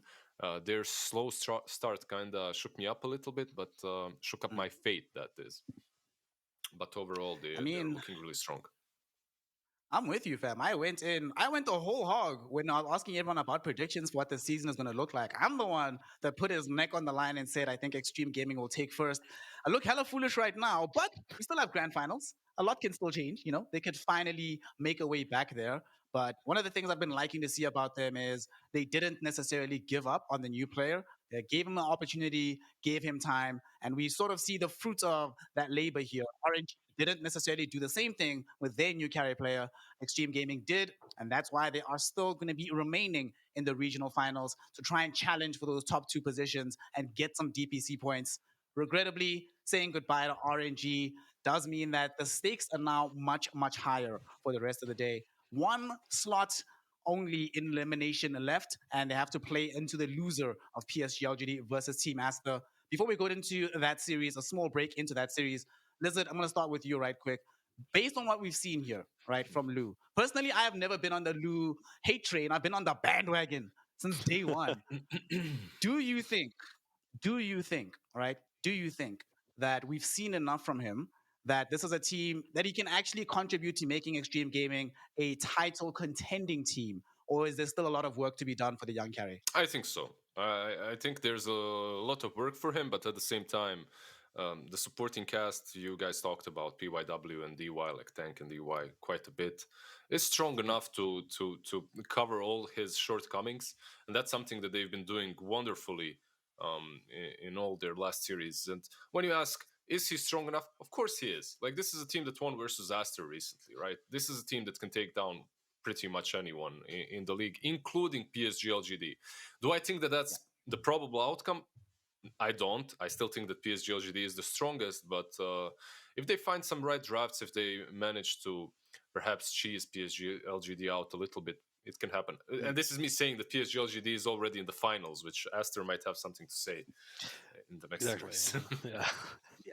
Aster could bring some surprises towards us, but on the other side, unfortunately, Dragon Drop, now that PSG or RNG, excuse me, have dropped out of the tournament, they have been the team with the most chaotic rosters by no stretch of imagination. Like by far, they've been crazy in that regard. Do you think they're going to do it again? I mean, it hasn't worked for them doing it so many times throughout the season. Have they learned their lesson after not experiencing success here and looking to have a more solid roster going into tour number 3? Well, we've speculated a lot about that. I know Black, he's been making it wild, quote unquote, suggestion that they would not be sticking together like this. And I don't know, I don't have any particular insight into that. And I wouldn't be too surprised to see them mixing up a little bit more, try and find another way. But that's really always going to come down to the culture in the team and just the own synergy that they're feeling as people, because if you like each other, even if you're losing, then that's The a much power better of base to friendship. exactly. That's a much better base to just say, all right, we can work this out. We can find a way to get to improve as a team. Yeah. If they hate each other's guts now, that's might different. Let's hope there's friendship, flowers, and Yeah. smiles in the team instead of hatred and salt at this point in time. But the next series, which is going to be an absolute banger, is the upper bracket final between PSG LGD and Team Aster. Winning that game guarantees you, no matter what, guarantees you 300 DPC points, which, especially for a side like Team Aster, can make a huge difference into getting them into that top 12 berth for qualification to TI. First of all, for PSG LGD, winning that game practically guarantees that you're going to be the first team fully qualified for this year's TI. A lot to play for, a lot to still come. A lot of action will be taking place here on the Perfect World Esports channel. So you don't want to miss any of it. So stick around. We're going to be taking a short break. And when we return, the upper bracket final, DPC points being awarded, and some more Dota 2 action.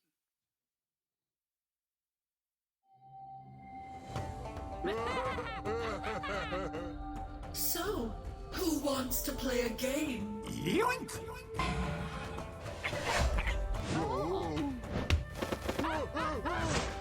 And again!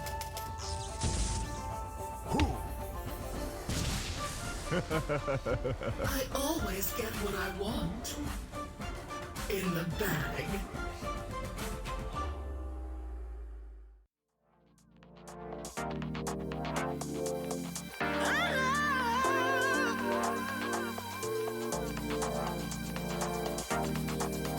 Where are you? What's up? What's going on? Simple truth, I'm low. Let's get it on. Touching the stars, touching the stars. Dancing, dancing, dancing, feel like dancing in the moonlight. Dancing, dancing, dancing, feel like dancing in the spotlight.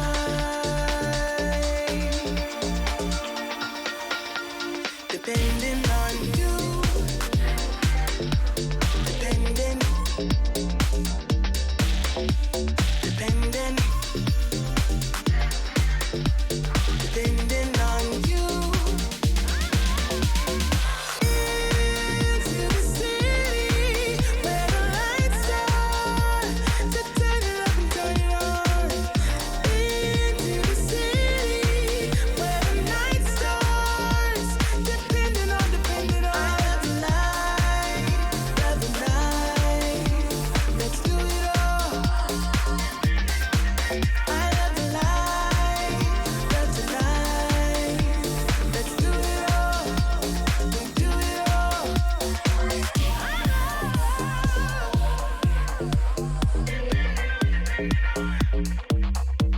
Where are you?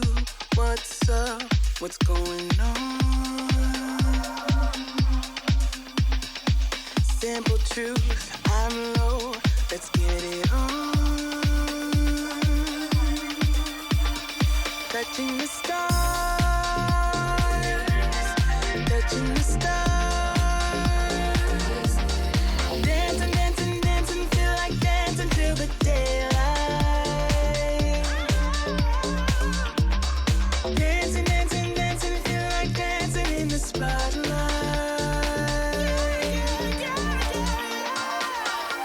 Depending on you, depending, depending, depending on you. Into the city where the lights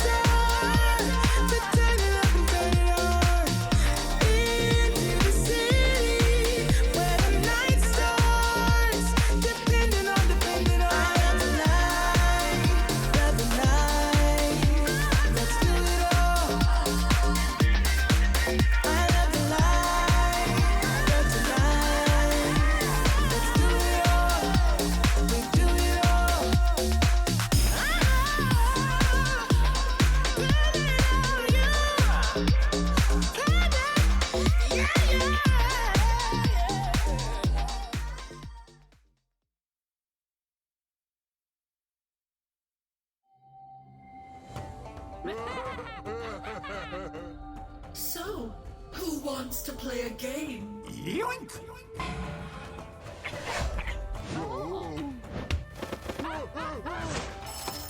again!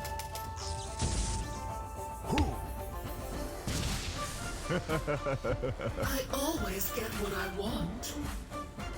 In the bag.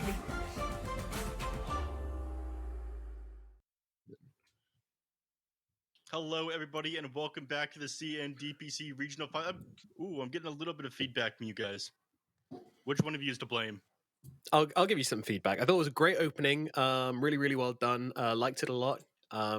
Yeah. Sharp. Good job.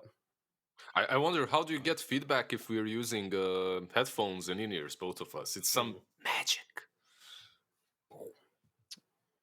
What do you think, very Nomad? much the Why case, are you? we'll see. I think, Nomad, your headphones have an antenna. You see above your head. And Yeah. That's kind of to enhance my brain powers. It hasn't worked yet, but I'm trying. You're good, Nev? I see. Very helpful stuff, the two of you. Absolutely not. I am not good at all. I can hear echo back from all of us. Did you mute the site? Absolutely not. Wanted to hear production. Okay. Then did you mute us on Discord? Anyhow. Yep. Smooth start.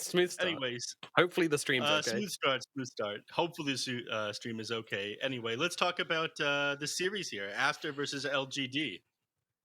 Now, a lot of people are talking that LGD are absolute superstars. Lizard, you know what? I want you to argue against it. LGD Why are Aster going to win this game? LGD superstars, bro. If they grew up where I grew up in, like, which they did, like, we would be like in a LAN setting, in a LAN cafe, they'd always lose to us, like 4 of my random childhood friends from the street, we'd own them. What superstars? There are no super. Anyways, on a serious note, as that has failed, they did lose to Aster already, right? So they are superstars 100%. Are they undefeatable? Are they? Can they bleed? Yes, they can. Aster has proven that to us. And before that match versus Aster, they had a pretty long stint, I believe, up to perhaps even TI, since they lost the series, right? That is correct. They hadn't lost a single series in a DPC series, anyways. Exactly. I mean, involved events, right? So the ones that matters, according to you guys. If you do not lose a single series since TI Grand Finals, and that lasts for over 6 months, I think we can continue. We can consider you to be superstars of this game. I think it's hard to argue against. Yeah. Now, one thing that I did touch on previously is I personally feel like PSG LGD are masters of meta rather than masters of the game. I mean, both are pretty important things. Now that we're on a new patch, 7.31C, Nomad, I want you to tell me whether or not you think that LGD are going to be as strong up against Aster here. I mean, the thing is, like, the patch has changed, like, the heroes a little bit, but the core gameplay has been the same for a very long time, and that's something which LGD, Team Spirit, they're masters of this. This kind of roll out of the base early on, take control of the map, and basically just brawl in the early mid, use that advantage to control the map, just gain a bunch of net worth, take the high ground, bish, bash, bosh. It's usually that simple for LGD. Now, when it doesn't go their way, obviously that's when you need to see the superstar aspect come out, when they can turn things around, and when they can fight back, when things they're not getting their boxes ticked, that's when the team really needs to come out and show us why they are one of the best. So I don't think the patch is going to change a lot in that regard. They're very, very good at adjusting to the patch. LGD have never really been a team which has been dominated by the meta anyway. We look back to the last patch and, the B patch, and Death Prophet had a 100% contest rate in the China region. 100%. Every single game, it was picked or it was banned. LGD come out and play a series after the break, and they don't touch it. And they just say, hey, yeah, pick the Death Prophet. We don't care. Take it. And then they play 2 games against Death Prophet, and they wipe the Death Prophet both times. And now, it's not 100% contest rate. And this was even before the nerfs. Like, they basically broke it. And everyone was like, okay, maybe this hero isn't quite as good as we thought. So the fact that LGD are making teams, change their priorities, that is a sign of a dominant team and a team which is kind of leading the region. So Aster really got their work cut out for them. But as you say, they've done it before, so why can't they do it again? This is Aster at their peak. These guys. I just want to say about Aster, like I was really interested by them because they played up against obviously all the teams in the DPC. They lost against eHome, they lost against Vici, and then they won against LGD Extreme and against RNG. So these are the They giant beat the strongest slayers. teams, right? Exactly. And they said it was entirely a mentality thing with them. So that makes me think they are super confident coming into this series, and they're going to give LGD as good as it gets. Would you The last- agree with that, Lizard? Oh, I'm just thinking the last series that they played against PSG LGD, they won. Yeah. And this is the first series that PSG LGD has lost, like we said, since TI. Yes. This rematch, if I was Aster, I don't know, I'd be a bit scared, man. I'd be like, Okay, so your theory is that because Aster ended up beating them, PSG LGD are no longer going to underestimate them like they might have before coming into this one. no, I Is don't that think what they you're saying? underestimated them. I don't think team like PSG LGD can ever underestimate Aster or vice versa. They're really strong, and it's always nuances that make PSG LGD really win against them, right? But what I do believe is that usually if Aster does win versus PSG LGD, it's because they've studied them, they figured out some weaknesses in their armor, and they drafted perhaps a little bit better. Suddenly, like you guys talked about DP, let's say in that series there was a Razor picked up, some DK Quap mixes up like in the lanes and whatnot. Like Aster finds a way to just finely tune their drafts to give them that one extra push against PSG LGD, right? And you can do that in one series. What happens when PSG LGD adapts to that in the rematch, right? That's the question. And I think that PSG LGD is probably one of the best teams. Well, grand finals would argue against my point, but they are one of the best teams to figure out what's wrong in the draft and fix it in the next series, at least, perhaps not in the same one. I did see them do that a lot when they're familiar with the patch, but when a new patch hits, they seem a little bit more confused than usual. So I'm thinking 7.31 personally, even though both of you made excellent points arguing against it, that they might struggle a little bit here against Asta for this matchup. But again, we'll have to see. If any team is cut out for taking down LGD here, it is going to be Aster in these regional finals. Thankfully, we do have a best of 3, so none of this inconclusive best of 2 stuff that I was getting used to these last couple of days casting Pro Series.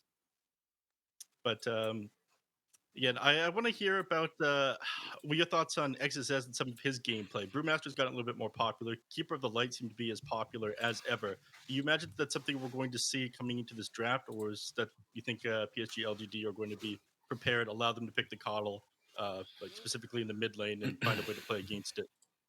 I think when it comes just to the drafts, it's impossible to pretty much put your finger on these two teams and say exactly what they will be picking. You talked about Brewmaster, and yeah, he's picked quite a bit. He's picked for X success on the offlane, but when you look at everything else, when you look at that Kotl, when you look at a bunch of different heroes, DKs, Quaps, Dooms, even, they're so flexible in the hands of both of these teams. They can play them anywhere. So trying to figure out which one of these heroes will be banned or picked early on in a new patch, like you said, in a patch in which most broken heroes were nerfed hard. Like, let's talk about the patch as well. The patch wasn't some massive change that switched everything up.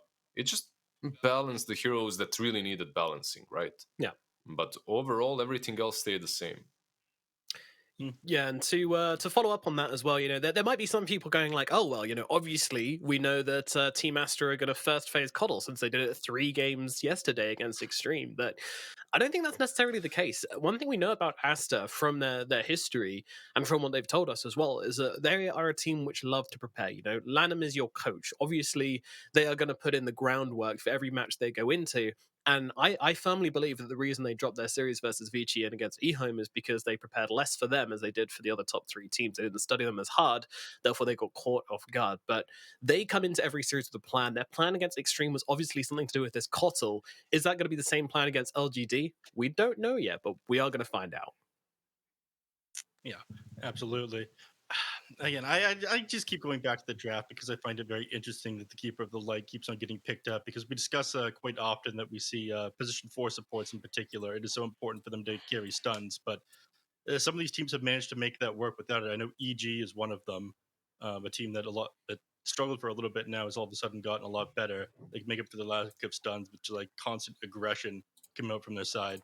I'm not sure if both these teams There you go. You value that. won't see it. Nev, There we stop go. We're not talking going to see about the damn Keeper of the Light. Coddle already. All right, he's done with the coddle. We're all done with the coddle, and we're done with these God other damn heroes it. as well. Get out of We're here, gonna old jump man. into the draft here, and instead we see another Coddle. hero with nearly 100% contest rate, the Io. We Is this just- what you'd rather see than the coddle? Yeah, I'd rather see anything than this old fart riding a horse through my games, dagoning everyone one game after another. Yeah. Screw Yeah, you. jokes aside, I do like Kotlin. Like I always love the hero, love playing it. But yeah, IO changes the way the game will be played, and it's not only IO; it's IO plus Storm, which means this DK almost necessarily needs to be on the offlane played by XXS, which leaves the rest of the draft kind of easier for PSG LGD. You can have some Monkey King Oname or something very similar that can deal with the Dragonite. Dragonite plus Shadow Shaman are pretty strong though, and you do have this Hex versus Storm Spirit, so decent openings from both of these teams, but I feel strategically it should be easier for PSG LGD to continue this draft. We'll see what the bans are though from Aster. Yeah. Counterpoint. Now, I actually really like this Aster opening because it just gives you like a bucket of stuns against Storm, Dragon Tail, and obviously everything that Shaman's got. It feels nice, and also IO as well. You know, you catch him out of the backlines, blow him up. Always what you want to be doing.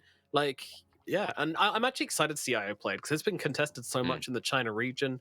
It's been banned 109 times and only been picked 16 times in this region. So I want to see what they do with it.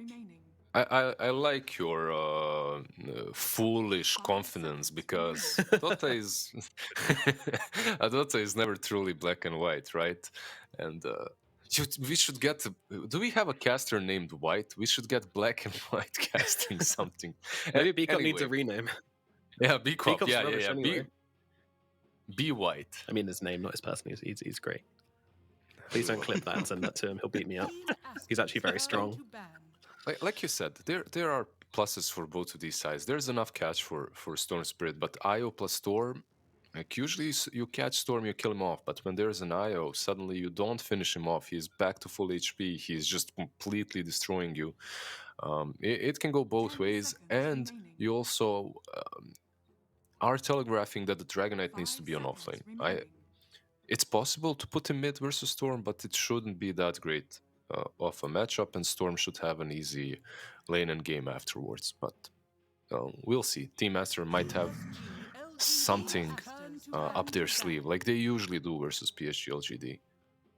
Yeah, I mean, they've pulled this before where we were absolutely certain it's going to be a Dragonite in the offlane. They switched it up, put it mid, and they put Brewmaster in the offlane instead, but Brew's been banned out this game, so I think they're less likely to fall back on that one. It is interesting they let both the IO and the Storm Spirit through, though. Why do you think they might have done that, Nomad?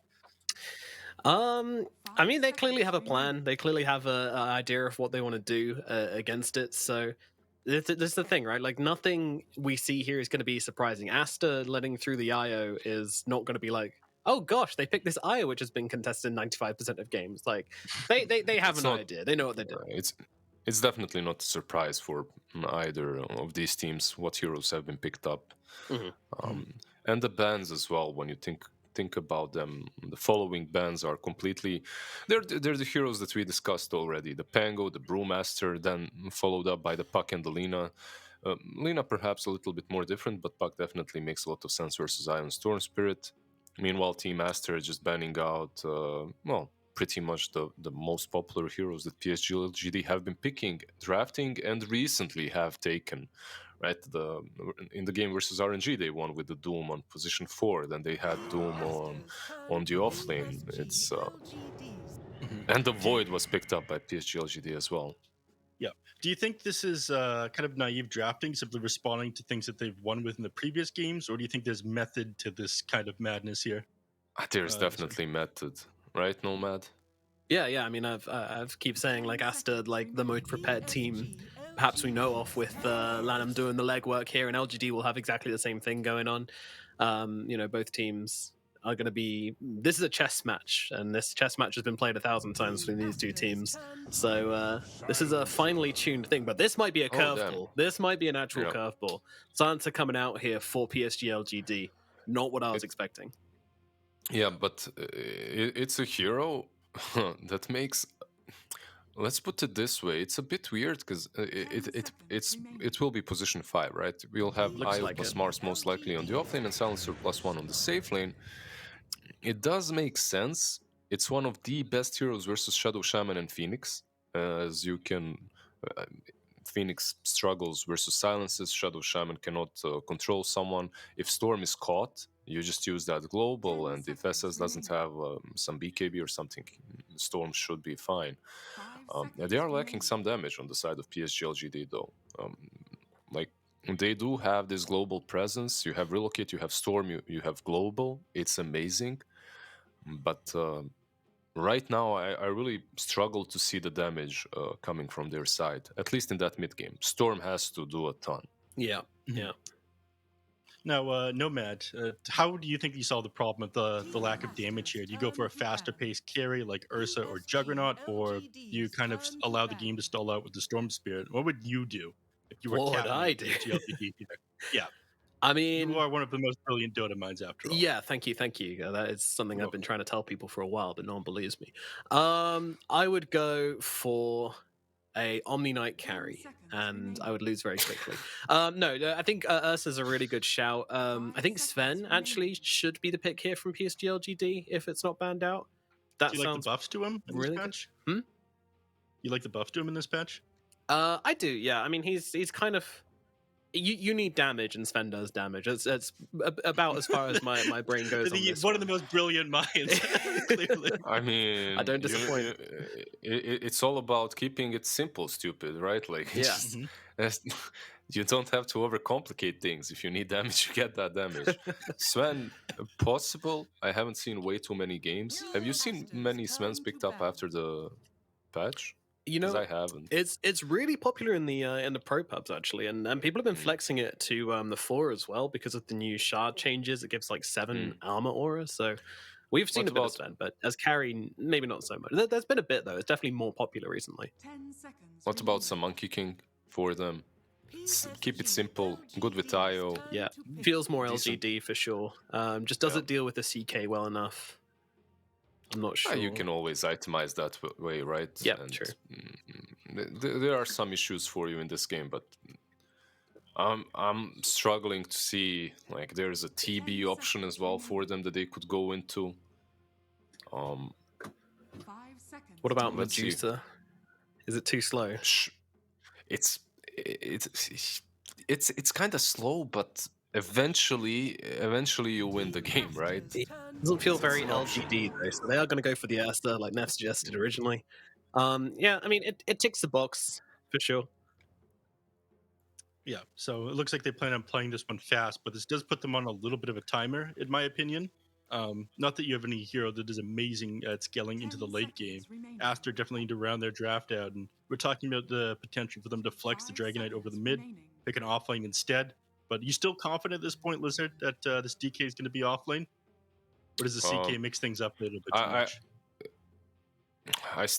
I still think the DK will be offlane. You're playing into an Ursa, but it's a lane that's manageable, I think. Shadow Shaman plus Dragonite, it's not amazing, but it's manageable. I think you keep it that way. Shadow Shaman, Dragonite offlane, Phoenix Chaos Knight safe lane, and then your last pick, your mid versus a Storm Spirit. Is Razor still in the pool? That's something that we've seen recently. Maybe perhaps decent versus Ursa too. We've seen a couple of different performances though. Some games Razor just crushes Storm and takes over the game. Some games Razors get bodied. It's an option. Is there anything else? There are spirits still in the pool, right? You have your Embers, your Void Spirits, but you're playing into a Silencer, so all of these are a bit iffy. Yeah, I mean, people build BKBs pretty quickly, but even against the Silencer, you're not as... Oh, DP. Oh, okay. Okay, they lit it through. I mean, you were talking about this before the draft, PSG LGD. They didn't consider this one such a big threat. After the nerfs, I imagine even less of a threat here. Do you like this last pick, DP Wizard? Imagine imagine nerfing a hero's ultimate by 50% and it still gets picked up after. Like Sure. 50% against buildings. Keep in mind, people still play illusion heroes, even though those were nerfed against buildings years and years ago. 50% nerf. That's all I All saw. right, Nomad.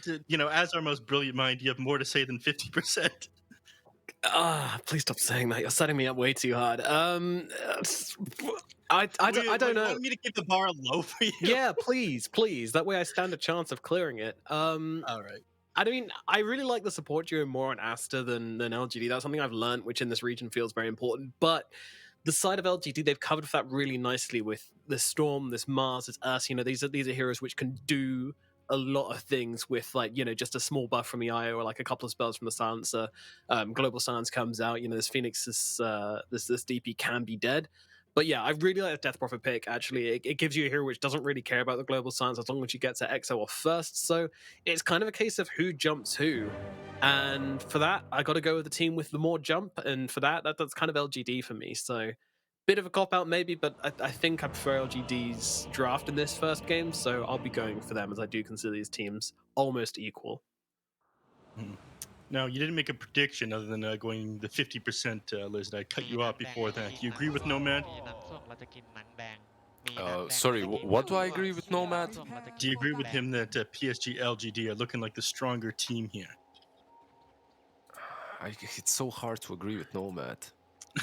Dig deep, buddy. You can do it. Kind of mean. I mean, you guys have to spend anywhere from 20 to 50 minutes casting this game together probably after this. I'm certainly going to dip. It's not gonna be awkward at all. We're used to it. We cast a lot, and Nope. You always treat you this way, then, Nomad. I love it so much. I never want it to change. I'm definitely not bottling it all up. Yeah. Well, it's so hard to agree with Nomad, so he's going to say Aster then, Lizard? yeah, I'm gonna go with Aster just to disagree. All right. Well, a lot of the line for this game. I mean, at least one of these teams is going to end up moving forward and getting themselves a second place. The other team have to play for second, third. Let's get into it. YouTube PSG LGD against Aster. Take it away. Thank you very much, Neff. Yes, indeed. Winner gets through to the grand final, securing themselves some very important DPC points. And we really are fighting over scraps here in the China region. So those DPC points are so damn important. First place is what both of these teams really, really want. The battle begins. Yeah, just unfortunate that we will not be seeing these teams at the major, right? But at least we got to enjoy some pretty solid oats from the comfort of our home. And their What do you homes. think? And their homes, yeah. What do you think? If they did get to the major, these two teams, what would their rankings be? It's so hard to say but watching these guys and watching the other region, China's played very differently, I've noticed. And they even, I asked Extreme Gaming, Lou from Extreme Gaming, if he thought that China was played differently to the other regions. He said, yeah, very much so. And I think that's pretty obvious from watching the games as well. I think that China is better. I think China is the best region, honestly, most competitive, and that kind of breeds the best teams. But then again, in the heat of battle, that's not always what wins out in the end. But I do think we'd see LGD first and Aster third, Team Spirit second. That would be my three, Boom fourth. If anyone wants my quick major predictions. So you're a fanboy, that's what you're saying. I'm biased to the region I've been covering for the past 5 months, yeah. So it's 5 months. You've been covering it since 2020, my friend. We've been together for a long time. True. It's been it's been 2 years, but year and a half, but fun year and a half. Seeing these teams, well, not necessarily grow, even like Aster and PSG LGD for me look pretty much the same when it comes to their power ranking in the world. But enough of the fluff. I'm not in the lobby, so I only see what the screen sees. Tell me, are you enjoying the lanes so far? You're stuck on the observer vision. Okay. I'm stuck on the observer vision. Yeah. Well, so far these lanes have been absolutely thrilling. Up in the top lane, there's probably been one of the most actions taking place. CK and the Shaman just trading a lot with the Mars and with Jinkyu. But yeah, I mean, this kind of works though, right? Because the IO can heal up Mars, who's already an innately tanky hero. So they kind of go together each well. Do you want me to stream in Discord for you? No, it's fine. Like, the observer is doing a hell of a good job. Overall, I think that you're right. Io and Mars can be a pretty strong lane overall. It doesn't feel like it should be that strong, but it really is. Yeah. We'll see how they fare against CK and Shadow Shaman, as it's just as dangerous. Absolutely. Did you expect Shadow Shaman to be top? Or Phoenix to be top, right? Yeah, hard to say. Bottom lane, a bit of harassment coming out onto XSS, but he's going to be all right. I think I did expect Phoenix to be in the 4th position. It just kind of feels like Baboka wants to... Loves Phoenix more? Yeah, and you want the Yules or something quickly on Phoenix to counteract the stance from Silencer, otherwise you basically just die every fight. That's actually a really... that was my next question. And there's a reason Neff is calling you a brilliant mind and whatnot. Yules is pretty good here. It's not only strong versus Silencer, it's strong versus Storm, it's strong versus Ursa. And usually as a Phoenix, you have to face this question early on in the game. Do I need to get rid of some silences, right? If I do I buy Lotus? Do I buy BKB? Top lane, Zinkyu. Getting very low here. Can he get away? No, he cannot. Io is going to be the first blood here, as PQ will bring him down, taking a step too far. Yeah, long story short, you have 3 options. BKB, Lotus, Yules. What do I buy? In this game, I think BKB is an option, but Yules might have an aggressive part of it as well. Like, you can dispel that Ursa, you can set up stuff. Yeah, that's absolutely hates being Yules, especially if he's just popped in Rage. It's very bad. And they should have 2 with Ori in the game as well. I'd be very surprised if we didn't have at least 2 Yules coming out this game from Aster. Taking a step forward in the middle lane, Ori here, and getting harassed down by Nothing to Say just a bit due to the tower.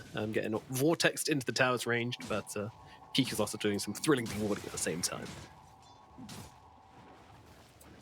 Yeah, so far the lanes are kind of even. Would you agree?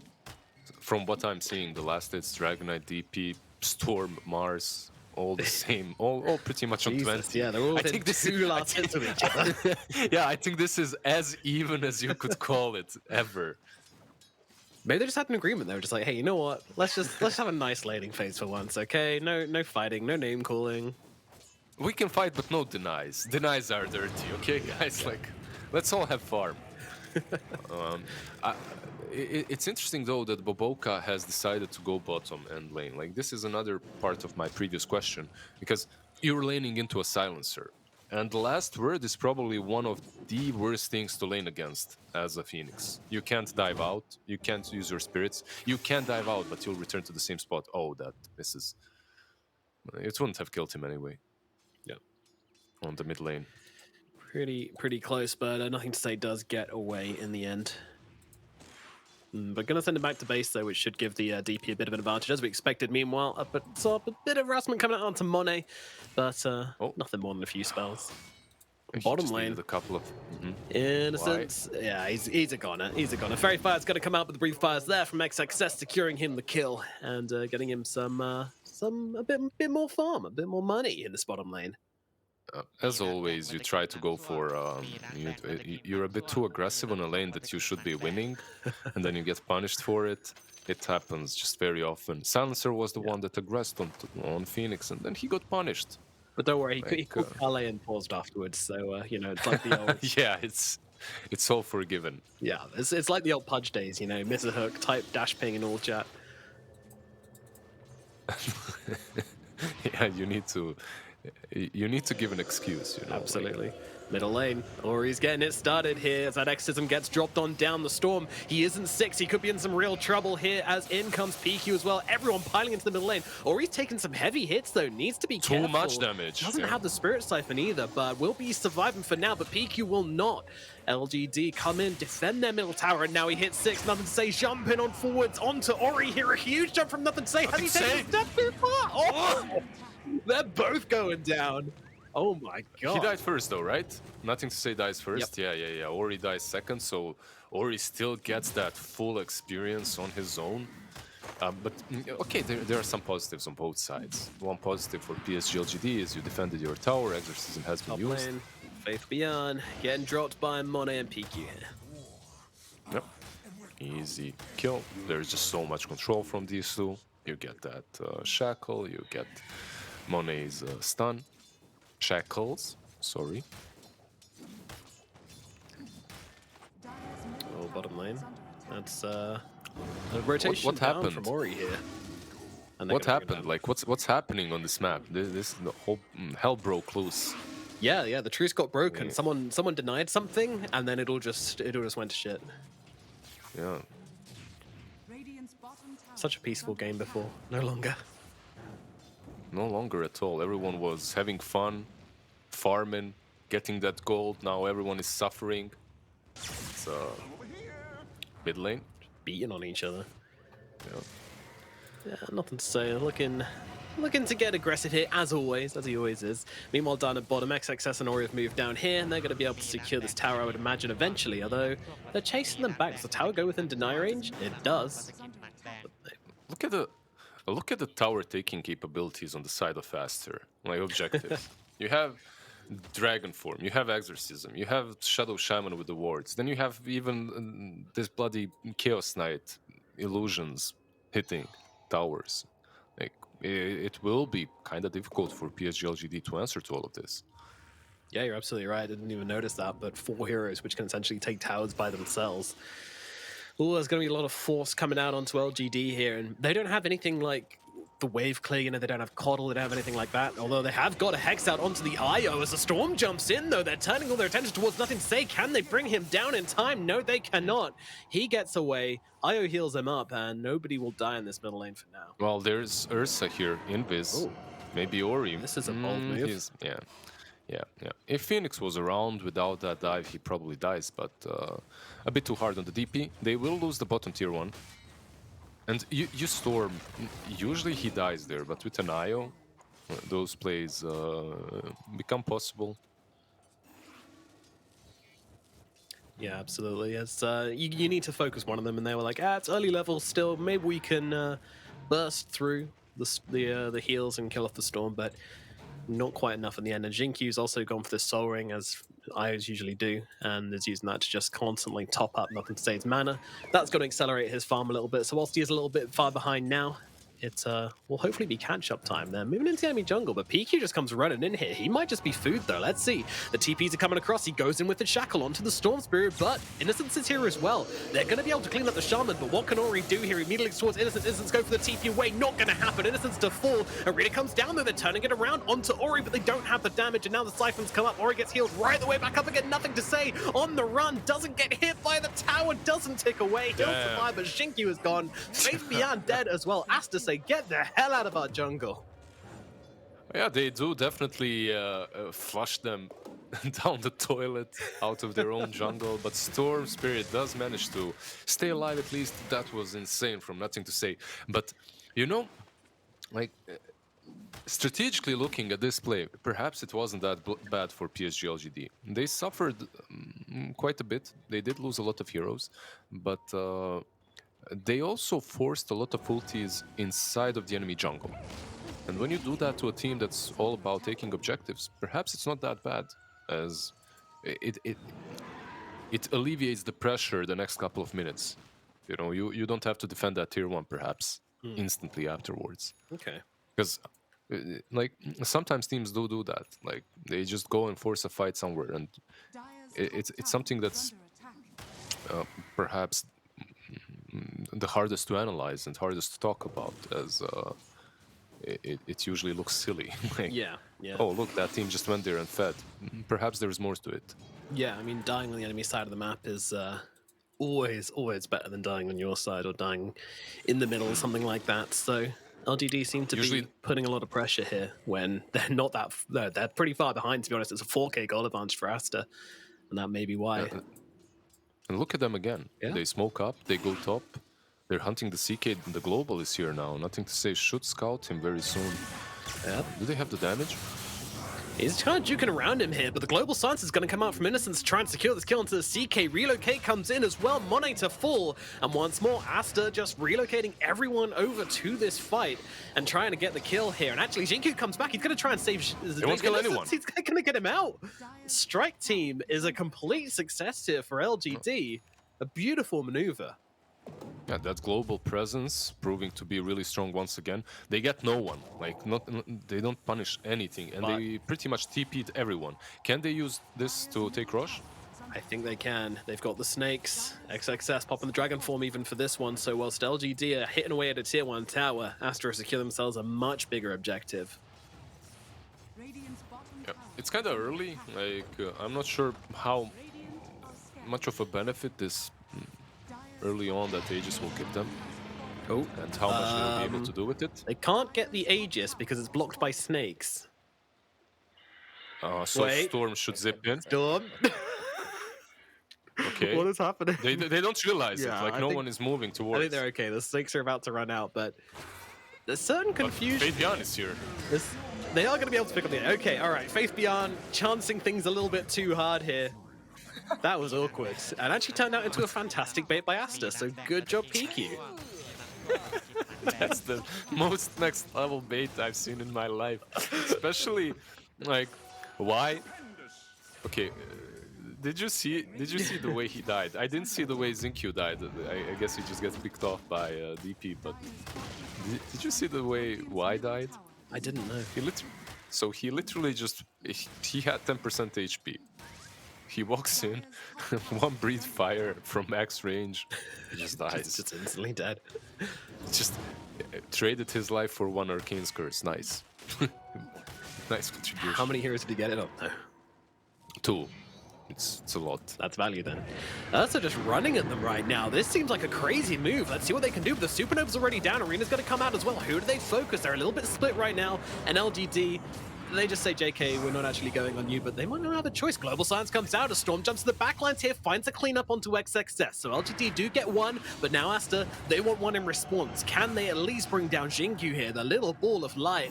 It's going to be a little ball of dead here as they will finish the job. Okay. They get this small little trade. It's not great for Aster. They lose the Dragonite to an IO, but at least they're fighting on the enemy side of the map. Once he's up, he will have that dragon form. You'll be able to perhaps threaten another objective. It's all about that. Looking at Aster, it's all about just mounting up this pressure constantly. Can you tell me what Phoenix is building, by the way? Because I can't click on him. Yeah, he's finishing off the Spirit Vessel. It's very, Spirit. well, 700 gold away, which isn't too bad for a Phoenix. Yeah, the interesting part will be what he builds afterwards. Vessel versus IO makes a ton of sense, right? So, Yeah, we'll keep an eye on it. Meanwhile, CK going for this very aggressive armlet into Echo Saber build, so just looking for a lot of early tempo here. Aster clearly wanting to take control of this game and starve out LGD in the early portions. And will this Aegis be used just to continue farming up, or will they perhaps threaten another tower? They're moving towards tier 1 on top lane, if my eyes are correct, if I'm seeing this straight. Yep, your new laser eyes are doing you a great service here, as they are indeed pushing away the top tier 1. So far, no response from LGD this time around. They're just going to let that one fall. I'm literally just watching the minimap, and the movements, like, from PSG LGD, it looks like they're ready to dodge as many fights as possible, to just farm up on the Ursa and the Storm. But look at this, IO with the overcharge on the range creep, taking down wards. Kill those wards. Actually pretty neat from Jinku. I like that. Yeah, he actually got all of them, more or less. It's nice because you didn't have to commit anything for that. Yeah. There's a huge smoke coming from Aster though, most likely into the Radiant jungle, as they need to defend the tier 1 on the bottom lane anyway, right? Yeah. So they want some kills. That's for sure. They want to use this early momentum they've got, this advantage. but surely you know about this, right? If you're PSG LGD, your TPs are about to. Oh, they're actually Wow. setting up. I mean, they have got Innocence here with the global silence ready, and they don't stun him. They stun the Ursa instead, so Ursa's going to get out the other side, and he's actually trying to go aggressive onto XSS here, but they'll drag him back in, and I think Arme might be in some trouble. He's just trying to run himself around the backlands to fight. Meanwhile, in the backlands, they get the kill at last onto XXS. Ursa's still running through the tree lines, and the Ghosts are going to finish him off. He's dead. Meanwhile, Innocence fighting up with Baboka on the sidelines here, but I think he's going to get burnt down by all of those right clicks. All the fire coming out, and Ori comes in and sweeps up the kill. So they get themselves a couple of targets here on Aster, the big one being that Ursa. Arme is dead. So the wards coming from PSG LGD didn't really tell them a lot. They told them only that no one is top lane and in the triangle. And they were pushing in the bottom lane, so they thought, okay, let's set up around this Ursa. Let's force him on the tower, and then if they try to initiate on him, we'll pop global and either kill someone or TP out. That was the plan. 100%. I've seen this a million times done in a similar fashion. But Aster was just so damn fast. They smoked up and instantly wrapped around them. Yeah. And then when they started TPing in, you were already in this pincer movement. You couldn't go back. You couldn't really. You had to. They just surprised them a little bit with the fact that Dragonite and Shadow Shaman were already there behind them. Yeah, honestly, ready to those TPs were like the genius part of that movement. Like, they were all in the same place. There was no reason to TP there, other than to just draw LGD's attention to the front line so that they could get in through the back, get the stun on the Ursa, and then follow up and kill him. It was, yeah, a nice little bit of gameplay there Nothing to from say? Aster. Oh dear. Oh dearie me, that's a bad one. Caught out. Easily caught. That's the thing we were talking about in the draft, wasn't it? The amount of stuns they have on Aster means that Storm is never really safe. Even when he gets his BKB, they can just stun lock him down 100-0. Almost feels like he will be considering an Aeon Disc if this game goes on really late. Shadow Shaman plus CK, I think, always kill him. Shadow Shaman plus DK, perhaps do not. Yeah. If they catch him. Perhaps then there's a relocate or something. But if there's a global silence, most likely he survives. Sadly for him, it wasn't there yet. It was used in the previous fight. DP actually finishing off that BKB. And we should be faster once their ultis are back up, making another aggressive move. Dire are scanning. Yep, seems like that should be the play here. They are leading still in net worth and definitely have, all of these early game items coming out for them. And there we go. The smokes are out. CK not involved in this one just yet, but it won't take him long to join them, and they're going to see in the middle lane. Faith Beyond comes to take this creep wave, but the global silence is out. Nothing to say. Jumping in on the Shaman, finding the key targets here. They trade Faith Beyond for PQ, but Xinq's looking to fall here as well, as the IO cannot escape the wrath of Ori with that BKB now turning godlike on the Death Prophet. Sees Innocence here, doesn't have the Yules off cooldown, so Innocence narrowly actually going to escape that one. The Ghost's not quite able to tear him apart in time. They even did not wait for all of their big spells. They smoked up instantly, as I talked about it, as they don't truly have to wait everything out. They can still fight, especially as BKBs aren't completed on the side of LGD. You realize that you're stronger at the moment, so why the hell not? Why not take all these fights? Absolutely. Do you think that it gets easier for LGD as the time passes? Yes, I think it does. Yeah, I mean, CK and You think they scale well? Yeah. I think they scale well enough. Yeah, I mean, none of these heroes are like, we've got no super late game heroes in the game, but I think Storm and Ursa can get to the point. And also the items they need on LGD, I think, is a bigger thing, right? Like, they need BKBs. Once they have BKBs, the game becomes much more playable for them. Yeah, it's one of those. Yeah, it's one of those most common things when I was still playing and not casting. I would listen to casters talk about how some team is so upfront, and then the moment they get BKBs, the game is completely upside down, and nothing really matters any longer. You reckon it's one of those then? I'm not sure. BKBs definitely help out. You'll get a way to deal with the egg as well. Global silence throughout the game is always a problem to deal with. It doesn't fall off, but I feel that CK and DP they're really strong in this match. I don't think that they're that countered by anything. So yeah, there's definitely no team where I'm gonna say like, you know, this late game this team has it, and they're moving on to the Aster again here. Arme needs to be so careful, but it might be too late for him. Jump in, Dragon Tail is down, Silence to follow up as well. He's got no BKB, he's got no life. They didn't even try. They didn't even try to save him. Innocence is a bonus kill. Yep. Rush respawns in a minute, so they're lucky with that. They should not be losing that Aegis once again, at least. Monet is scouting it out, but yeah, won't get it. Oh, look at this! Fate Beyond, that was cheeky. Reality Rift. Oh, Nothing to Say comes in and snipes on the backlines. That is so cute, but they might be trading the mask for this one. Io coming across, Shinky with a save. Man, I mean... Monet saved him, right? Huh? Monet saved him with that Reality Rift, right? Getting him down? Yeah, maybe. Giving him room to maneuver. Io, is he surviving this one? Yeah, looks like it. No, Monet, he doesn't care about a tier 2 tower. Are you kidding me? Although they do have the spear back from Faith Beyond. They're trying to save each other. Unfortunately, Save Your Buddy Syndrome coming in hot here for LGD as everyone's getting involved in this fight. They don't care about the tower, but the Global Silence is down here. But the Ursa, he's sent up into the air, so he can't really follow up. Nothing to say, looking for Phoenix on the backlines. This could be a kill, but no. The Supernova comes out in time, so they'll try and kill it off regardless, but they've got so much lockdown on the side of Aster, they just can't get in and finish off this egg. So it's going to be the Silencer dying yet again.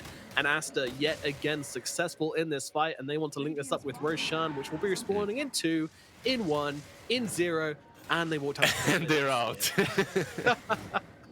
It's one of those unfortunate scouts. You go in, and he respawns the moment you leave the pit. Overall, I think, Overall, I think the biggest point there is no global silence for the next fight. So if you go into the pit any moment now, you use those Shadow Shaman wards, it will be easier to pick it up.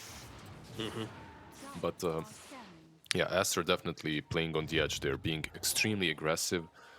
And this is the first smoke from PSG LGD that we're seeing. He's trying to sneak the Roche. That's not going to happen, but in we go. But the Storm immediately gets hexed up. The Shaman's on him, but he comes in with the saves, but it's not enough. The Storm is dead. And Arme, once again, thrown up into the air, but he's going to feel very lonely in this fight as Faith Beyond getting run down as well. Ori just on top of him here, taking him out. Again, the Ursa, still no BKB, so him surviving this feels very unlikely. Xinkyu trying his darndest to keep up, and actually Monet with 12 stacks of Fury Swipes nearly goes down. But it's not quite enough, and now Aster, they just need to get out their brooms and clean up the rest of this LGD mess that is stained across the map right now. Innocence, one last hit, he's gone. The Eagle's there as well.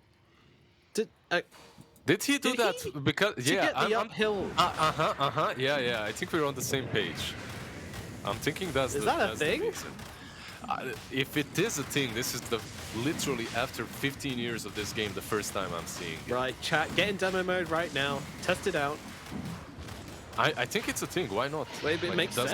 It elevates you, and it doesn't count when you fire the projectile. It always counts when it connects, right? Yeah.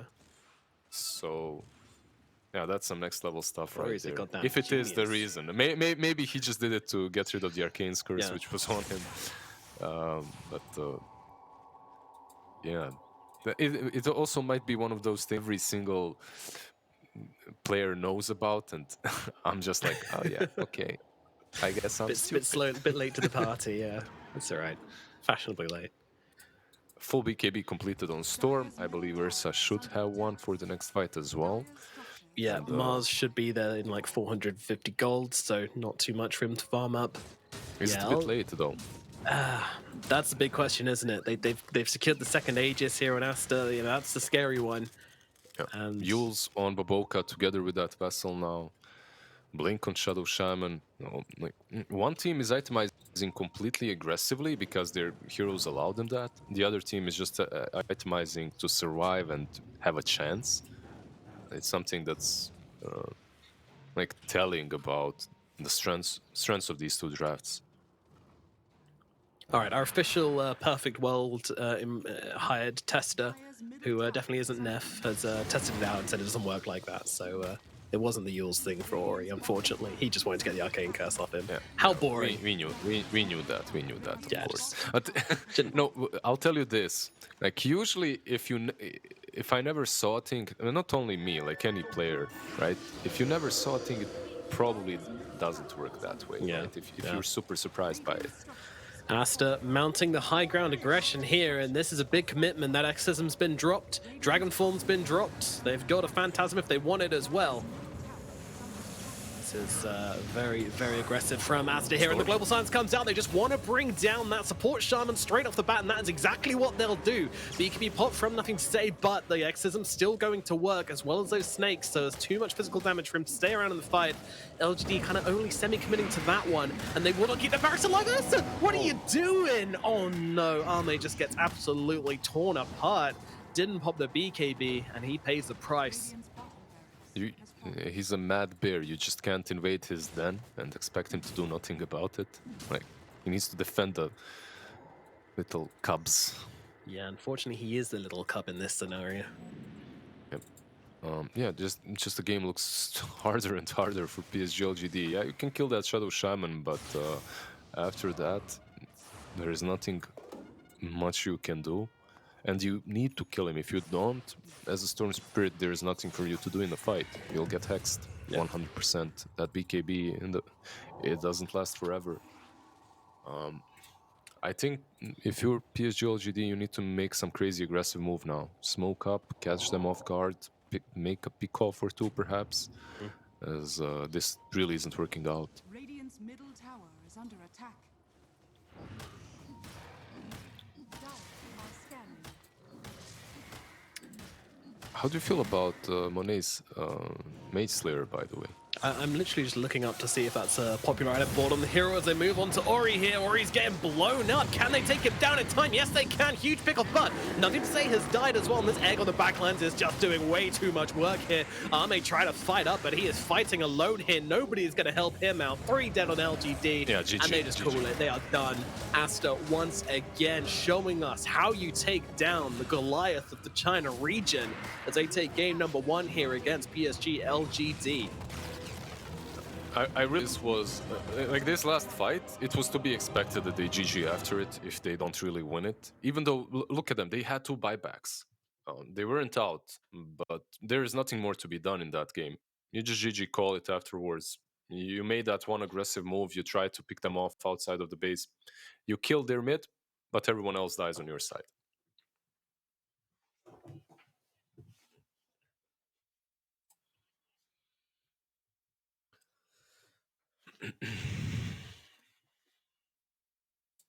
I muted myself again in the B mix. All right. You know what, you guys?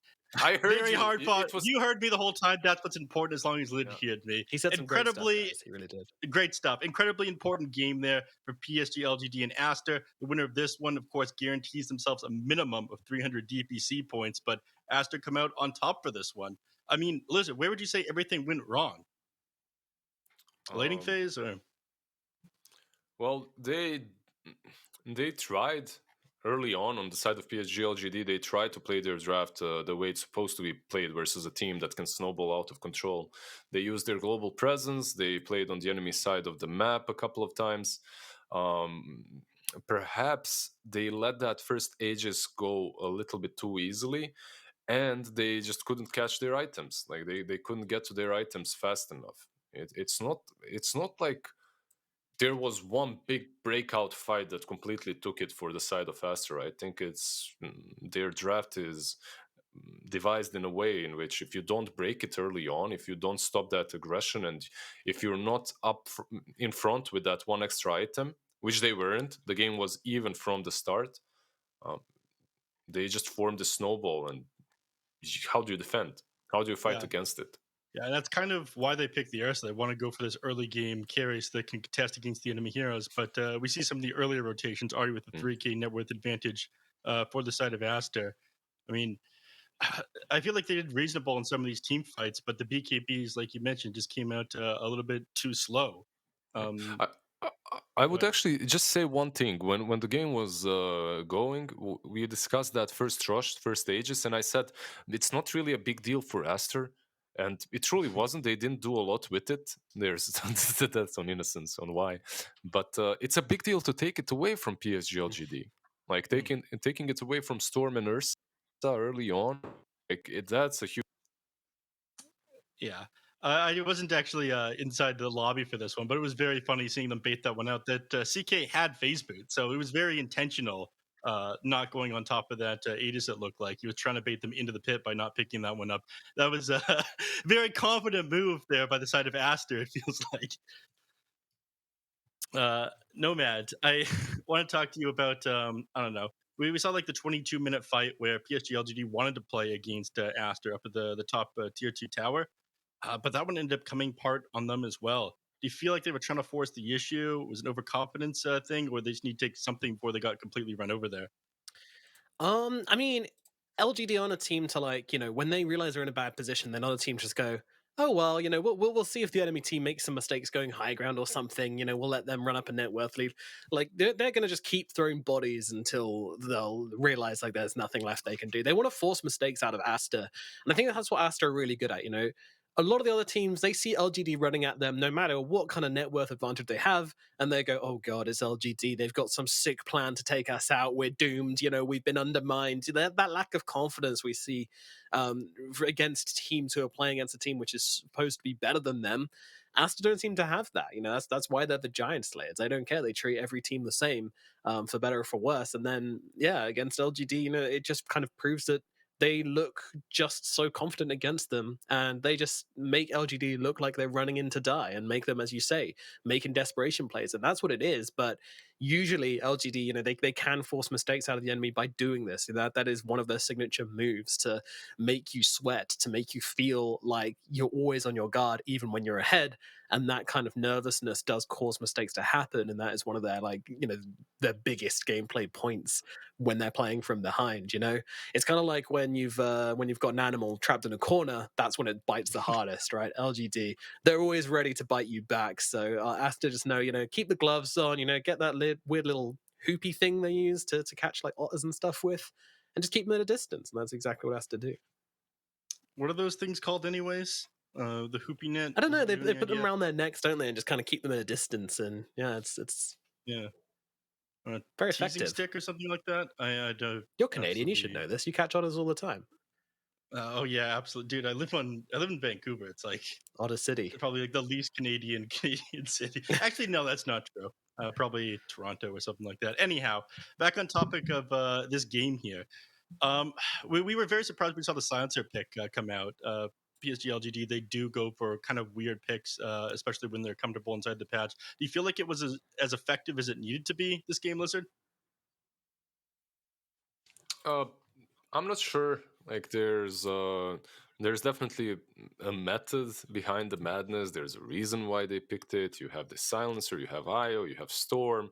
It worked out a couple of times. It definitely has its shortcomings. It's a support with a very long cooldown that can be abused if the game is on a very fast pace. Like, if you just push the tempo and you fight all the time, that global only comes in once. But I can see why it was picked. It's strong versus Shadow Shaman, strong versus Phoenix in the lane as well. Overall, I wouldn't put the blame on the silencer, and I would never put the blame on a position 5 pick. Let's put it that way. That was a correct answer. You were both being tested. The silencer actually did the most hero damage that game. You passed. Wow. Nice. That running in to die to just get off the 2-man arcane curse really paid off. Ended up paying No, off. that's very sad. That's not a good thing. That's actually a very sad thing. Yeah. Anyhow, it's kind of surprising because again they had Aya, which is one of the most contested heroes. They had Stormfield. It feels like they had a lot of the things that they wanted here on PSG LGD, but Aster still managed to come out on top, kind of give PSG a taste of their own medicine. a team that ends up letting Death Prophet through a lot of the time.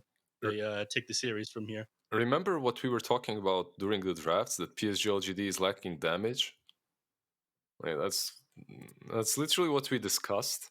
And then you Mhm. go into post-game screen and you see that Silencer has most damage. So I mean, perhaps good for it's telling Silencer, us man. something.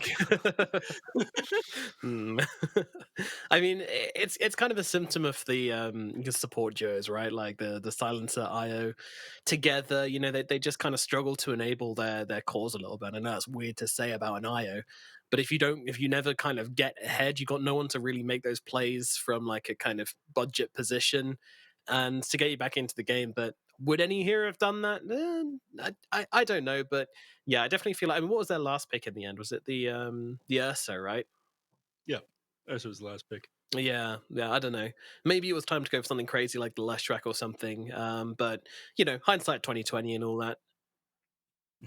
As Lizard said, it's very easy to pick apart a draft after the game. You can say, okay, this went wrong, because of what happened in this game. You should pick this hero instead.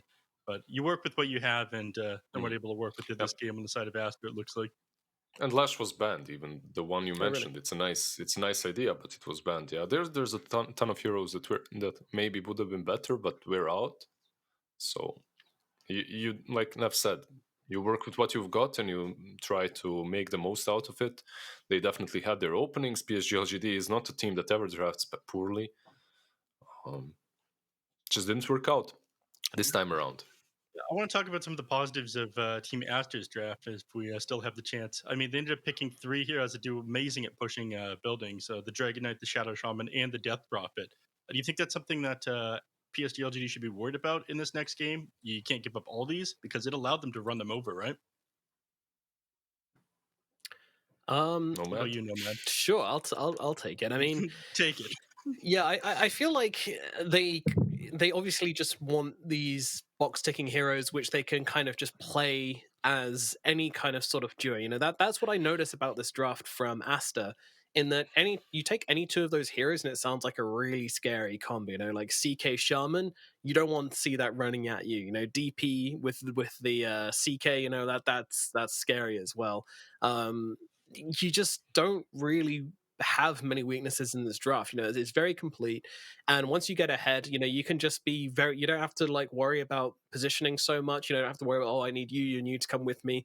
You just run around the map. Whoever comes with you, they come with you, and you're going to make stuff happen. Meanwhile, the LGD draft, you know, it was much more kind of mechanically complicated to really make work. And I think when you get into that backline position, when you're kind of that far behind in the early mid game, you just can't let them stay on the map on Aster. So yeah, LGD just had to keep on running at them, and never really ended up working out. I do think, as you say, like the Silencer pick, yeah, it wasn't the problem, but it also gives you kind of like this thing to play around with the global silence. It was like the thing which you could bully those backliners with. You know, that was a counter to the shaman and all these really strong spells they had. So in that regard, I did like it, but yeah, in the end, it just didn't make a difference. They're just too easy to play the game for Aster. Really, it was a really easy draft. Like, I'd love to play Aster's draft. It looks so simple. Why say that before the game started? Weren't you on PSG LGD's bandwagon? You were like, He was. "Let's Yeah, go, no. boys! You're We're gonna do it." You're misremembering. That was you. That was you. I was Aster the whole time. I didn't change my colors based on who won the game. I would never do such a disloyal thing. No, he would never play both sides to always come out on top. Nomad. wouldn't do something like that. You fall lower in my eyes. I don't know. I feel like a draft from Team Aster was super good. I mean, the Storm Spirit, a lot of people complained wasn't nerfed hard enough because the null talisman strategy, but they nerfed a lot of things about the hero. The mana regen, they took a point of his armor away. They ended up reducing the overload damage. In the last patch, Storm Spirit really activates at that 25-minute mark timing. And it's kind of when he gets his nulls, which played his BKB as well. It comes out just a little bit before that 20-minute mark. I think you struggled to survive long enough that the enemy team doesn't have this overwhelming advantage now on Storm, even more than he did before after these nerfs. And I think these heroes that are amazing at taking towers, the DK, the Shadow Shaman, and the Death Prophet, do a really good job at punishing this new Storm with some of these earlier game nerfs. But enough about that game. We're going to hop into this next one. They refuse to play against Shadow Shaman. Keeper of Light isn't going to be in it either. Lizard is tired of seeing these old men, but we see an IO again. Explain this one, Lizard. Really? Absolutely. 10 seconds remaining. It's better than watching old man. Watching a shiny ball of light, relocating, healing people up, giving youth, the fountain of youth. I had a serious case of deja vu here. Are we gonna see Shadow Shaman? We won't because it's banned, but they get to go for a Phoenix. Still a serious case of deja vu. No, man, what do they do different here? This isn't a rerun, is it? Well, I don't think they take Storm on LGD, although they might because there's no Shaman. It might still be tempting for them, honestly. I think it's good. Yeah, I wouldn't put it past them. Those cheeky devils in LGD. 5 seconds. Do you feel like the biggest issue to this Storm Theory in the last game was the Shadow Shaman? Because I feel like DK is decent against it as well, having that instant disable when you get on top of him. They seem to pair it alongside another stun. Yeah, I mean, last draft when they did pick the Storm into the DK and Shaman, we will kind of realize that that maybe might not go too well for the Storm if he's not got on a really quick timing on that BKB, and it's kind of exactly what happened. I actually did want to ask, do you guys think he should have just skipped the Witchblade and gone straight for BKB that last game like we have seen Storms do? I mean, he lost that point of armor, man. He used a Witchblade now more than ever. True. An extra armor. That's my thoughts on the matter. I think the Storm Theory needs a little bit more damage and bulkiness, as I was just talking about. I think the nerfs really harm him getting to that 25-minute mark where he feels invincible. So playing fast against the Storm Theory, I think, is the solution. And Witchblade is something that allows Storm to kind of keep the tempo with the game, right? Yeah, for sure. But all this talk about Storm Spirit, and I don't see it. I see a Mars instead. Why don't you tell us, these people some relevant info about this game then? Break down this Mars for everybody. I'm done with you two and your irrelevant talk about heroes that aren't on the screen. Imaginary heroes. Yeah, exactly. Yeah, Mars.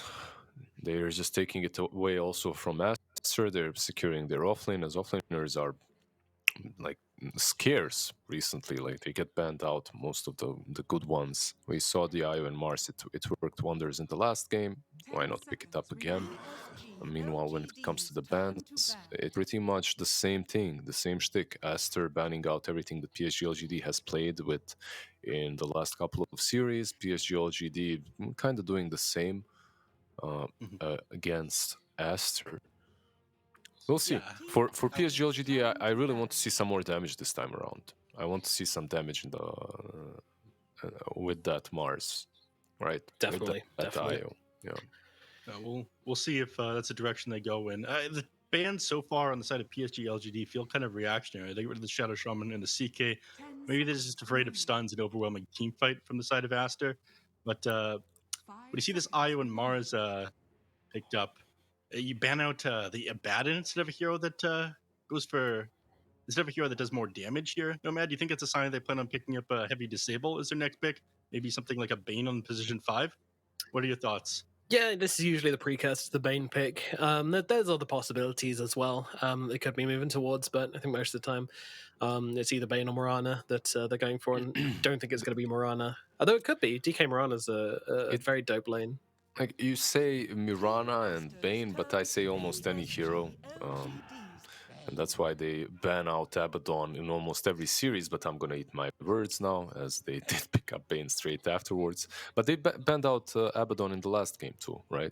So absolutely. That was when they had the Shadow Shaman. I think they were worried about too many defensive supports, but it's kind of surprising given the fact that we talked about how they didn't have enough damage. And even with that Ursa last pick, it felt like PSG LGD didn't have enough damage. Do you think they would have gone? No, you're tired of my imaginary hero talk. Let's talk about heroes they're actually going to grab here, Lizard. They can grab that imaginary storm that you talk about still, that you guys talked about. I still think that it's... Maybe they felt that the hero got nerfed too hard in that last game and they won't. But looking at Bane, looking at Phoenix, I still think it's an option for it. The only problem is there is still something like a puck in the pool. And if you go for a Storm Spirit, you give away Puck, Phoenix, Dragon Knight, you're kind of solving all the issues that Team Aster have got. Instead, you go for an Undying, Dragon Knight and Phoenix versus an Undying both strength heroes don't necessarily fare well in that lane. You can. What do you go for here with the Undying? Do you get 10 something seconds ranged, remaining. some Medusa-like hero? You go for some 5 Jug or Ursa seconds once again, remaining. something that deals with the Phoenix Egg. That's an interesting question and a good one, because I feel like Undying is here that can either A, dominate the lane, or B, allow you to play a carry that doesn't do so well but scales pretty well into the late game, like Ooh, they did a Medusa. mid. But yeah, we're not going to see an answer to that one yet. We see the Lina instead. You sound like you got stuff to say about this one, Nomad. Go ahead. I just find it interesting that LGD decide to grab their mid laner now rather than saving it for later on in the draft. A lot of teams have priorities in that regard. So, yeah, I mean, What the question? Can you find the right answer to Alina plus Mars? Like, if you can, then perhaps picking her this early on is not great. But if you cannot, that doesn't truly matter. You can grab this Lina straight away. It is difficult getting on top of the Lina with this Bane, though. Usually you want to hear with a little bit of jump, but that's not what they go for. Instead, they hear that they've seen a lot of success with the Ooh. Brewmaster, and that means it is very likely going to be a DK mid. You said there was no chance of this one happening in the previous game, Lizard. Did I? I'm gaslighting you a little bit here. I'm pretty. I said that they picked these two heroes before, and they can. They banned it out for that reason. And yeah, I'm definitely gaslighting you right now. They can play them anywhere. Brew on offlane, Dragonite mid or safe lane can be played, right? So they love this Brewmaster. It was banned out in the last game, right? It was. Yep, it was. Yeah, very early on. So we'll see. XXS plays extremely well on the hero. Again, you are facing an Undying, and so far on Team Aster, who hits the Tombstone? Like you don't have that one hero that really deals with a Tombstone that easily, which might be a minor problem as it's just a position 5 Undying, but for me it looks like a problem still. Yeah. Go ahead, Nomad. You sound like you have an idea for a Tombstone hitter. Well, I was going to say they could have gone Mirana instead of Brew, but then your lanes look kind of funky with Bane, Phoenix, and Mirana. One of those has to be core, and I'm not sure you want any of those to be core, so yeah. But Brewmaster has been something which Aster have just played phenomenally with in the past. They've just looked so good every time they pick this hero.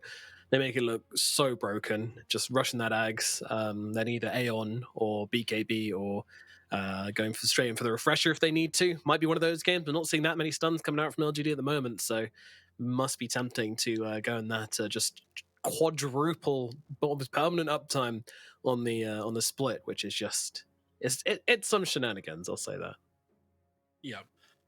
The anti-mage ban makes sense. I do like the Brewmaster pick for several reasons here. I think one of the biggest ones is he's good at removing a single hero from a team fight, and whatever your carry is going to be on the side of PSG LGD, it needs to do a lot of damage. So even removing a single hero from a team fight is going to make PSG LGD's draft just come apart, I feel. I don't see any hero that's going to be the perfect solution for what Aster have so far, but maybe you can come up with some suggestions, Lizard?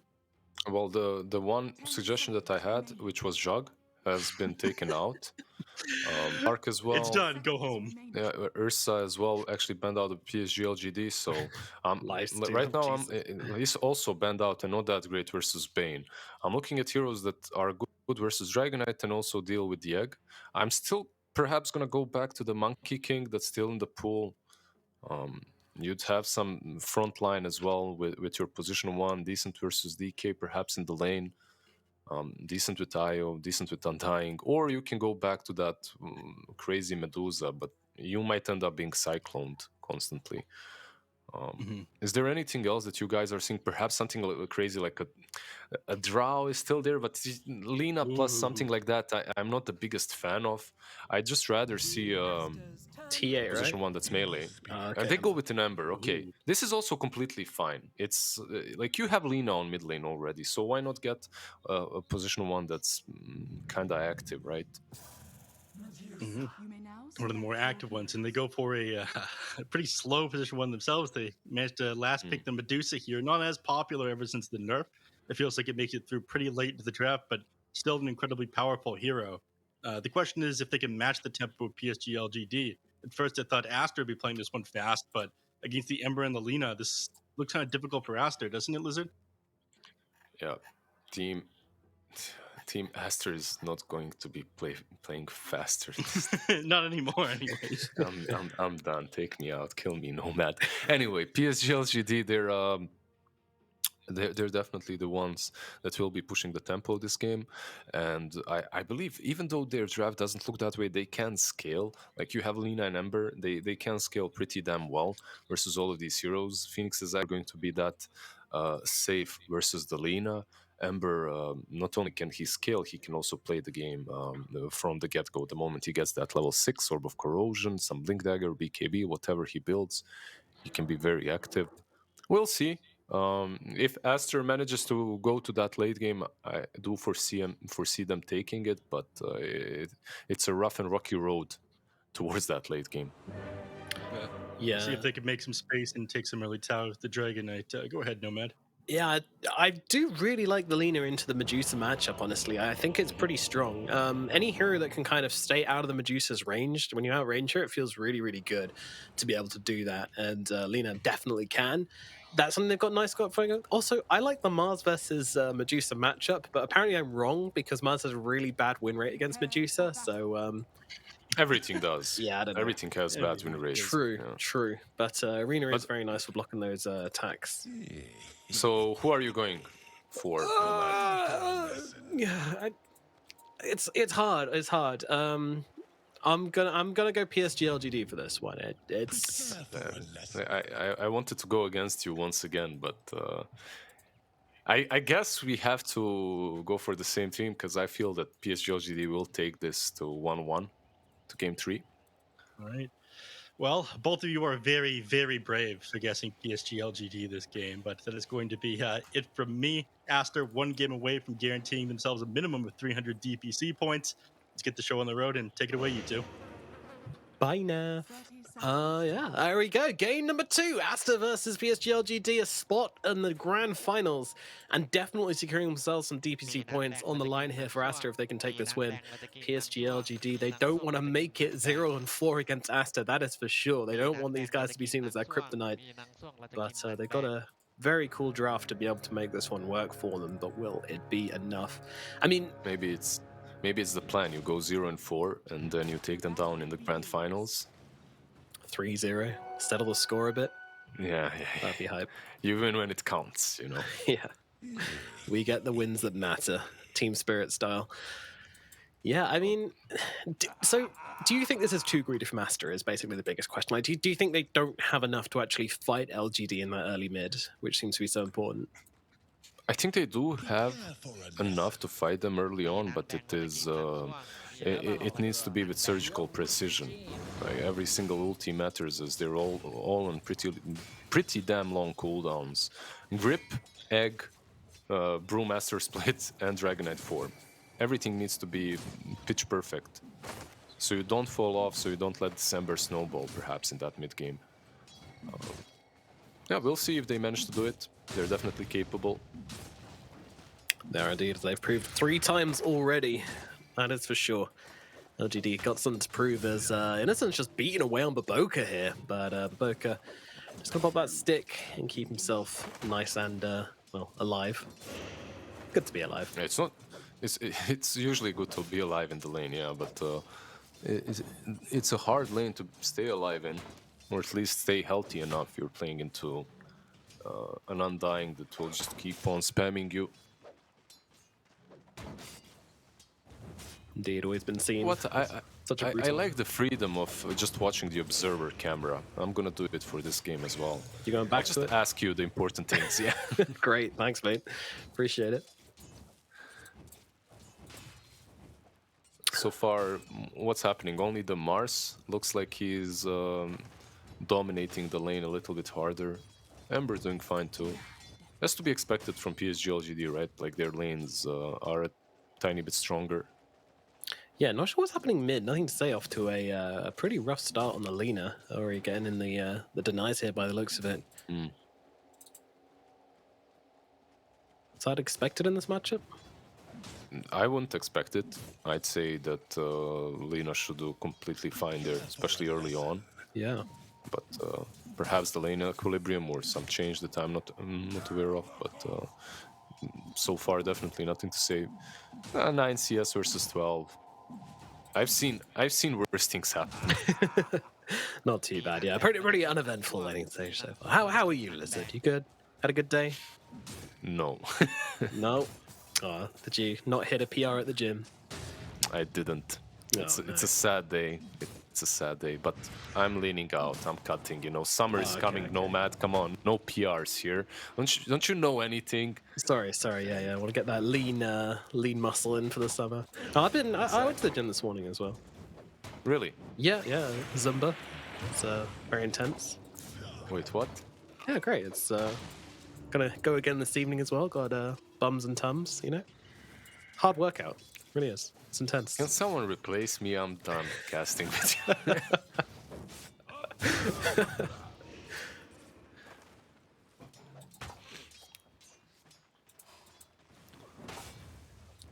Yeah, I'm not saying anything. You need to Literally repair done. this damage. I broke him. We did it. We need to repair the damage, and then we will be back. What's happening? Like the lanes are kind of even once again. Yeah, no, not so Same much this thing, time. only around, honestly. juggling, I guess, right? Yeah, Deuce is not having a great time. The Bruise, he's doing all right. He's got wave coming under his tower at the moment, so we'll be able to reset with this. But yeah, overall it's looking good for PSG LGD, I'd say at the moment. Two of their lanes going pretty damn well. Both side lanes looking all right. Monet obviously not farming as much as he'd like to, but if you look at Phoenix, you'll know what he's doing. He's stacking up those camps. He's preparing the recovery for the Medusa. As it usually happens, you struggle a little bit in the lane, and then you come back and you're top 1 network forever. That's the dream. That is the dream. Monet wants to be on the Monet this game around. That's for sure. But those changes to Medusa, I mean, they are pretty significant. The split shot minus 5% damage. Ame, he's got a lot of stick charges and the fairy fire, but still took a lot of damage. Yeah, playing with fire there on the Ember Spirit and the Phoenix. Very fiery lane down. Damn, you're on fire.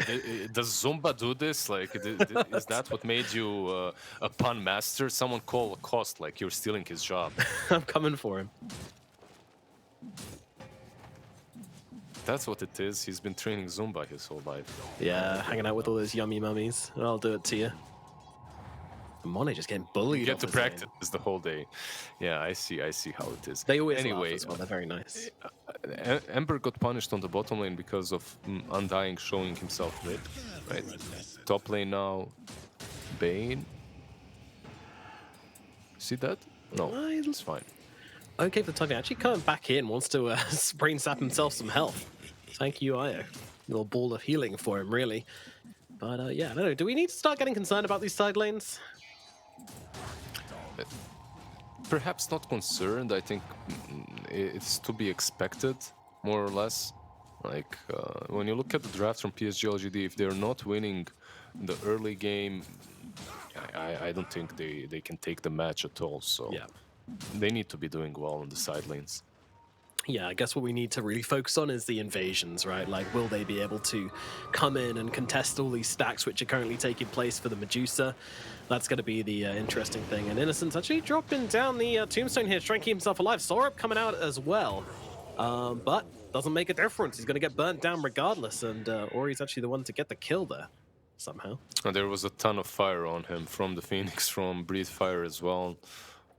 He gets taken down in the end. First blood for the Dragonite. Feels pretty strong. Feels pretty good if you're Aster right now. If you're Ori, getting that extra kill. Yeah, that's very nice for him. He's done. I expected them perhaps to rotate more supports towards that mid lane as Dragon Form is used, and then they try and take the tower. But it's harder against Alina. She just comes in, Dragon Slave, and moves away. Not the easiest one to push into. Yeah, and at the moment, Lina is well below average on last hits for this hero. Generally, we expect her to be a little bit further ahead than this, so we'll see if she's able to recover. Usually, she will start hitting some neutrals and get that CS, and with return, the net worth as well, and start making herself a bit of a threat, because they'll need that. said before, it's about the invasions.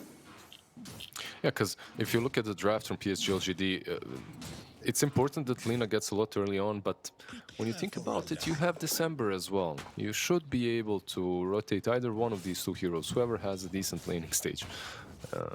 Or not even a decent laning stage. Ember just needs levels and he can join fights. Yeah, that's a good thing. It's always going to be a factor in the fights.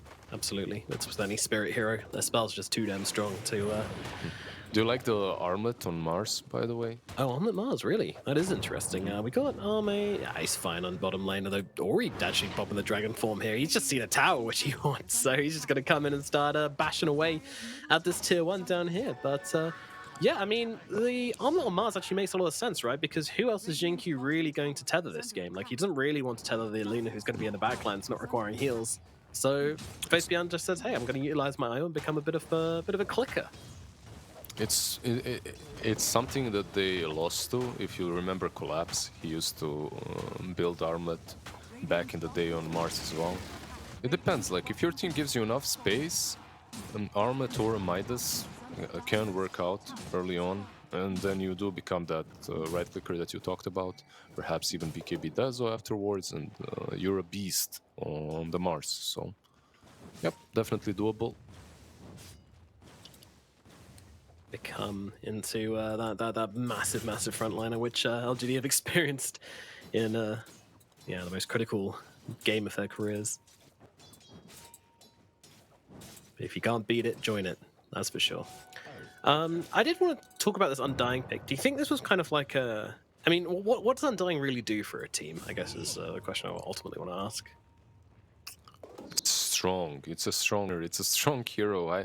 Like you and Neff have some unhealthy obsession over position 5 picks. I feel like they're important, but XXS should be right.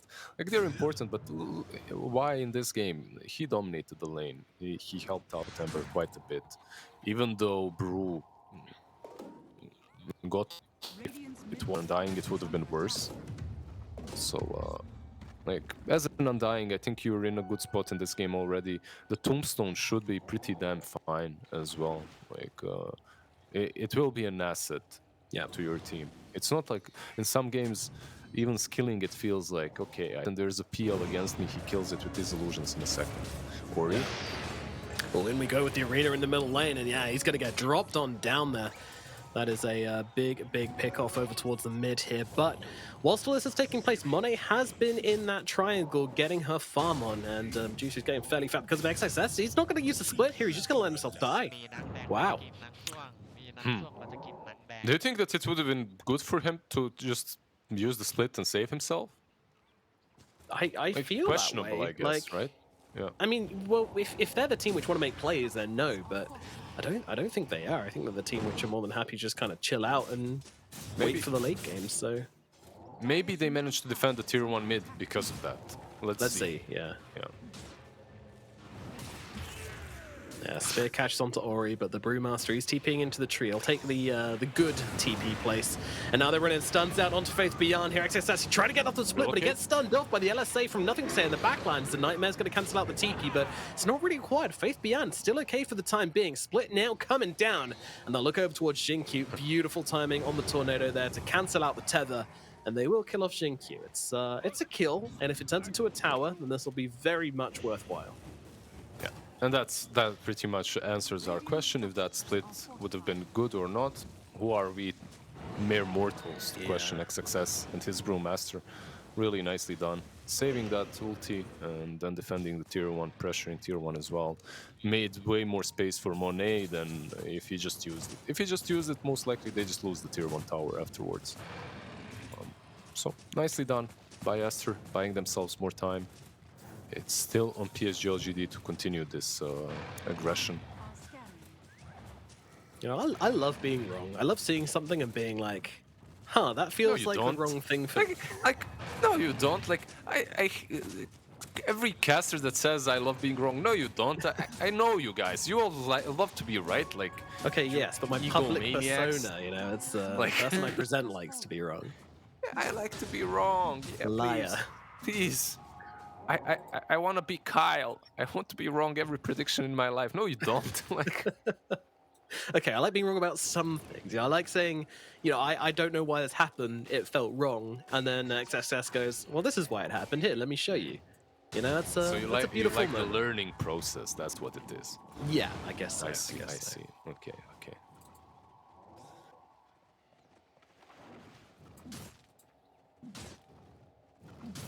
So now in the middle lane. I mean, at the end of it all, the middle tower for Aster did end up falling, and the middle tower from PSG LGD is still alive. But honestly, the fact that they spent so long deliberating over this is kind of a big win, as this Medusa keeps farming. There is a grip, but it's interrupted by the spear. But now they jump in with the Dragon Tail as well. Can Ame get away? Yes, he can. Being healed up by Jinkyu as well, so will keep himself nice and healthy. And a TP out from Jinkyu as well. But he's actually leaving Ame kind of defenseless here. And never mind, he's actually got 3 remnants. He's fine, but he has been nightmared. Jump back. He's okay. Not sure about that supernova, to be honest with you, but nevertheless. And the grip as well, right? Yeah. Like they just 3 big spells, Dragon Form as well. Dragon Form, Grip, and Egg. And PSG LGD, they're fantastic when it comes to baiting out spells, moving back, disengaging. They can even fight now. I believe if you're PSG LGD, you should force a fight as soon as possible. Yeah, they're definitely not overreacting to the Medusa, that's for sure. They're being very calm. They're just like, okay, we're not going to just run into their triangle like idiots, trying to stop the Medusa. They have a BKB on Lina. I feel, yeah, they're not going ham, but it might happen like last game. Everything was calm, peaceful, 4 kills in 15 minutes, and then hell breaks loose. Yeah. Yeah, you definitely absolutely need this BKB as soon as possible on this Lina as well. Like, you look at this team on Aster, and it's just like, your backlines don't really exist. They're just going to be all over you. There is no chance that this Lina doesn't get spells using her in a team fight. She doesn't have a BKB up, so must be done. Meanwhile, XSS moving in towards that Aghanim Scepter at an alarming rate. More primal splits, more problems. It's pretty much the name of the Brewmaster game. And we're seeing one of the huge benefits of the Ame Ember here as well, in that he can just always be farming in the most dangerous part of the map. Like, he has not really moved from this bottom part of the map. This is something you see from, like, really bad players and really good players, because really bad players will just play here and die. Really good players will just play here and take the farm, which is too dangerous for most carry players to take. Which one is Ori? Because he almost died on top lane in a really dangerous position, but almost it is. Yeah, yeah, for sure. Staying alive is the key to this, and both Ori Bane. and Ame are doing that very well, but Bane might actually get caught out here as Relocate comes through onto him. He's on the run, PQ trying to escape, but there is no escaping the rebuke of a god. And finally they do get a kill. Finally we get that 5th kill of the game. Aster 15. though, they're looking for a response, and they're, well, yeah. it's just innocence taken down. Do you feel that this is better? Like right now, when I'm looking at this game, I feel that it might be better for Aster. You just used your relocate to kill off a Bane. On the other side, Undying just falls to, well, Dragon Form was used a bit previously, but still, I feel that Aster are satisfied with status quo. They don't want this game to go ham anytime soon. 5 more, I think, on the Medu will be ready. But before that 22-23 minute mark, I believe it with what's happened. Yeah, for sure. I think these they're not really too worried. The fact they've used ultimates and LGD haven't really capitalized upon it, I think they're going to be happy about that for sure. Yeah. They got nothing after that bottom. What was it? Egg, Dragon Form, and Grip. PSG LGD got nothing afterwards. They're just completely satisfied with farming up. Maybe they feel that their late game is stronger. Yeah. Versus a Medusa, that's always a bit scary for me.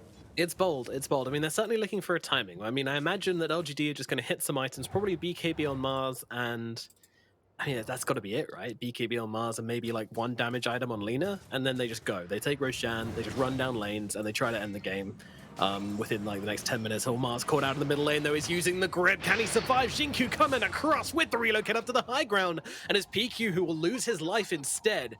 very nicely done from PSG LGD. But again, it's kind of like the constant question we keep asking ourselves, right? Like, is this the right play? Is this what should be happening? Aster making a move onto PSG LGD rather than the other way around, and then LGD kind of outplaying themselves out of that situation. I don't know. What I do know is that PSG LGD are heading into the Roshan's pit. They want to take that Aegis. So they have got that BKB now completed on the Mars. Well, very, very short actually. He doesn't actually have it at the moment, which is surprising. So they just saw that the fact that those ultis have been used, and they're going to be able to take down the Aegis. Aster are too late to this. And now Arena comes down. All right, doesn't really catch anyone, but I guess that's a big response there. Tombstone and the Arena coming out, blocking off Aster. All right, whatever. They have an Aegis. They've got plenty of time to make that play again.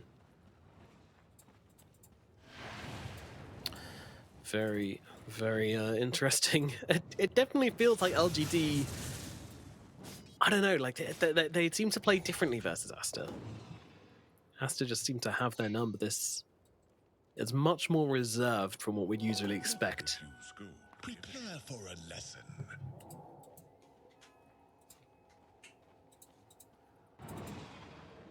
Brute, he's one last hit away from that Aghanims. XXS will be able to grab that one up now. 90 minutes past. Very, very quick indeed.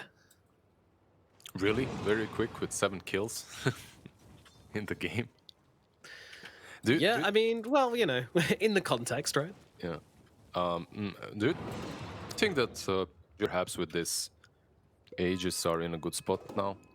Like, you're going to get that crit on lean, travels BKB crit, you're pretty speedy in the fight, or is Aghanims a bigger deal on Brewmaster?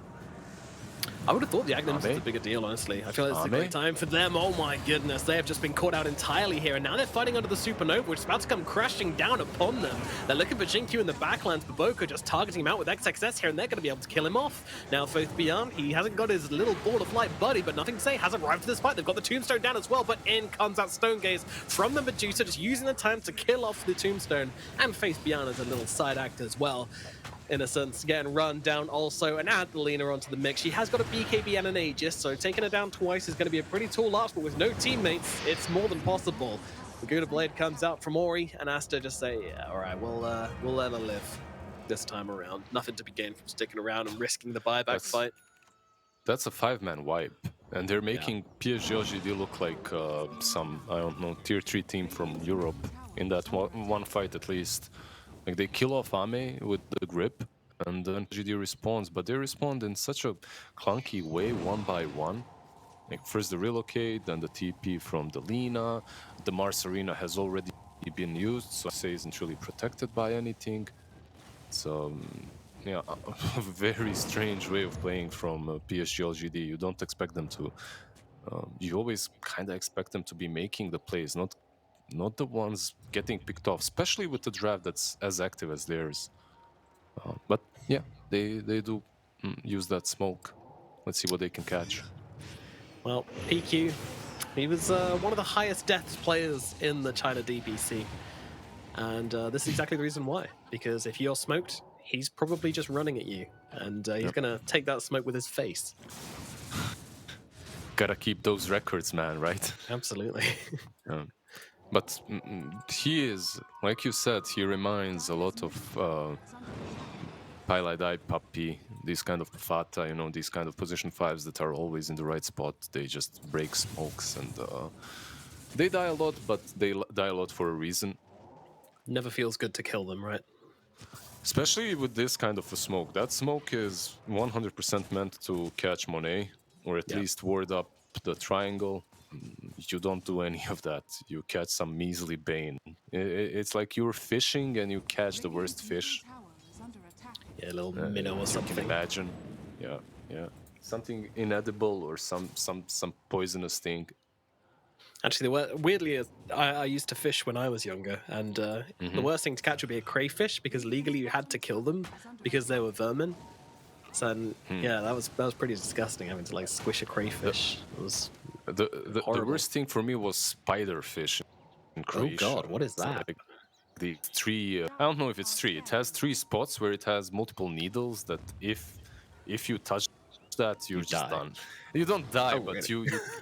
you're gonna cry for a long time. Jesus. Well, let's see who cries out of this fight as they enter with the arena. They're looking for the Dragon Knight on the backlines, but that Supernova already down and doing a ton of damage to Faith Beyond, but he has got the BKB. Supernova comes crashing, doesn't really land on anyone. They're keeping the Tombstone alive for the time being with the Soul Rip. They'll chase back the Medusa. Monet will finish it off, but now the grip's coming out into Faith Beyond as well. They've got nothing to cancel it. Monet still absolutely fine, just blasting out the damage in this fight. Nothing to say, trying to do something, anything desperately, trying to bring down the Medusa, but Monet is just too damn big. Too big to fail is the word I'm looking for. And he is just taking down absolutely everyone. 4 dead on the side of LGD, and I think it might be 5 as Ahmed comes crashing back down to earth with a big bang as he dies as well. Monet triple kill here. LGD are just getting wiped off the face of the earth by Aster in this series.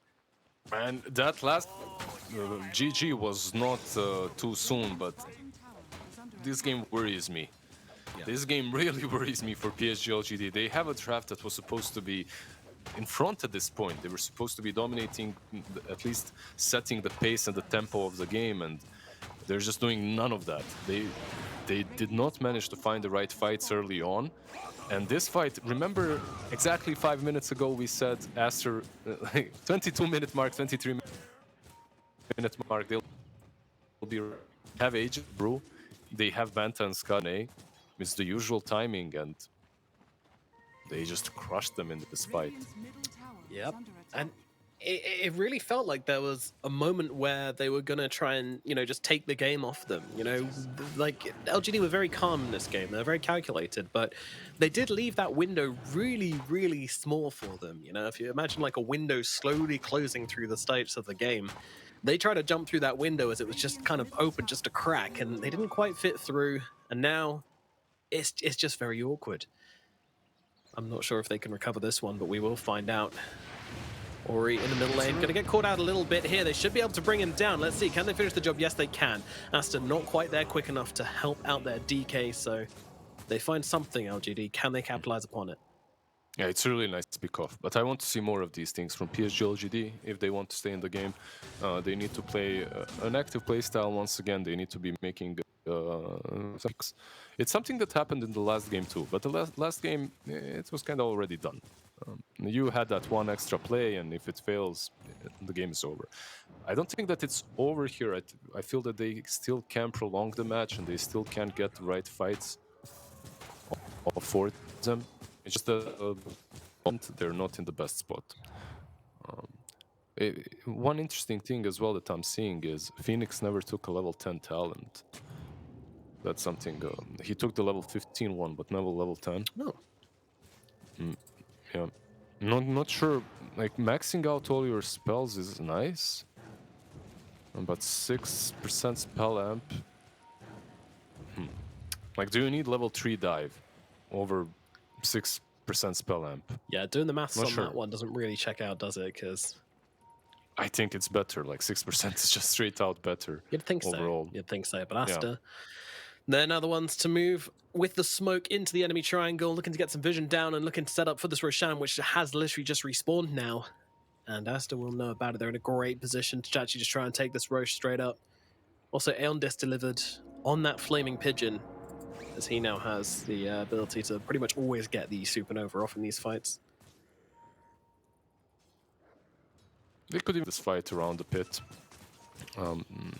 The Roshan fight on the side of PSG LGD is, I feel that it's a bit stronger on the side of Faster. Let's see, Boboka. And Sage trying to blow him up, but there's the Aeon Disc. Still pretty good to get that off just for the next fight, so all that gold is going to be pretty much wasted. And now, Mars. Looking at Marte, yeah, they've got the grip out onto him. This Faith Beyond might just be dead. He gets on the BKB, no, turns around, Zinky comes in, heals him up. This could be huge, but can they turn this around now? The problem is, where is the Medusa? She's coming in from the side. Stone Gaze is out, but Faith Beyond's going to trap her in the arena. She's not doing any damage, but nothing stays still. Low regardless, might just tick out to the Spirit Vessel, certainly will. Ame still trying to get off some damage around the side of this fight without their Lina. They just do not have the damage to bring anyone down. Faith Beyond going to tick away on the sidelines as well. Xinkyu realizing it's over, TPs himself away. They will give up the fight, and they will give up Roshan as well. man, that was almost good for LGD, but it just feels like they're lacking some key ingredient to this fight, as they do finish off Innocence there as well. It looked like the perfect fight for them as well, as Mars baits out the grip, he survives, they kill off the Bane instantly. Tombstone is in a really good position, it can... Oh no, no, no. Do they have the damage? Surely not. Goodness gracious, that was... I mean, the poison's still on him. Jinky's coming across as well, trying to save him, and I think with that sleight of fist, that might have just been enough to keep him alive. Yeah, Bane was there blinking in, trying to finish off with a brain stab, but didn't work out for him. Still, they go into the pit, now they will have the Aegis to work with as well. This cannot be contested, the Shard is there too. Do you give it... DK already has it, and do you give it to the Medusa, it seems like? Yeah. Monet takes all. Seems to be the way of it. Cheeky little pick off there onto the Bane, but again, PQ just doesn't really mind dying there. I'm not sure that was super necessary, but we're doing some warding or something, not sure. Is there something that really changes the game hard for the side of PSG LGD? Like, these items that they're getting are nice. The riff on Mars is good, obviously. Makes Medusa not completely irrelevant, but quite irrelevant if the arenas are correctly placed. Satanic on Lina will ensure that she doesn't pop the way she popped that last fight, because that was just killed off in the end. Yeah, it's very unfortunate, but Satanic is going to be a huge pickup for her in this game. I thought Skadi was going to be a pretty big deal from the Ember Spirit here. He did have that for that last Roche fight, though, and he barely was able to get off many sleight of fists in that one. He just has to keep such a big distance. I do really want to see him pick up a BKB just to allow him to be close enough to drop these sleight of fists, but he's looking for the more aggressive item. They're chasing him, don't but do it. they have the He goes damage? for the rage creep. Okay, jumps away, it's fine. I wonder if they will have damage and control. I guess it's with Bane and Blink Dagger if he's close enough.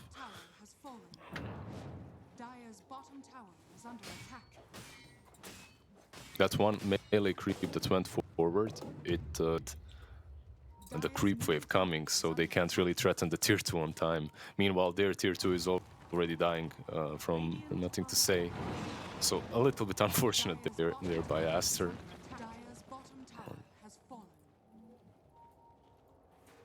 Yeah, certainly was.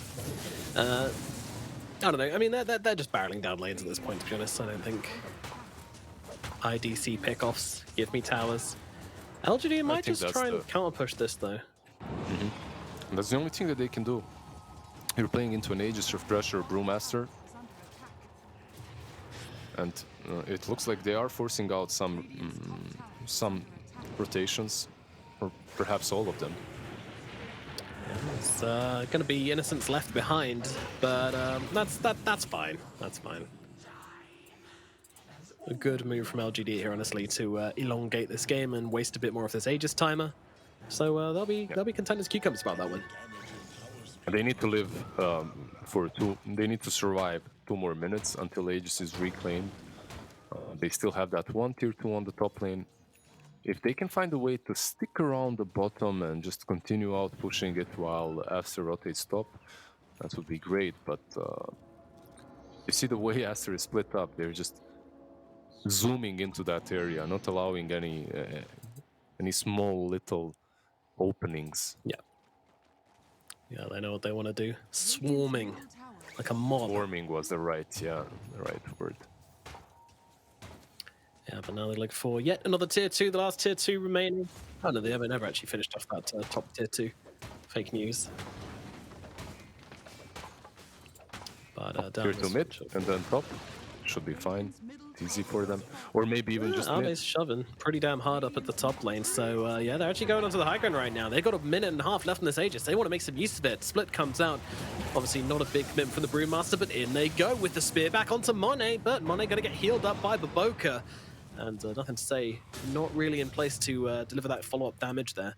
I feel like if Nothing to Say was a little bit closer there and was able to just follow up on the Medusa, they could have threatened her a little bit more.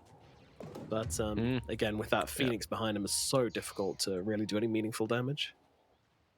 Exactly, right. There's a Phoenix and there's also an Aegis. So, if you kill her, you're most certainly losing that fight. if you commit everything on her. But they are smoked up. But look at this smoke. They're just using it to move out of the base. Yeah. There's a relocate. Look at Oh no, Arme. Jump in with the quick stun on Dory there, and now they've got the grip to follow up as well. There is no escape for the Ember Spirit here. He will be dropping. Oh, that's two huge mistakes from them. Yeah, this Back, but look at Mars. They'll try to. Let's just drone if you're Aster Base at this race? point. Like, yeah. Let's see. They now notice this, so they're going to send back Baboka, at least for now, immediately popping his Aeon Disc, which is going to make him a little bit scared. LGD, they are going to be able to get the barracks here at the very least, and maybe Baboka as well. They're going to, oh, dodged by the egg, but I mean, they're going to be able to kill off the egg regardless. Nothing to say now, going for the TP out with the BKBs. And honestly, pretty good. Honestly, yeah. Honestly, amazing. Yeah. From PSG LGD. They just turned the worst possible situation into something that you can play with afterwards. That was impressive. They killed off the egg. They killed off the egg and the Raxes, and it all started with two pretty big mistakes. Ember dying in Radiant jungle, and also Ioka. They relocated into the Dire jungle, but the creeps were not there yet. So we're on the edge, literally on top lane. They were on the edge of breaking the back door. The backdoor protection, yeah. Jeez. But they never got there. Well, yeah, LGD, as I said, you know, they're beast, and when they're backed into a corner, it's when they bite hardest. And that is a perfect example of that. Well, they pull out plays like this. Look at Bane. Yeah, he's wrapping around the back lines here, and he's going to get torn apart by nothing to say straight off the back. And Monet trapped inside that arena, unable to really do much damage to the team. But the long fight is exactly what Aster are after here, and they've got this Lina in the air. She doesn't have BKB for another 6 seconds. This could be really, really bad if they can't help out. Nothing to say here. But honestly, they're not doing a ton of damage on the side of Aster. Even on the sidelines, Ori and Dragon Knight having a little bit of a 1v1 here. Monet going to come in as well and help out, but the lack of stuns, meaning that they can't really hold anyone down, and nothing's actually going to open up onto the Deucer here.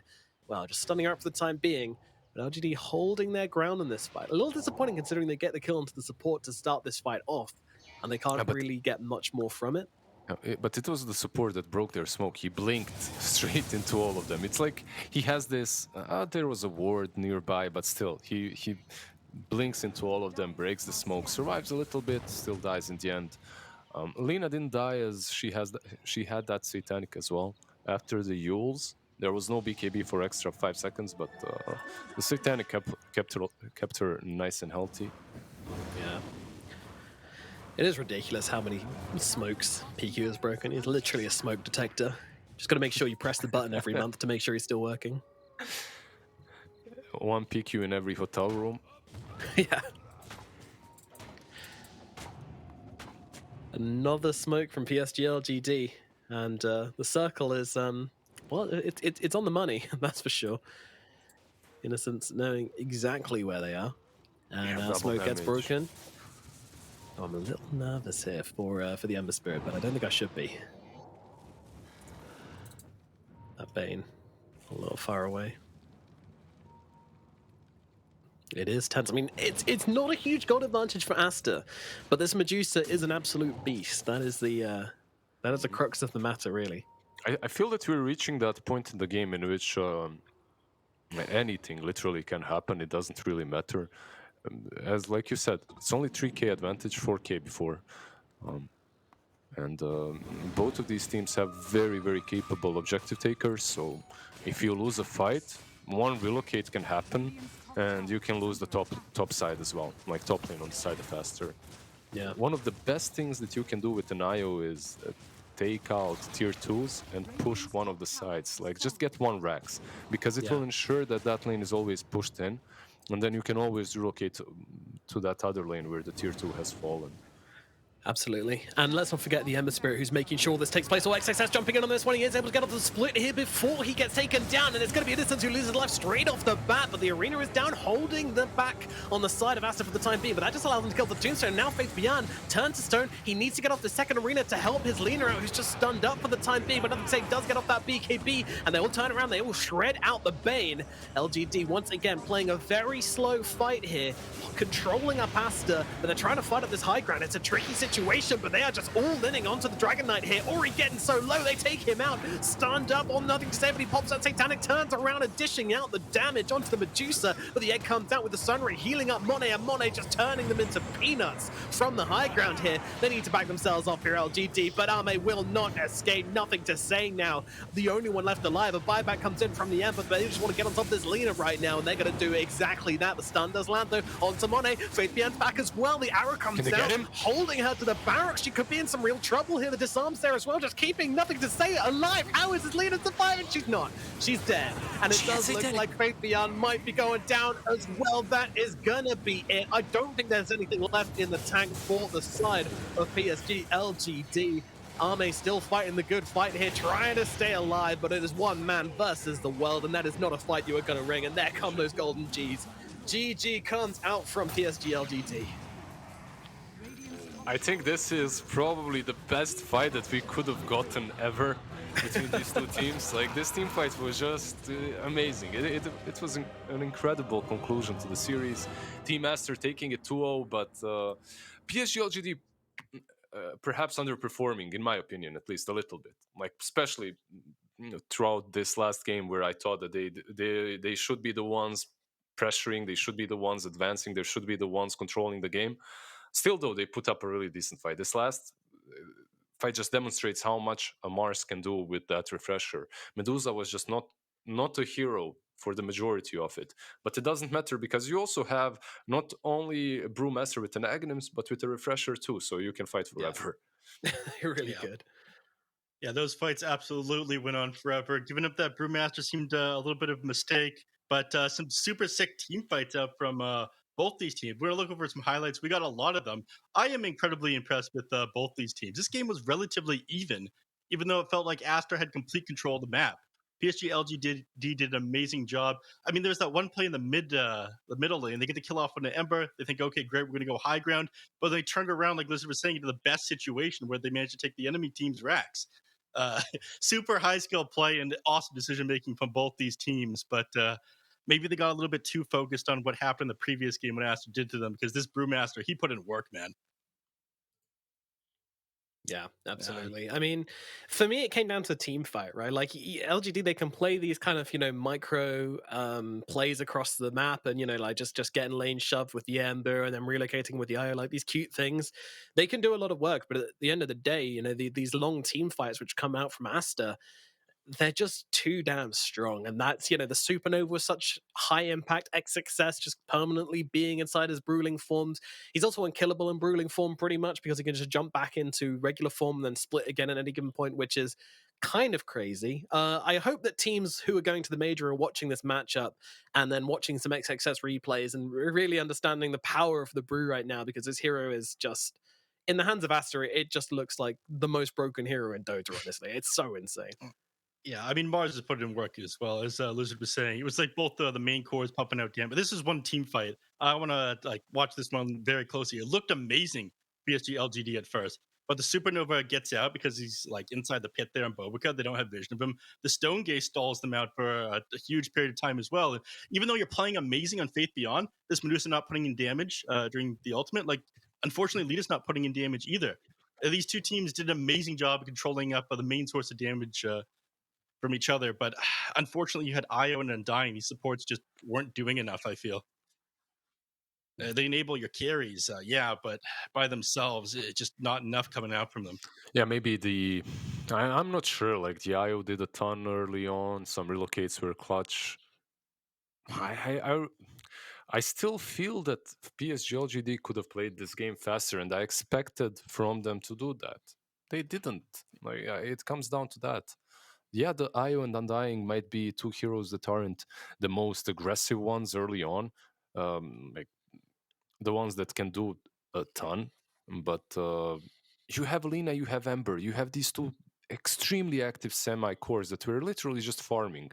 Like, you have Aegis on Lina, your Ember is getting picked off under the tier 2, farming at the hard camp. And then you all die there. With an Aegis on Lina, you lose all 5 heroes. Yeah. I like that kind of a thing. When it happens versus a Medusa, I feel that you shouldn't call it, but you're definitely making the game much harder for yourself. Yes. Yeah, there was like a massive downtime in this game. Like the 15-minute mark was only 3-3 at that point. Who do you think that one benefited more? Because again, I think PSG LGD should have just been running at them, but they didn't end up getting a BKB on the Ember Spirit until like I don't know, almost 30 minutes into the game.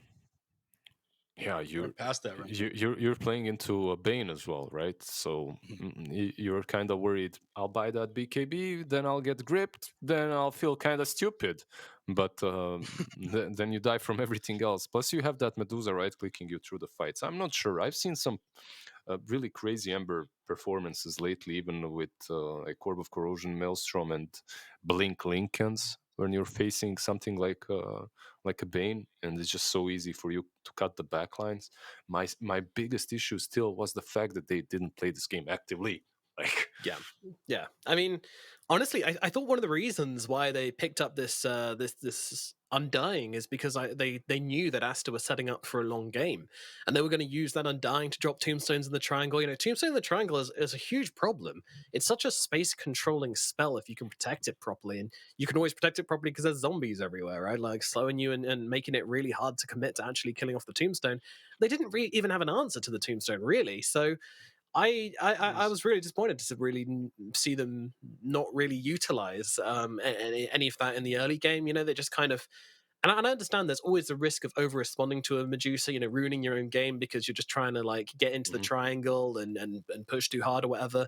And that's something which LGD have always been, you know, very chill about, you know, playing their own game, not playing the opponent's game. But in this situation, you know, I just really felt like they did play Aster's game actually, and Aster.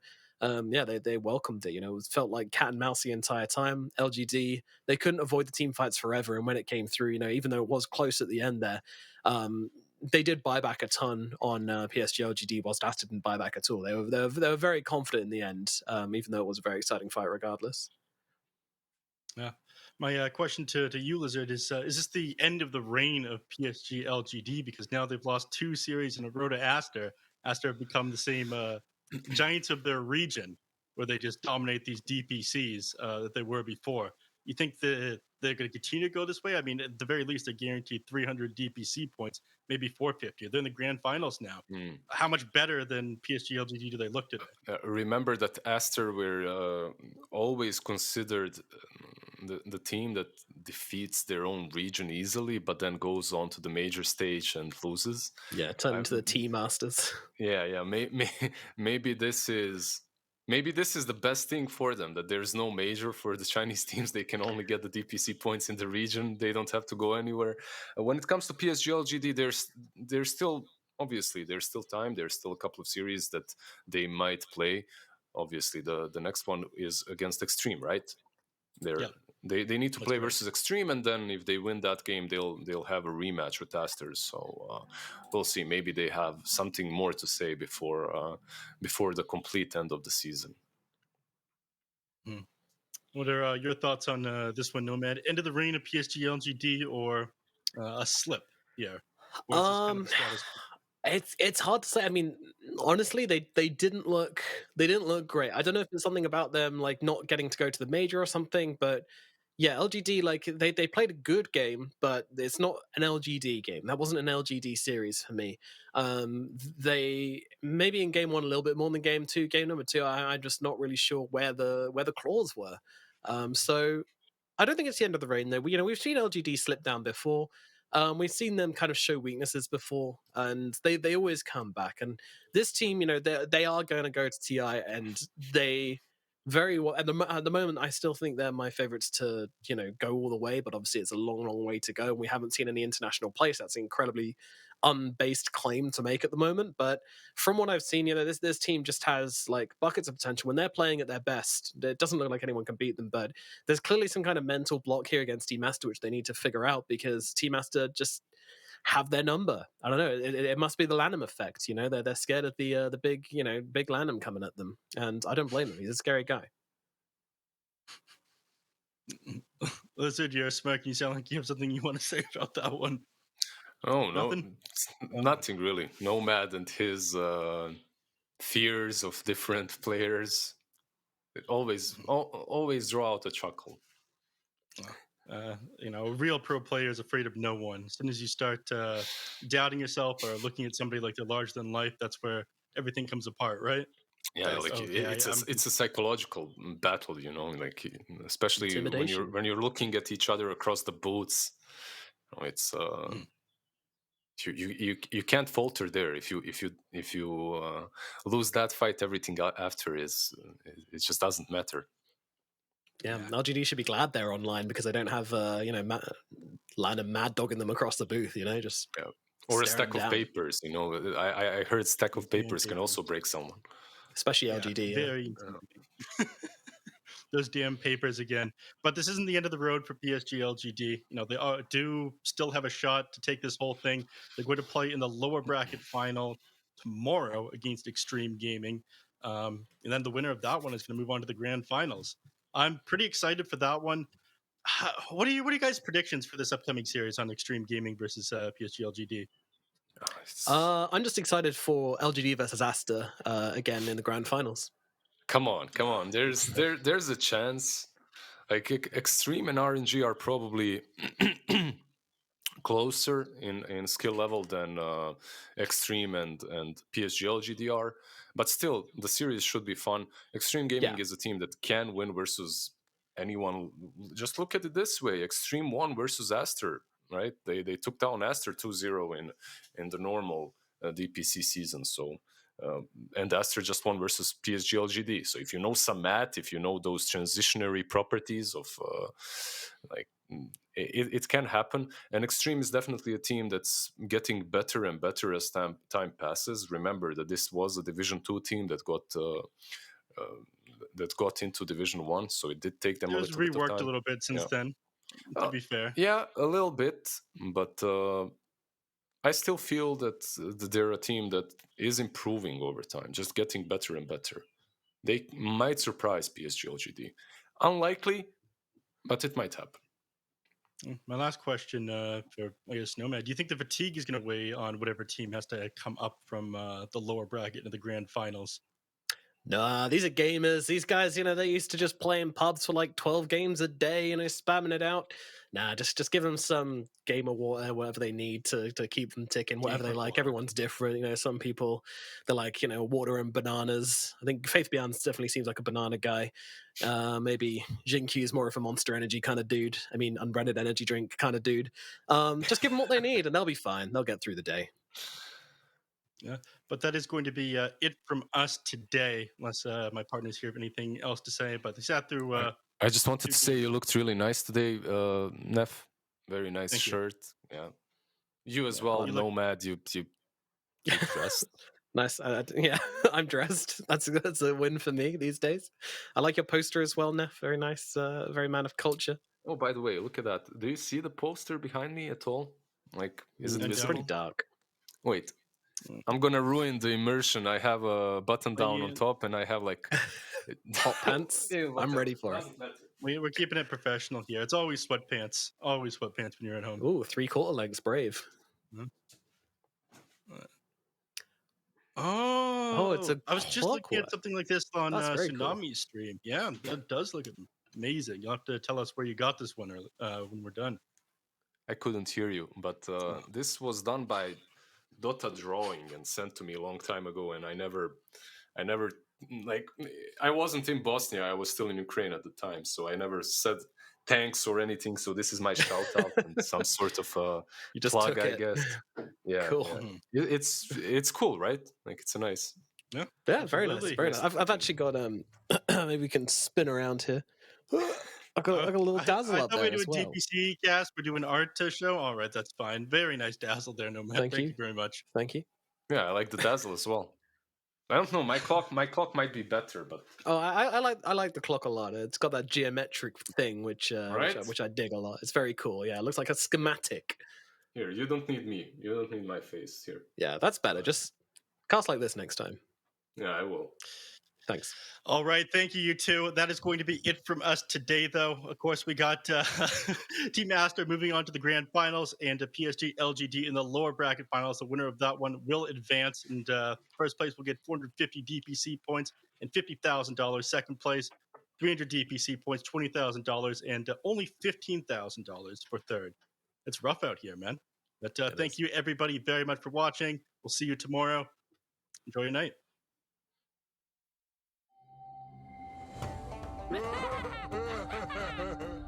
So, who wants to play a game? Yoink!